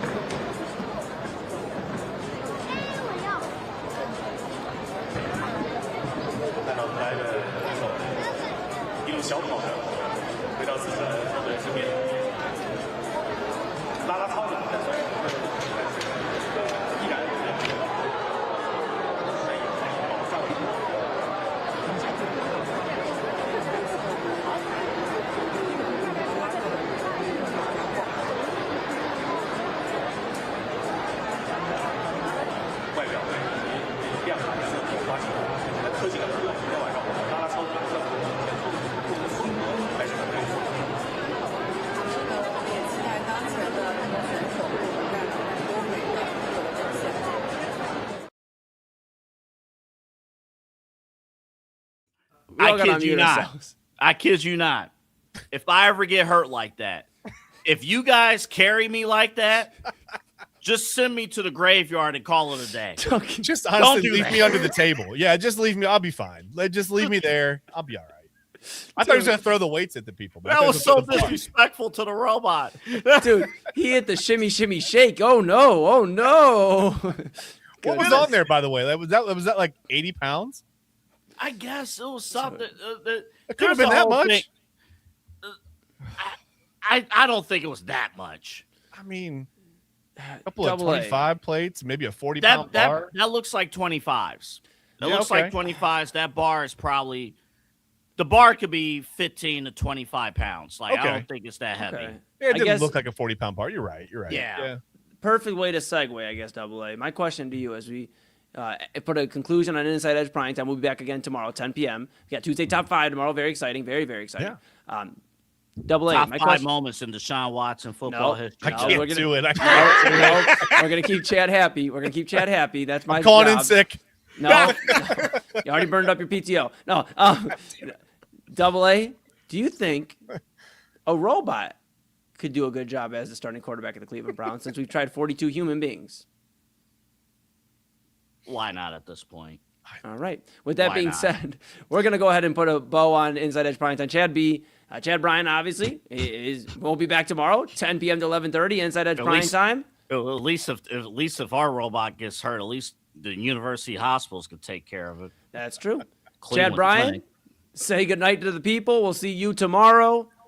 We appreciate you. That is the one, the only Chad Bryan. Interception. Double, here's what happens, man. Here's what happens, dude. I know what you're about to do. You're about to go absolute scorched earth. I don't know if I am. No. Okay, all right. I've heard this one before. You know what happened last time I heard this?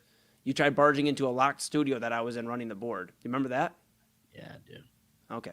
Station identification and our program director and bro, W. Anthony Alford. Midnight Run. Wow. I don't think I've waited years for this apology. I apologize. I didn't really want it anymore, but thank you. I accept. I learned from John Watson. I'm just going to take responsibility for that. Oh my gosh. Midnight Run coming up right after station identification. I mean, I just, I take full responsibility. I serve. See ya in 20 seconds.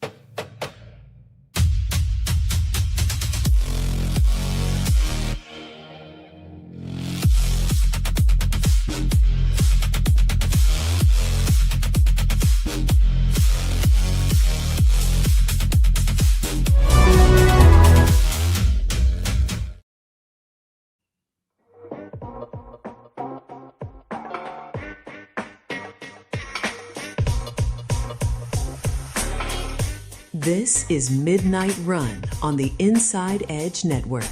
Here's your host, Anthony Alford.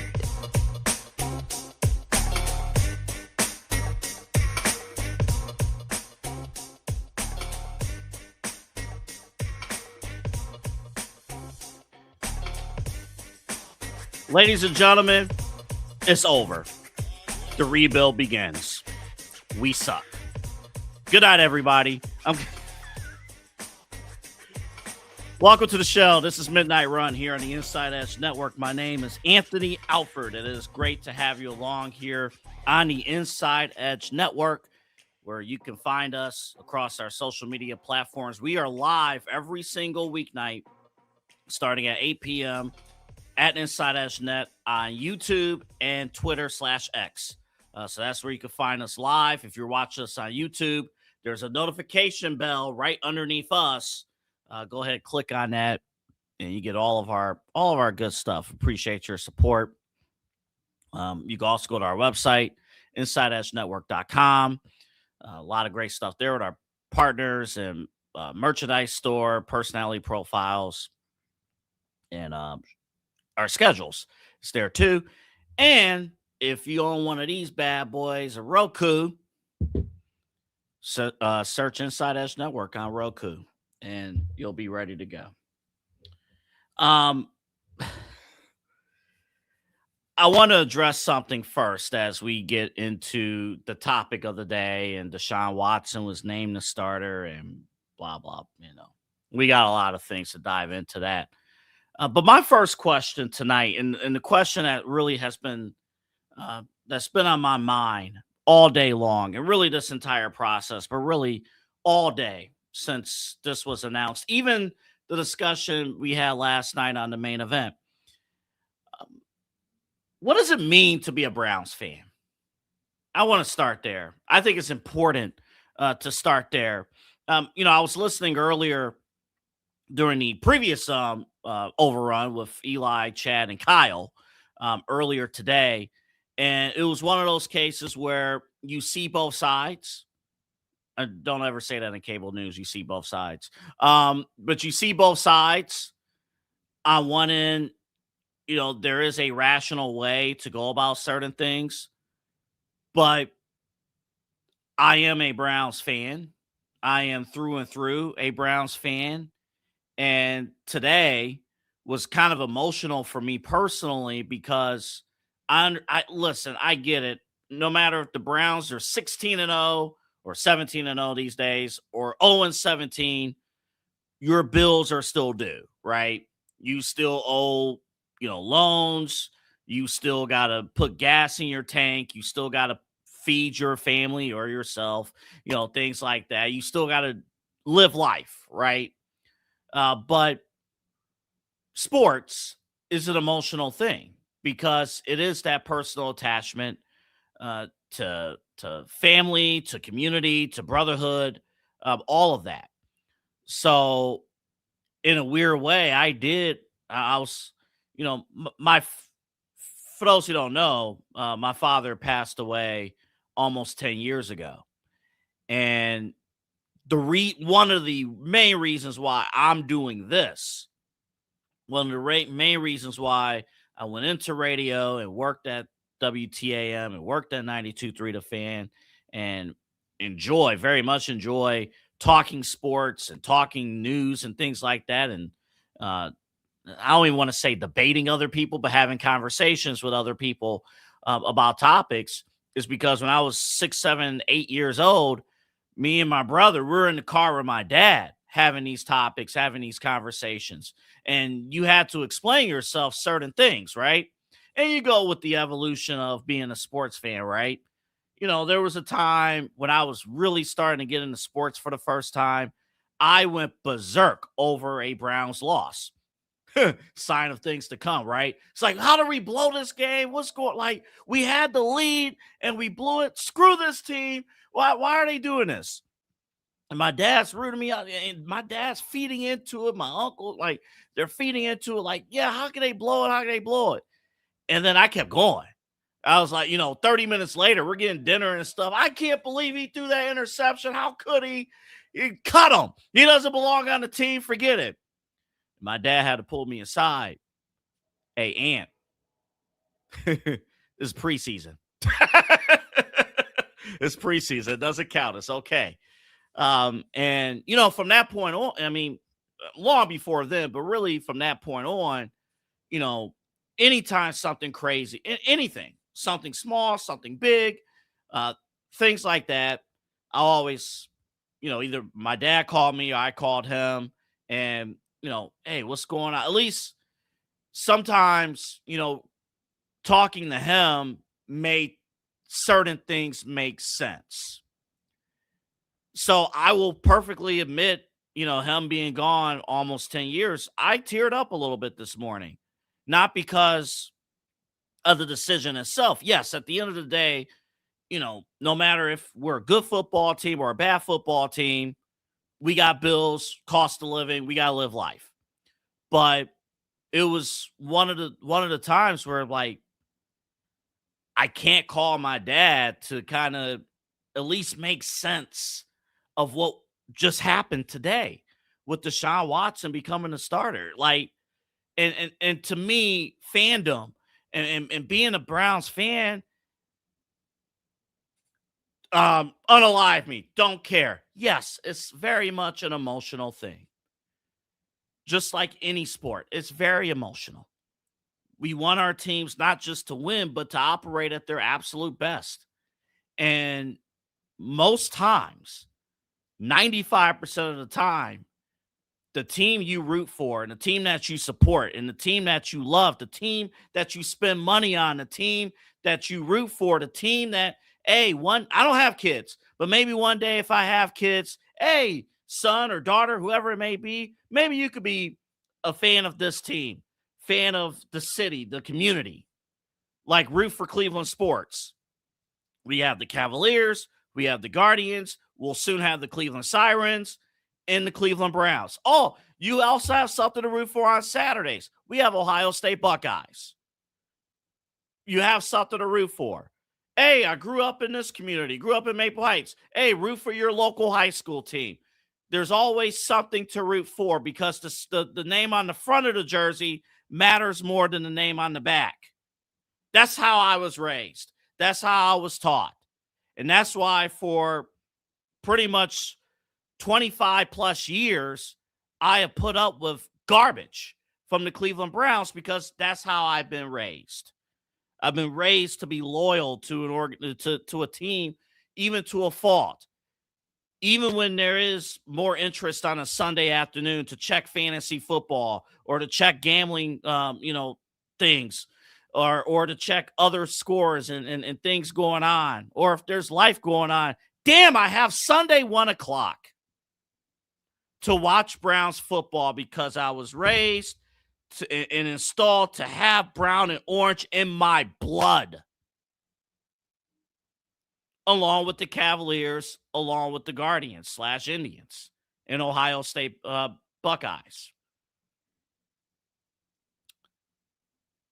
It's a damn shame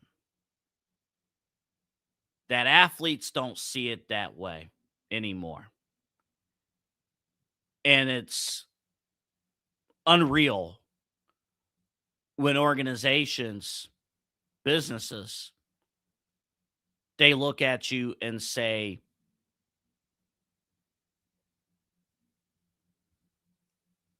and that's what happened today. That's what happened today. I'm not even going to play what Deshaun had to say today. I think that was bull. The Deshaun PR, oh, I really love this city. I really respect, like I was just out of emotion. That was a prepared statement. That was, hey, I'm gonna be on board because I was named the starting quarterback. That is bull. And I'm not even gonna, you will never on this time slot, on this show, you will never see that clip played ever on this show because that was all bullshit. You will never see that clip played. What I am going to play for you right now was Watson 01 from Saturday, from August 23rd, or 22nd, because that's what he says here from Saturday is what he really feels about me and you as fans. And I don't apologize for being emotional about this. Let's play. Man, I didn't have no reaction. I think the biggest thing is, I think you guys know too, and I think the whole world knows, it has nothing to do about the performance. It's a little bit personal than that. So I think it's a disrespectful thing. So yeah, I mean, I'm gonna keep whatever I feel with me and my family internally on how I feel about that, and yeah, just move on. But don't you think, Deshaun, that winning and playing better would eliminate some of that booing? Last time I played on this field, I tore my Achilles, and that same fan base, they cheered when I got hurt. So does that have to do with, what does that have to do with anything about performance? When a person get hurt, especially for your own city, and they cheer. Does any of that make you regret coming here? No, I don't regret anything in my life. I think the Lord put me through situations for a reason, so I don't regret anything at all.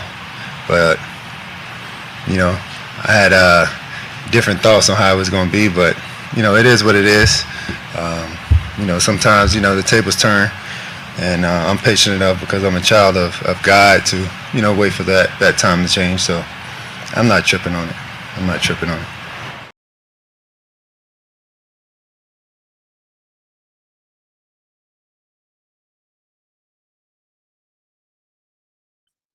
That's how he really feels. Sometimes StreamYard, you have to unmute yourself sometimes. If I have the internet on my end froze up a bit there. So it is what it is. All good. That's how Deshaun really feels. Not that prepared statement you heard today.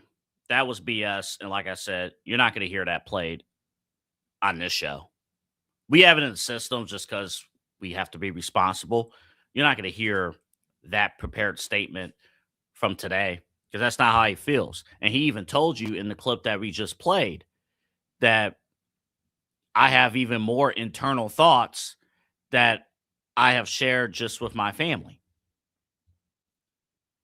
So this is what it is. This goes beyond football. But he's wrong about several things. The root of it is performance. The root of it is performance. So I got Todd Monken coming to me or coming to us and saying, "Oh, well, you don't see the film. You don't see what's going on in practice and things like that." Here's the truth, folks. Here's the truth, and I shared this with Autumn earlier today. But here's the truth, right? Remember way back when we were in grade school or whatever, and we had exams, or even at work, you have work performances and things like that. You could be decent, right? You could be okay. If you're a bad test taker, a bad test taker means you don't pass. I don't know what they do today, but back in my day, it was the OGTs, the proficiency test, or whatever they call it now. Or we'll standardize it, the SATs or the ACTs. If you don't pass certain exams, you don't move forward. That's it. You could be a great student, but if you can't perform and write that 5-star paper, you don't pass. You don't pass. If you're a great in-classroom student, but you don't get the job done, you don't meet the standard requirements to pass an exam, you fail. So every single week, you're in front of the media, you're in front of the fans, you're in front of the public. That is the exam of NFL players, teams, and coaches. The film that you have seen internally doesn't matter. It never has, and it never will. What I saw was what we all predicted coming into this season. The speed of the game has passed Deshaun Watson by. That is not revolutionary commentary. That is common effing sense. He looked absolutely slow out there. He can't process the field. He can't process defenses. And, folks, he was going up against the threes. We're sitting here acting like he's facing defensive Pro Bowlers out there. He was struggling against Buffalo's third-string defense, a team, by the way, in the Buffalo Bills, who's not exactly known for defense in the first place. But we're going to excuse that on the field. And then he said what he said afterwards, and we're supposed to sit there and take it? Let's play Monken 04 here, Eli, talking about we don't see the film. Monken, you explain for yourself, Coach. Today, what they're not seeing is the film. They're not in our building, so they're not going to know what we know. Now, you can see with your own eyes, right? You can forecast what you expect it to be, right? A number of those people weren't even in practice. So I don't really concern myself with what they really think. I know what we think and what we see every day in our building and our players and the momentum we have, and we're 100% behind Deshaun. We're going to talk about Todd Monken's role in all this coming up in just a moment. We'll probably take a quick break and we'll talk about it. But the deal is this. Everything that we have seen so far has proven that Deshaun Watson, he ain't it. And this whole, let me get this off my chest too, and then we'll break. This whole fake quarterback competition, this competition was fake. This was not a competition. They went in knowing Deshaun Watson was going to be the starter. He was always planned to be the starter. Shedeur never had a chance. Everything that we saw in terms of splitting reps and performing, it was all performative. All of it. It was all to embrace a stupid quarterback tracker. All of this was performative.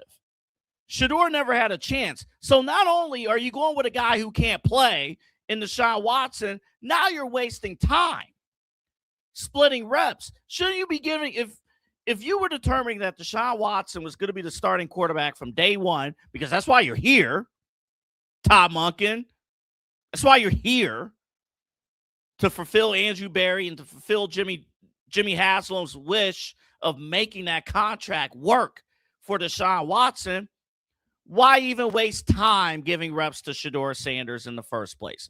Shouldn't you be giving the guy that you should be making things happen, Deshaun, all the reps? Todd Monken, a politician. He's a politician. All of this was performative.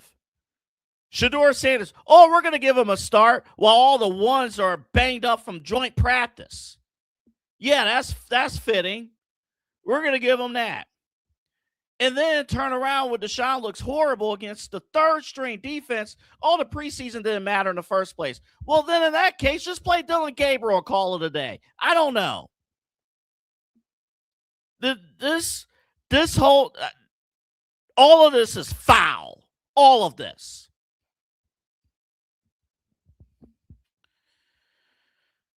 I got more. I got more in the chamber. I got more. I keep mixing between anger, disappointment, but I'm not surprised. But I feel defeated as a fan. I feel defeated. And a lot of Cleveland sports fans, a lot of Browns fans feel defeated. Like, just beat up. And for what? What have we done? What have we done? We're not sitting here like we're not, oh, we've won like 20 straight titles and we're having a bit of a drought. That's not the case. We'll get more to this when we come back from break. Well, stay tuned. Looking for an iconic Cleveland music venue that features premier entertainment, spirits, and food? Well, look no further than the Brothers Lounge. They offer a variety of live entertainment acts weekly, along with a diverse selection of beer, wine, and fine spirits, not to mention Chef Wynn's food menu, which has been crafted with traditional American fare with a modern twist. So come on out and enjoy the warm hospitality and make some new friends right here in your backyard. For more information, head over to brotherslounge.com and check them out for yourself at 11609 Detroit Road. That's right near the border of Cleveland and Lakewood. The Brothers Lounge, proud sponsor of the Inside Edge Network, Cleveland's digital leader. Key On Sports is the leader in Ohio high school athletic coverage in written, print, and video streaming. From the latest news and results and written content to the high school football game of the week every Friday, Key On Sports has you covered. The vision of 15-time published author Vince McKee has become the most trusted site in Ohio high school athletic news. From podcasts to player profiles, Key On Sports is your one-stop for all of it. Visit them today at keyonsports.com or on YouTube at Key On Sports. Check out their socials on Twitter and Facebook as well. Please support the new Inside Edge Network by liking, subscribing, and following us on your favorite social media platforms. That's at Inside Edge Net across Facebook, TikTok, YouTube, X, and IG. And don't forget to download our new app over on Roku. And as always, thank you for supporting your favorite shows on the Inside Edge Network, Cleveland's digital leader for news, talk, sports, entertainment, and mental health.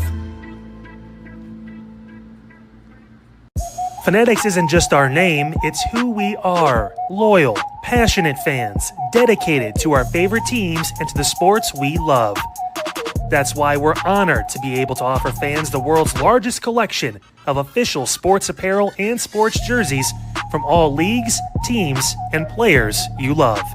We feature a wide selection of gear from every league, including the NFL, MLB, NBA, NHL, and NCAA merchandise, which allows us to serve fans of football, baseball, hockey, basketball, lacrosse, soccer, golf, and everything else that gets your heart pumping. Go to InsideEdgeNetwork.com under our Partners section to find our link to check out all of what Fanatics has to offer. Fanatics, a proud sponsor of the Inside Edge Network, Cleveland's digital leader. Clean energy, bold flavors, no jitters. See why people won't shut up about Dubby. Whether you're starting your workday or getting ready to exercise, Dubby Energy helps you lock in and focus. Over 15 different flavors to choose from. Order Dubby Energy right now and find out more information by checking out our partners page on InsideEdgeNetwork.com. Also, use that promo code InsideEdge10 to receive 10% off your order. Dubby Energy, your energy-focused sponsor of the Inside Edge Network, Cleveland's digital leader. Discover our collection of handcrafted candles made with clean, minimal ingredients. Every product thoughtfully created in small batches free from harmful toxins for mindful everyday indulgence. Hand-poured in coconut soy wax with natural wood wicks to offer long-lasting burn and rich fragrance. Find out more about Alley Rose Fragrances by checking out their link on our partners page at InsideEdgeNetwork.com. And if you're a first-time customer, use the promo code InsideEdge20 to receive 20% off your order. AlleyRoseFragrances.com, a proud sponsor of the Inside Edge Network, Cleveland's digital leader. An eventful Unfiltered tonight here on the Inside Edge Network. We talked about a lot. Obviously, Deshaun Watson getting the nod, being the starting quarterback. A lot of division, a lot of people not happy with that decision from a football standpoint. I really don't get it, but yeah, there's just so many questions with the Browns, and they got a tight end who's a former tight end who's now going to play college football again, because that's the world we live in. It's absolutely insane. Tomorrow, hey, all your latest news, talk sports, everything we have for you right here on Unfiltered. Maybe an update on Fairview Schools. Are they going to be able to bang out that contract with the teachers? It expired back on June 30th. I don't know if they're ever going to get something done here relatively soon, but both sides still in good faith. We'll see if it stays that way. We'll have that and so much more tomorrow, 9 o'clock, right here on the Inside Edge Network. I will see you Tuesday night. Absolutely not. Zero. There was nothing to do with that. I mean, ultimately, the fans want us to win. I mean, ultimately, put a good product on the field. That's really what they want, okay? And so that's our job as coaches, why we're hired, to try and put the best product on the field.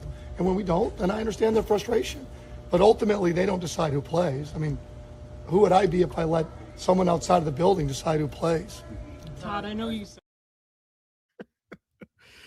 Hey, welcome back, everybody. By the way, all of our cuts today, quick shout out, Mary Kay Cabot, Daniel Ofushi of ESPN, also Spencer German in there as well. We're going to play an extended cut a little bit later in the show. But thank you to, again, the Browns media. And I want to make this perfectly clear, because people do think, hey, the media is out to attack. There are different levels to the media, right? There are the reporters, the journalists, the ones who are at camp. They are, they're gathering the news. They're talking directly with the players and coaches and getting the insight of what's going on. And then there's the behind the scenes folks that you don't see that deserves as much recognition, if not more, than the on air people. The producers, sound, everything, the runners, all that stuff, people running the truck, everyone there, all those guys, producers. I mentioned producers before, because that's close to my heart as well as Eli's. And it's all a team effort to serve the fans. And that's what we're about. That's what everybody is about. And people are like, oh, Cleveland media is rough. All right, fine. Go to New York. See what happens. Like, what are we doing? What are we doing? But Tom Monken in the cut we just played coming back from break says something very interesting, because I've long established that I truly believe Tom Monken was brought in because he had a plan for Deshaun Watson. It's something I have said really all year, that he was the one who had a plan for Deshaun. The younger coaches, the Grant Udinskis and the Nate Shieldhouses and whoever else that interview for the job, I don't have confirmed sources, but my educated guess, somewhere along the line of these interviews, and these were long interviews, Nate Shieldhouse met with the Browns for like 13, 14 hours.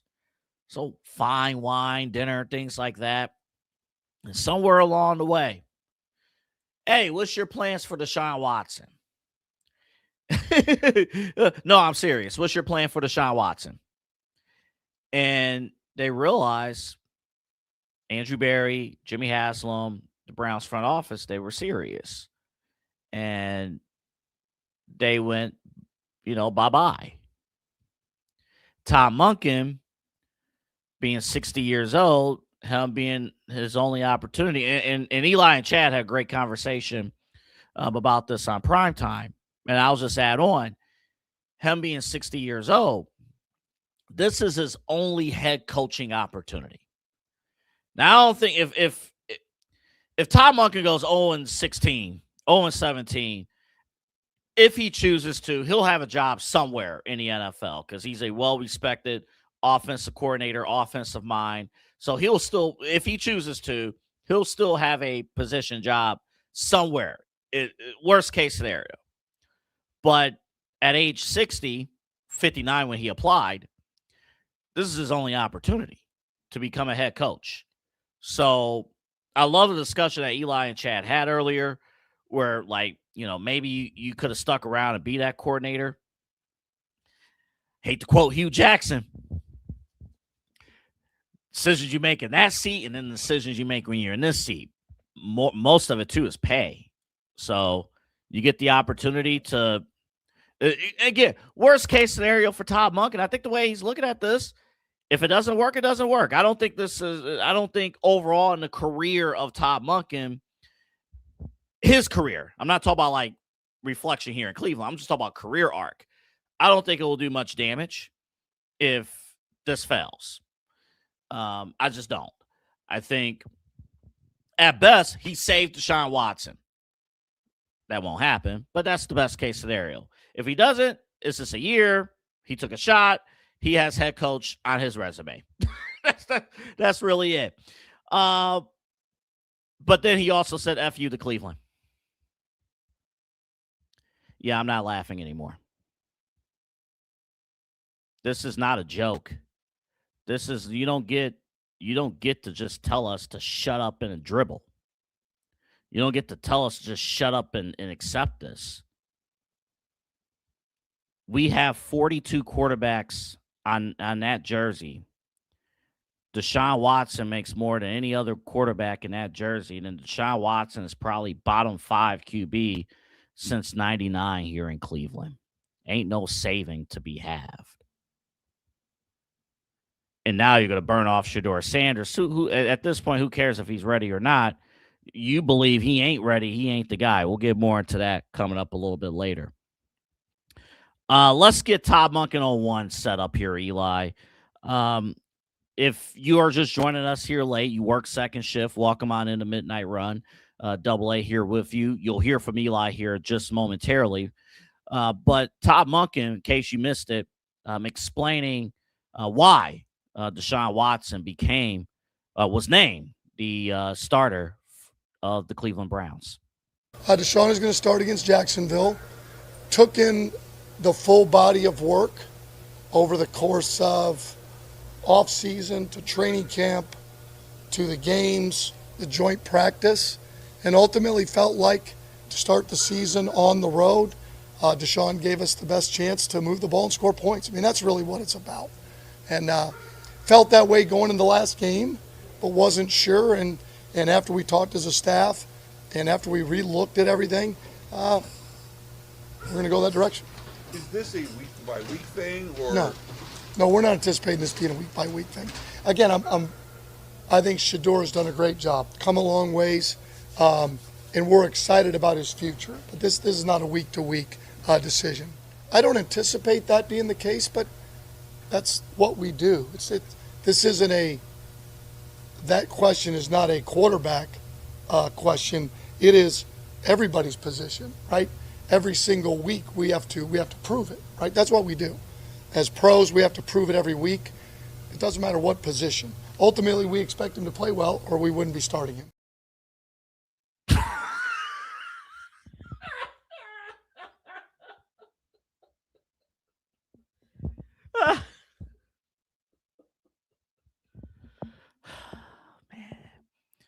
I am losing brain cells. Now that I'm doing a show, I'm really losing brain cells. Oh, my God. Let's bring in Eli.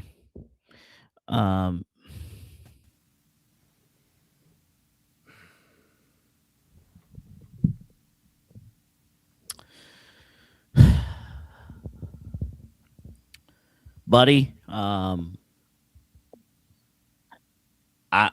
gonna be blunt with you. It's funny too. Right now, the date is August 25th, 2026. 11 years ago, I started at OCB, turned into OMS on this date.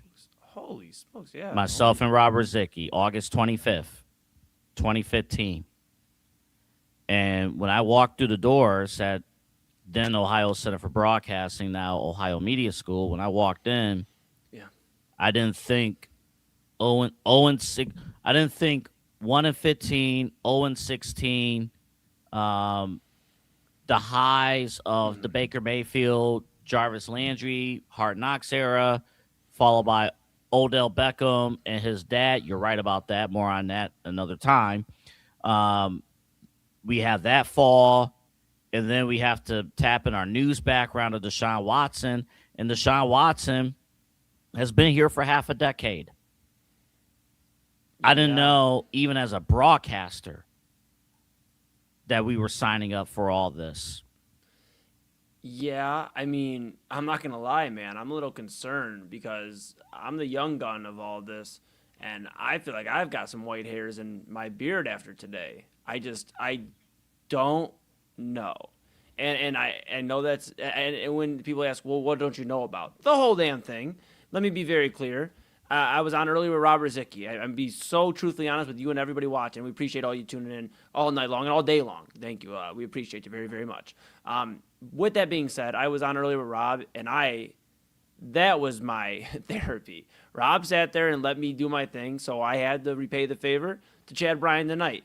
At this point, AA, this is like emotionally spent to like levels I haven't been to in a while with sports.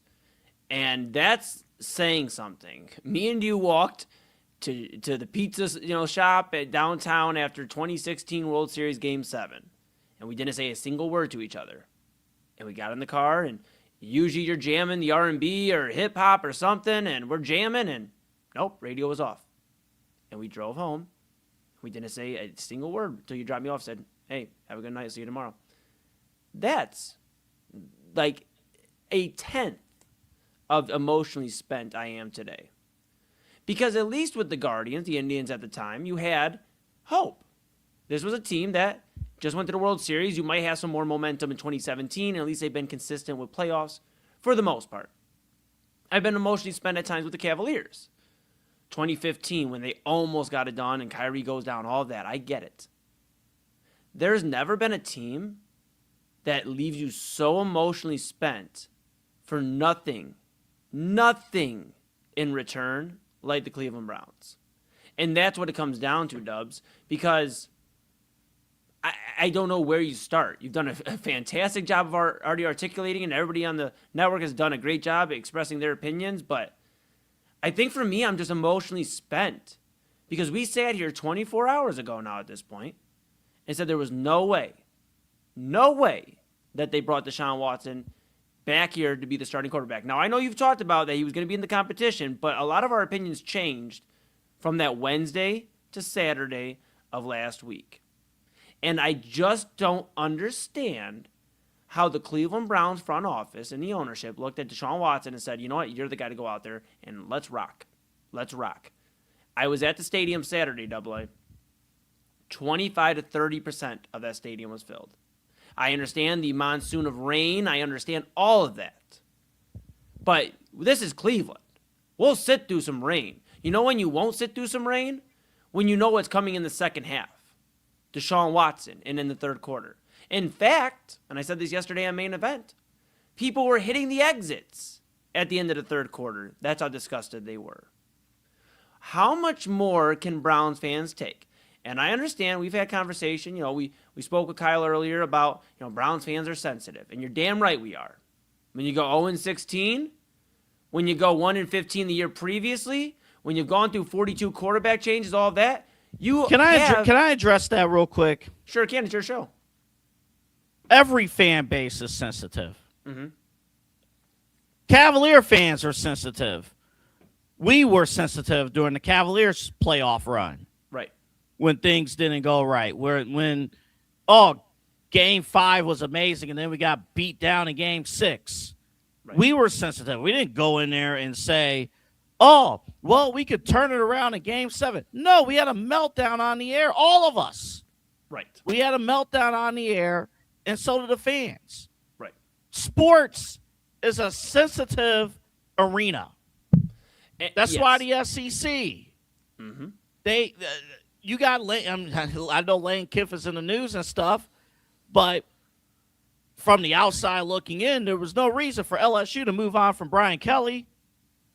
Right. But their fans, sensitive. That's the business of sports. That's what we signed up for. Exactly, Double A. And you know what? And truthfully, this fan base has been through so much. And I understand, well, the Browns did it to themselves.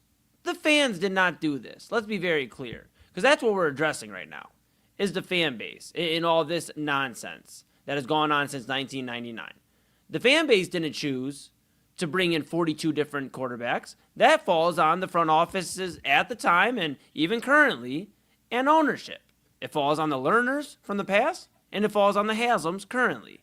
Dude, I'm sorry, real quick. I can't even look back that far anymore in 99. I know. I'm thinking of the last 5 years. Right. But I bring that up, Double A, because yes, you and I, we are still young and in our prime, baby. But I think of Papa Moon. I mentioned this earlier. I think of Papa Moon. I think of older Browns fans that are in their 50s or 60s, yeah, even their 40s. I think about those Browns fans, that especially in the 50s and 60s and older, because they remember at least quality football. Yes, no Super Bowl. I understand that. But this team not only had this city had a good football team they could at least rally behind, and guys they wanted to cheer for on the team. We can get into the semantics of the Deshaun Watson stuff. We did it. I mean, quite honestly, we did that 25 minutes in the prime time. Mm-hmm. We can get into that another day. The story is what it is. The fan base doesn't want Deshaun Watson here. We've been very clear for 1, 2, or all of the reasons. And he alienated himself this previous week. This makes no sense. Let me put it in the music terms. He's not even good enough. Like, we're wasting breath about us not wanting him on the field. He's not good enough to play the game. Correct. He's not good enough. Correct. He wouldn't beat out Jacoby Brissett in Arizona. He's not good enough to play. And that's why, exactly, Double A. And I asked Kyle that earlier. I said, well, take him on the Saints then. Since you're so adamant about your quarterback situation not being ideal, take him on the Saints. And he said no. So it's very clear that, the Browns fans should just deal with it. I don't understand why Browns fans feel this way or that way. Well, let's take a look at the 6 years he's been here. He's played 19 games as a pro for the Cleveland Browns. That, by my math, is a season with the new regular season, which, mind you, he was under the 16 games for obviously with like everybody else. 17 games and then 2. So a season and 2 games he has played for the Cleveland Browns. So yes, fans are going to be sensitive, mad, agitated, disappointed, pissed off when a guy they've invested in, because yes, they didn't spend the money, but guess what? When the Browns spend that money, you're invested. It's like any team. We were sitting here talking last week about, man, the Peyton Watson contract. Oh, James Harden. We feel like it's an overspend because we're watching it. So when we see our team invest into a colossal failure like this, and then add in all the trauma, that's why I bring up the older Browns fans, because I feel for them, because they've seen nothing but trauma after at least some promising football. I'll sit here and talk to Papa Moon about Bernie Kosar and Brian Sipe till the cows come home. I'll sit there and talk about Hanford Dixon. Want to talk about somebody that loved the fans, still loves the fans? Hanford Dixon, one of the creators of the Dog Pound. Could you imagine those guys going out there and being like, I don't care what reaction we get. And, if they boo us, they wouldn't. I'll give you another name. Yep. The late, great Jim Donovan. Yep. We care here in Cleveland about, we're fortunate here in Cleveland. We have great voices, great play-by-play guys who follow the team and stuff. I can't imagine Jim Donovan, if he was here today, giving you a sales pitch about how Deshaun Watson is the best guy for the job. Think about that. He wouldn't do, just for fans watching. Can you imagine the late, great Jim Donovan, after everything that we have seen, giving us a sales pitch on Deshaun Watson in year 5, where he hasn't shown anything in 2 years? You could even include the Baltimore game from 2023. Fine. That's 2023. Right. It's August 25th, 2026. Correct. And you know, to bring up the late, great Jim Donovan, he has a clip going on. I didn't grab it for tonight. Maybe we'll grab it and see if we can play it tomorrow because I'm sure this will still be on our minds. But Jim Donovan. Actually, we'll grab it during the break. We'll get it. Let's go ahead and grab it. Yeah. So, and I'll just kind of preface it. We'll play it later on in the show. But 2022, I believe it was, he mentioned after a collapse against the Jets, he mentioned about how fans spend their money, so therefore they are allowed to react however they like. That's what being a fan is. And we say it all the time. If you can't take the heat, get the fuck out of the kitchen. That's what it comes down to. Sorry, Mama Moon, I know you're watching. This is what it comes down to, though, as a Browns fan. If you can't stand the heat, get out of the kitchen. If you can't stand it and you get paid to be a franchise quarterback, that is the money the Browns invested in Deshaun Watson, $230 million. They have given him now the starting keys every single time he's healthy, whether it's a quarterback battle of sorts or it's definitive for the Browns, whoever is a coach in the front office. So if you can't take the heat of Browns fans being disappointed in your play and also about the human being you are, that's another day, then get out of the kitchen, man. Because here's the reality. I said it earlier, and I know it was kicked back by Kyle. Well, he's not going to say thank you to the Haslam. He doesn't have to. Yeah, clearly, he doesn't know how to say sorry either or apologize. So I would not expect a guy to say thank you. I want it. But to say he chose the Browns, let's stop that. Let's be very clear. He did not choose the Browns. The Browns dumped 10 truckloads of money out there and said, take it. Please come here. Please come here. He wanted to go to Atlanta. Anybody that reads the reports can go back and look. He wanted to go to Atlanta. He wanted to go down south. He freaking played at Clemson. It's one of the closest things he can get back to college ball that isn't the Carolina Panthers. So to say that this guy, first off, wanted to be here, which he didn't, and now cannot take any of the responsibility that comes with being a franchise quarterback, why are we entertaining this? The Browns did him a favor. I'll hand it back to you, but the Browns did him a favor by giving him this opportunity. Because unless something catastrophic, like crazy happens, he's cut June 1st. And he's basically auditioning for his next NFL team if he's going to get on one. The Browns did him a favor.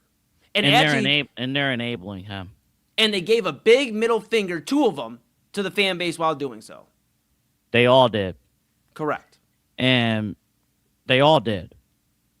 And I can't deny that he's extremely popular, extremely well liked in the locker room. I'm sure by accounts that's true. But this is a business. This is professional sports. Professional sports is a business. And I worry because, you know, there's a clip going, or it showed over the air on a television broadcast. Denzel Boston. You know, Deshaun Watson threw it incomplete. He ducked the ball to the ground, chucked it to the ground. And they cut to Denzel Boston doing that. Yeah. And we've heard from, I don't know if you saw it in person, but what we have heard was that he was actually reacting to the fans booing Deshaun, not him reacting to the play. He shouldn't be reacting to the play anyway. He's a teammate, but he's reacting to the fans. Right.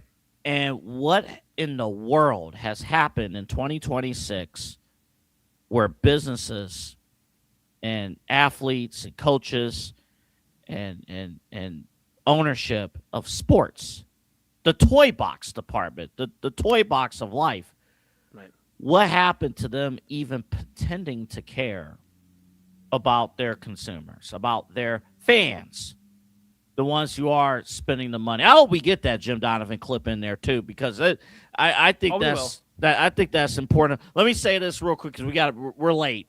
Yeah. Let me say this too. For the fans, and I lump myself into a full accountability, I don't mind. For the fans back in 2022 who wanted to move forward and it was like, you know what, let's get Deshaun Watson figured out. Hey, we could be wrong about players and things and things like that. But even those who wanted Deshaun, and I wanted Deshaun, I didn't ask for them to spend $230 million of guaranteed money over 5 years. Put in a competitive offer, see what we can do, and then if it works out, great. If it doesn't, we can move on. But here's my thing, too. Don't let some of these other people guilt trip you into apologizing for being a Browns fan and for wanting better. You never have to apologize for wanting better. Never. You're a sports fan that has dedicated time, sweat, hard-earned money. This is your thing. You've dedicated to this. You don't have to apologize to a soul for wanting to improve the team, because let's be real about what was happening. Back then, the relationship between the Browns and Baker Mayfield was rocky. It wasn't happening. Now, had we not have landed Deshaun, I believe the plan back then, hey, let's get a bridge quarterback, a veteran quarterback. The Matt Ryan actually comes to mind. Right. Like a bridge quarterback. You know, you still have vets on the team. You know, Nick Chubb's still on the team at the time, and others. Let's get a bridge quarterback, see how we do in 2022, because you will still be competitive in 2022, maybe make the playoffs again. We'll see. And then, you know, Matt Ryan, you know, he retires, and you have a succession plan in place. That was what was supposed to happen. And then the Haslams, Andrew Berry, and Kevin Stefanski together all got greedy and were desperate and gave Deshaun that death sentence of a contract. And now you got people in play. I'm going to be blunt. Todd Monken would not be your head coach if other people didn't drop out, if you were dead set on Deshaun Watson. Correct. Yeah. I mean, you don't I'm just going to be blunt. Yeah. That Todd Monken, no disrespect, I trust. He is an offensive mind. I've seen what he's done with Lamar Jackson, and I'm rooting for Todd Monken to be successful, but no disrespect. You don't have Grant Udinski. You don't have Nate Shieldhouse. Dare I say, you don't have somebody like Phillip Rivers looking at this opening and say, oh, you know, I'll rather stay home or go back to my coordinator job. Right. I mean, if the only selling point was offensive mind, both of the first guys you mentioned, Udinski and Shieldhouse, are offensive minds too. And they're younger and can build for 15, 20 years. We could have our own Mike Tomlin here in Cleveland, our own John Harbaugh. But the Browns wanted a yes man, and they got him. He doesn't even want to be here. You know, he said it himself. Yeah. That's true, but he wants that paycheck, so I don't care what he says. He wants that paycheck. That's why that clip from Saturday, he laid out his grievances. Oh, so you regret being here? No, I'm good. You clown. We'll play Jim Donovan, what he had to say about booing when we come back from break. That Deshaun is a clown. We'll be back. Dine, drink, and dance at the premier spot in town. It's time to check out all of what our friends over at the Brothers Lounge have to offer. Everything from weekly live entertainment, a wide variety of different beers, wines, and spirits, and an expertly crafted American fare menu with a twist courtesy of Chef Wynn that'll make your mouth water. So, what are you waiting for? Head over to the Brothers Lounge at 11609 Detroit Road or check out their website, brotherslounge.com, to learn more about what you've been missing out on. Brothers Lounge, proud sponsor of the Inside Edge Network, Cleveland's digital leader. Whether searching for a baseball autograph by your favorite World Series slugger, a signed football by an iconic Hall of Famer, or the jersey of a world-famous soccer star, you've come to the right place. Here at sportsmemorabilia.com, the web's leading source for authentic sports memorabilia, you'll find more than 500,000 authentic products from nearly every professional sports league, team, and players. Not only will you find your next prized sports possession with ease, thanks to superb customer service and tremendous site experience, you'll have satisfaction and peace of mind that every product listed comes complete with a certificate of authenticity and is fully backed by the sportsmemorabilia.com lifetime authenticity guarantee. Check out sportsmemorabilia.com by heading over to the partners page on our website, InsideEdgeNetwork.com. Sportsmemorabilia.com, proud sponsor of the Inside Edge Network, Cleveland's digital leader.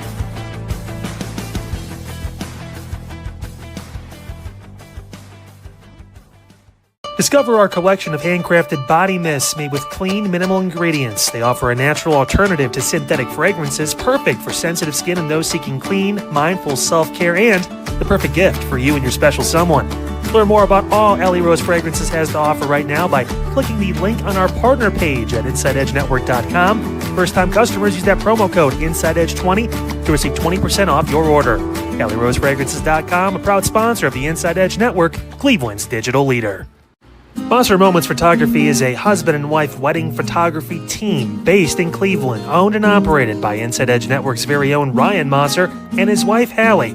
For the past 10 years, they've captured more than 100 weddings across Northeast Ohio and beyond, always working together as a true two-person team. Their style centers on authentic, emotional storytelling, documenting the real moments between two people in love and creating images that feel natural, comfortable, and true to the couple.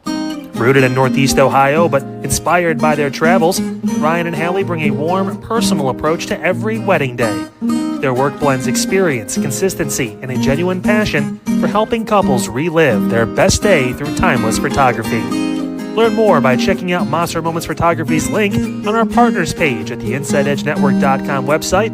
Monster Moments Photography, a proud sponsor of the Inside Edge Network, Cleveland's digital leader. Find us on InsideEdgeNetwork.com for the latest information on your favorite shows, personalities, and network partners. Plus, we have a merch shop. That's right, we have network polos, t-shirts, champion jackets, hats, and bottles. Rep the network. Every purchase supports independent sports and entertainment media.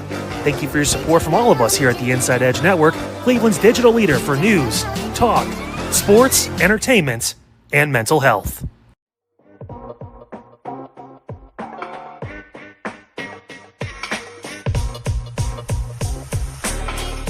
This is Midnight Run on the Inside Edge Network. Here's your host, Anthony Alford.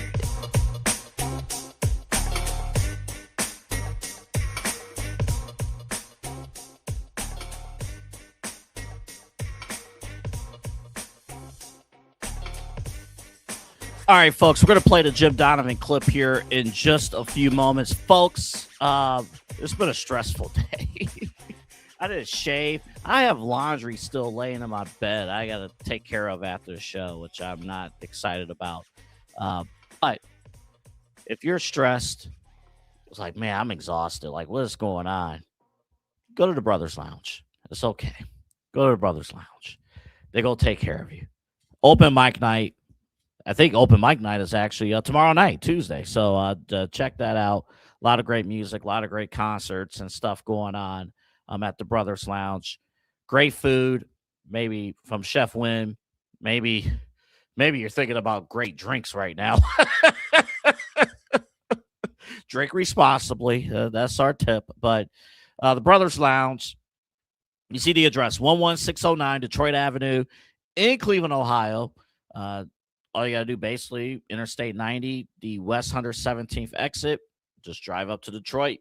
And right at that corner, you see the marquee of the Brothers Lounge. Great place. The staff there is fantastic. Shout out to Billy, the owner over there at Brothers Lounge, who, it's a one-of-a-kind venue. One of a kind. Also the home of Eli Moon's Moon Bash that took place exactly a month ago. So a lot of cool stuff there at the Brothers Lounge. So definitely check that out. Again, west side of Cleveland, right in that Cleveland-Lakewood border. The address again, 11609 Detroit Avenue. That West 117th exit off of Interstate 90 is right there. Later in the week, we actually have a major programming announcement that we will deliver to you later in the week right here on the Inside Edge Network involving the Brothers Lounge. So we cannot wait for that to be shared with you. Myself and Eli will share that news with you coming up later in the week. 10 minutes from now, brand new installment of Smash or Pass. Now, this one's a little bit different. This one, let's just say one of the participants in this said video, we'll give it away. The woman passed on it and was not a fan at all, and it happened here in Cleveland. We'll show you how it was all sorted out. Gary Owen helps sort it out. So we'll play that for you coming up 10 minutes from now. Right now, Jim Donovan, the late, great Jim Donovan. Eli, remind me what the context of this video is again. This was basically, he was on the old Bally Sports Time Ohio, the FanDuel. None of those channels exist anymore, but I just know it as the Bruce Drennan studio. Yes. So the context here, Double A, is Jim Donovan was going on over on Browns fans, not just one, all of us Browns fans, right to boo, like are allowed, like when we're allowed to voice our opinions or whatever, if it's cheering, booing, whatever. This is from the New York Jets loss at home in 2022. This is obviously 4 years ago. We've lost so many times. I forgot how. Yeah. How did we lose that game? But Jim Donovan, not just telling one Browns fan, but all Browns fans about their right to boo. Okay? You ask them to come to the game, and they come to the game. You ask them to fill that stadium, they fill the stadium, even through bad years. You ask them to be loud. And I can tell you, and I think Gerard can back me up, Tony's, hermetically sealed in the press box. I couldn't hear myself think in there yesterday. It was loud. You ask them to buy their jerseys, and they do. You ask them to be active on social media to get everybody revved up to the game, and they break social media getting ready for a big game. You ask them to come to the stadium early. Saturday night, I'm driving down to do the Legends Dinner for Joe Thomas down at the stadium, and there were cars lined up at 5 o'clock on Saturday to get into the Muni lot for Sunday morning. When you ask them to do all of that, they get to do whatever they want, okay? It's a one-sided relationship when all you want are cheers. You know what? If you were a Broadway show, after that performance yesterday, it would have been canceled today. I'm Jim Donovan, and I support that act. Man, I appreciate it. CLE Ontology with the grab there. I appreciate that. And, man, I miss I little sidebar about all this. I miss Jimmy D, Jim Donovan. I'll tell you, I know, he was battling health issues, those last few years before he passed. But, a lot of times, even when you're producing shows and you're establishing relationships with folks, he was always very kind. Every single time, he agreed to do a hit, on the morning show at the Fan. And he was, listen, a lot of time, the great announcers, they'll tell you, I mean, there's no ego, but they'll tell you, if you're good, I'm going to be here longer than you, right? So you're going to tell it like it is. Like when Hammy says something on the baseball telecast or radio broadcast, he's speaking gospel. And same with Jim Donovan, the late, great Jim Donovan. I miss him dearly. And that's why all this sucks too, because the announcers are just as much a part of this journey as, us, the fans. They just are, because they're the soundtrack to what we do, the soundtrack to what we follow. I hope one day, and this is probably why we're harsh on the Guardians, I hope one day Tom Hamilton has an opportunity to call a championship clinching, World Series. And unfortunately, Father Time catches up. So I miss him. I miss Jim Donovan, because he also told the truth. If Jim Donovan wanted to do sports talk radio like full time, he could have. That man had opinions. That man had opinions. No questions asked. All right. We're not going to have time to get to this clip today. I do want to play it for you right now. We'll talk more about this tomorrow. So Phil Yates, because we've been knee deep into the local perspective on the Watson, decision to start. Like, we've been knee deep into it. I know a lot of folks nationally who have not really been following what's going on with the QB battle. They're all like, Shedeur should have been Shedeur. What are they doing? I want to tackle this more tomorrow. Phil Yates, because my question now, so when this fails, when this Deshaun Watson experience, when it fails, then what?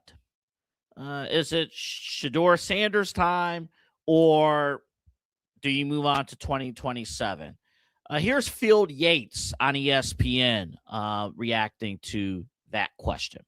No question about that, Mina. The next 2 years are going to be very painful from a salary cap perspective when Deshaun Watson almost assuredly won't be on the roster. I think a lot of us probably already felt this way, but today was yet another, to me, message from the Cleveland Browns that the quarterback of their future is not on the roster right now. They have 2 first-round picks in the 2027 NFL draft.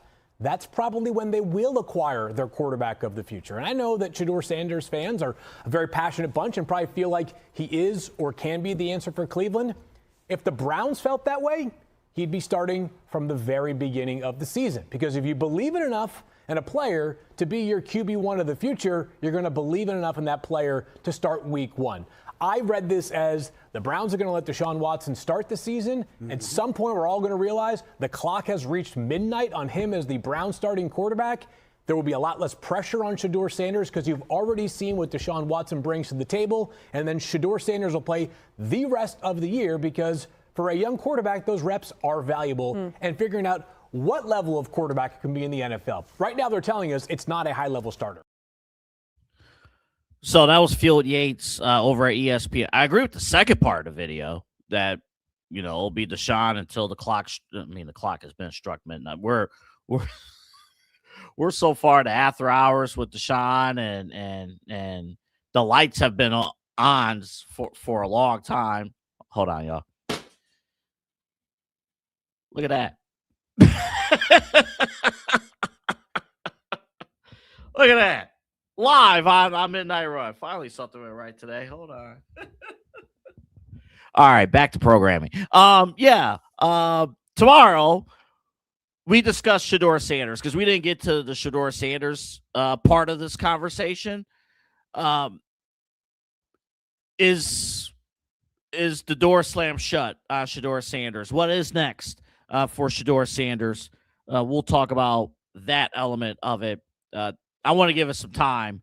We'll talk about that element coming up tomorrow on Midnight Run. Let me go ahead and bring in Eli because it is time for Smash or Pass. Now, I've never been so much more excited. I've never been more excited, though, to do a Smash or Pass. Like, I was you're calling on me and I don't have to talk about the Browns anymore? Okay. Oh, yeah. Okay. Yeah. That's enough. That's enough. That's enough. What you got for me? Smash or Pass. Now, we're going to make some necessary. We're going to evolve Smash or Pass. Yes. We had this conversation yesterday at the main event. Yes. I think we have determined that a lot of things that have come across the screen we're eating. Yeah. I mean, we like to eat sometimes. I mean, what can we say? We're eating. We're growing young men. I mean, what can we say? Yes. As long as you don't stuff hot dogs with fake cheese, you're fine. We're gonna find a way. Yes. Now, so you'll see the evolution of this segment. Probably started tomorrow. We'll kind of put in like a rating system. We'll establish some ground rules. Today's a special one. Okay. Today's a special one. You're not gonna actually see the food item, but you're going to see what happens when your said burger goes wrong at a comedy show. And that's exactly what happened here in the area, here in Cleveland. Gary Owen, phenomenal comedian, He was doing a show here locally in Cleveland, and it's a 3-part video. We only have time to play the first part of the video, but you won't believe, if you haven't seen it already on social media, what happened when an overpriced burger is cold, it's not good. Let's take a look. Food's what? Garbage. Hold on. Oh, shit! I feel like I'm at a public school versus private school football game right now. It's fucking Glenville versus St. Ignatius in this bitch. And they only got one side of bleachers, so we all sitting together. You got all the parents. I just came to watch the game. No, I want the bitch ass popcorn, bitch. Popcorn sounds fuck. You want to talk to the principal? And then later on, he's like, yeah, I'm from Beechwood. I'm from Beechwood, Chipotle. yeah. Dude, I got a chance to watch all 3 clips earlier. I was just scrolling, and that caught my attention because I'm like, hold on, Gary Owen in Cleveland, because Gary Owen's hilarious, like you said. And the fact that dude, he painted the picture perfectly. But let's be real. That server, like the waitress, she stood on business. She did. That was a sold-out show, it appeared, I'd imagine, for Gary Owen. And she stood on business. She thought, the customer, the person attending, the fan, or whatever. She's multiple things at this point. A customer and a fan and all this. So when she's sitting there, she goes, yeah, it's cold, and she's trying to talk back to Gary Owen. She thought maybe this, the waitress had already made her way back. Nuh-uh. Nope. You got to be careful what you say, because some people want to smoke. And you don't know what type of day that lady's had, that you may have been the 5th person to complain about something that day. People don't be realizing that too, like with customer service. Yeah. People don't be realizing that. The one thing I'll say one last thing on the brown stick real quick. If people, who had the toughest day? One of the people who had the toughest day. Who's that?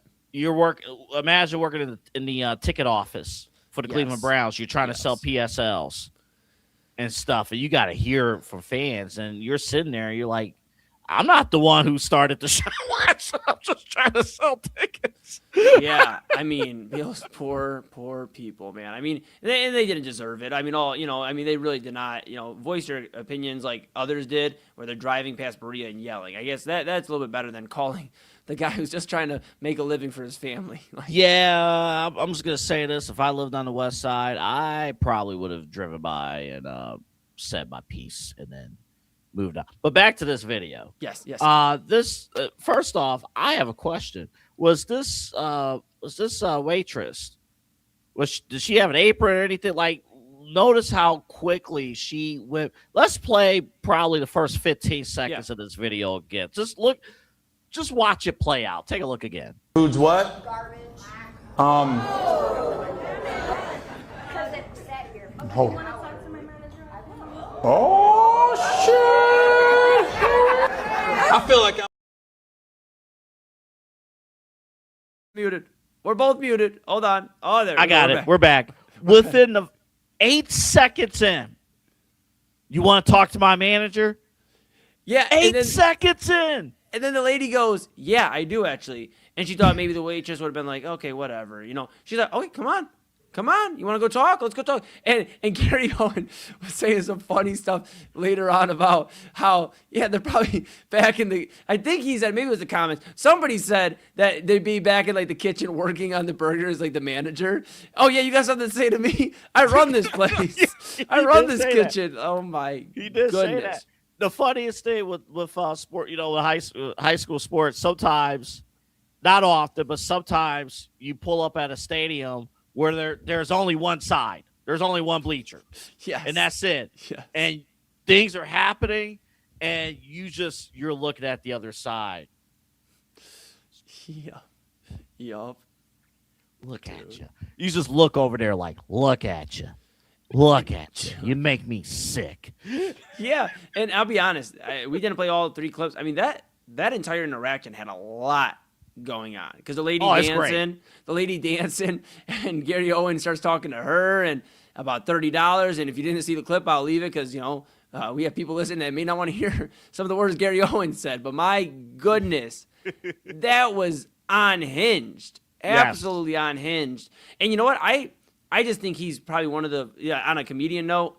I think he's probably one of the funnier ones in the game right now. Like probably he's elite. Top 5. Like yes, he is elite. I love it's an older stand-up, but I love what he had about interracial marriage. Yeah. And he was like, man, I thought, married to a black woman, I thought, we had 2 kids. I thought they would be mixed. No, one is straight up black and the other one's straight up white.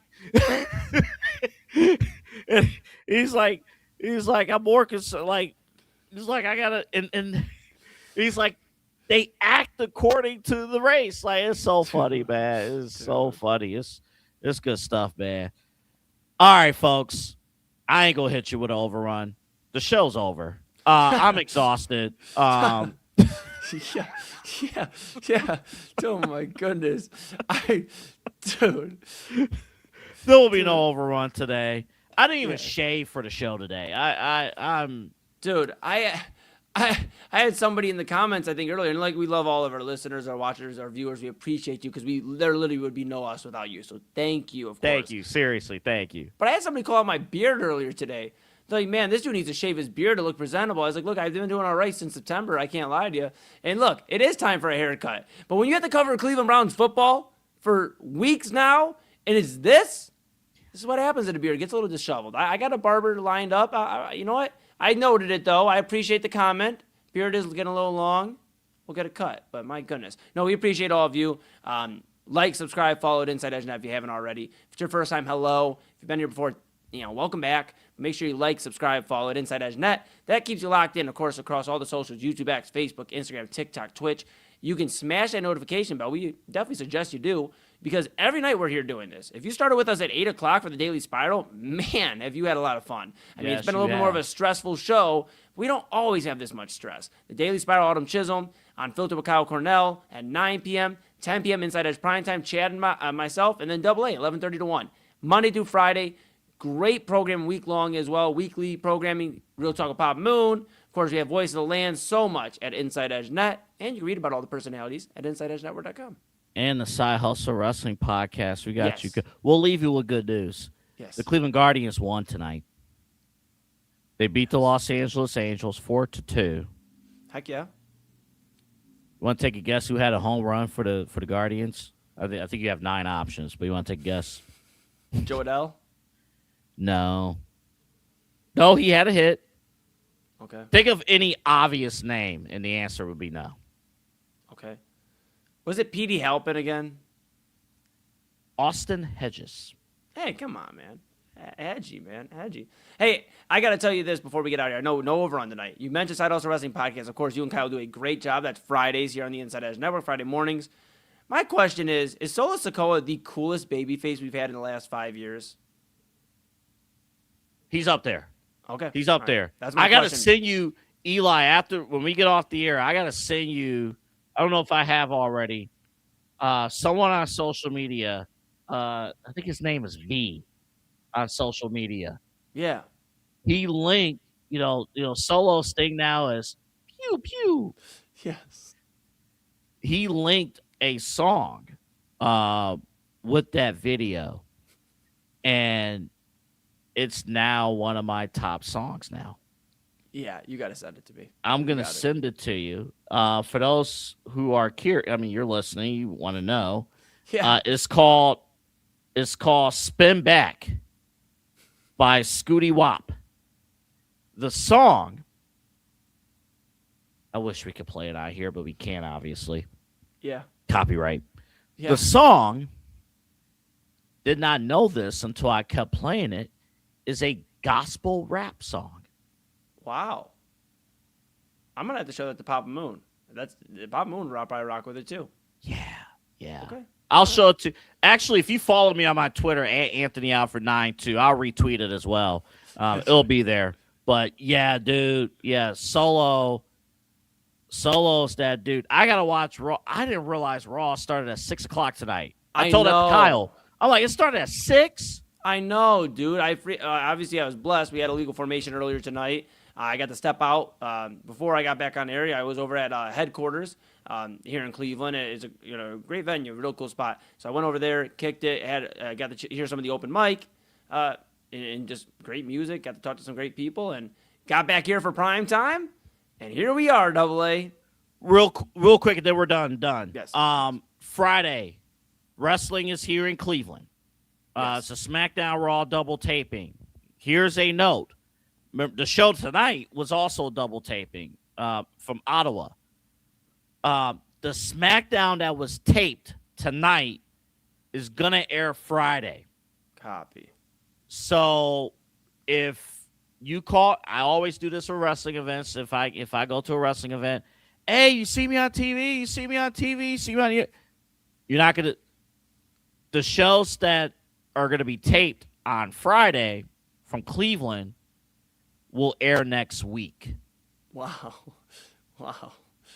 Hey, Cleveland is the epicenter of the world once again, baby. Let's do it. Come on. Raw and SmackDown will be in Cleveland. I think all the big stars will be there. Roman Reigns, Cody Rhodes, CM Punk, Solo Sikoa. Danhausen. All right. Ooh, we're going to have a Danhausen conversation this week on this show. Still at this point, I'm Eli. We're a sensitive fan base. You're right. You know what, Danhausen? We're going to have a conversation about you. It's been months. We didn't forget. Send us home, Double A. See you tomorrow night. Bye-bye.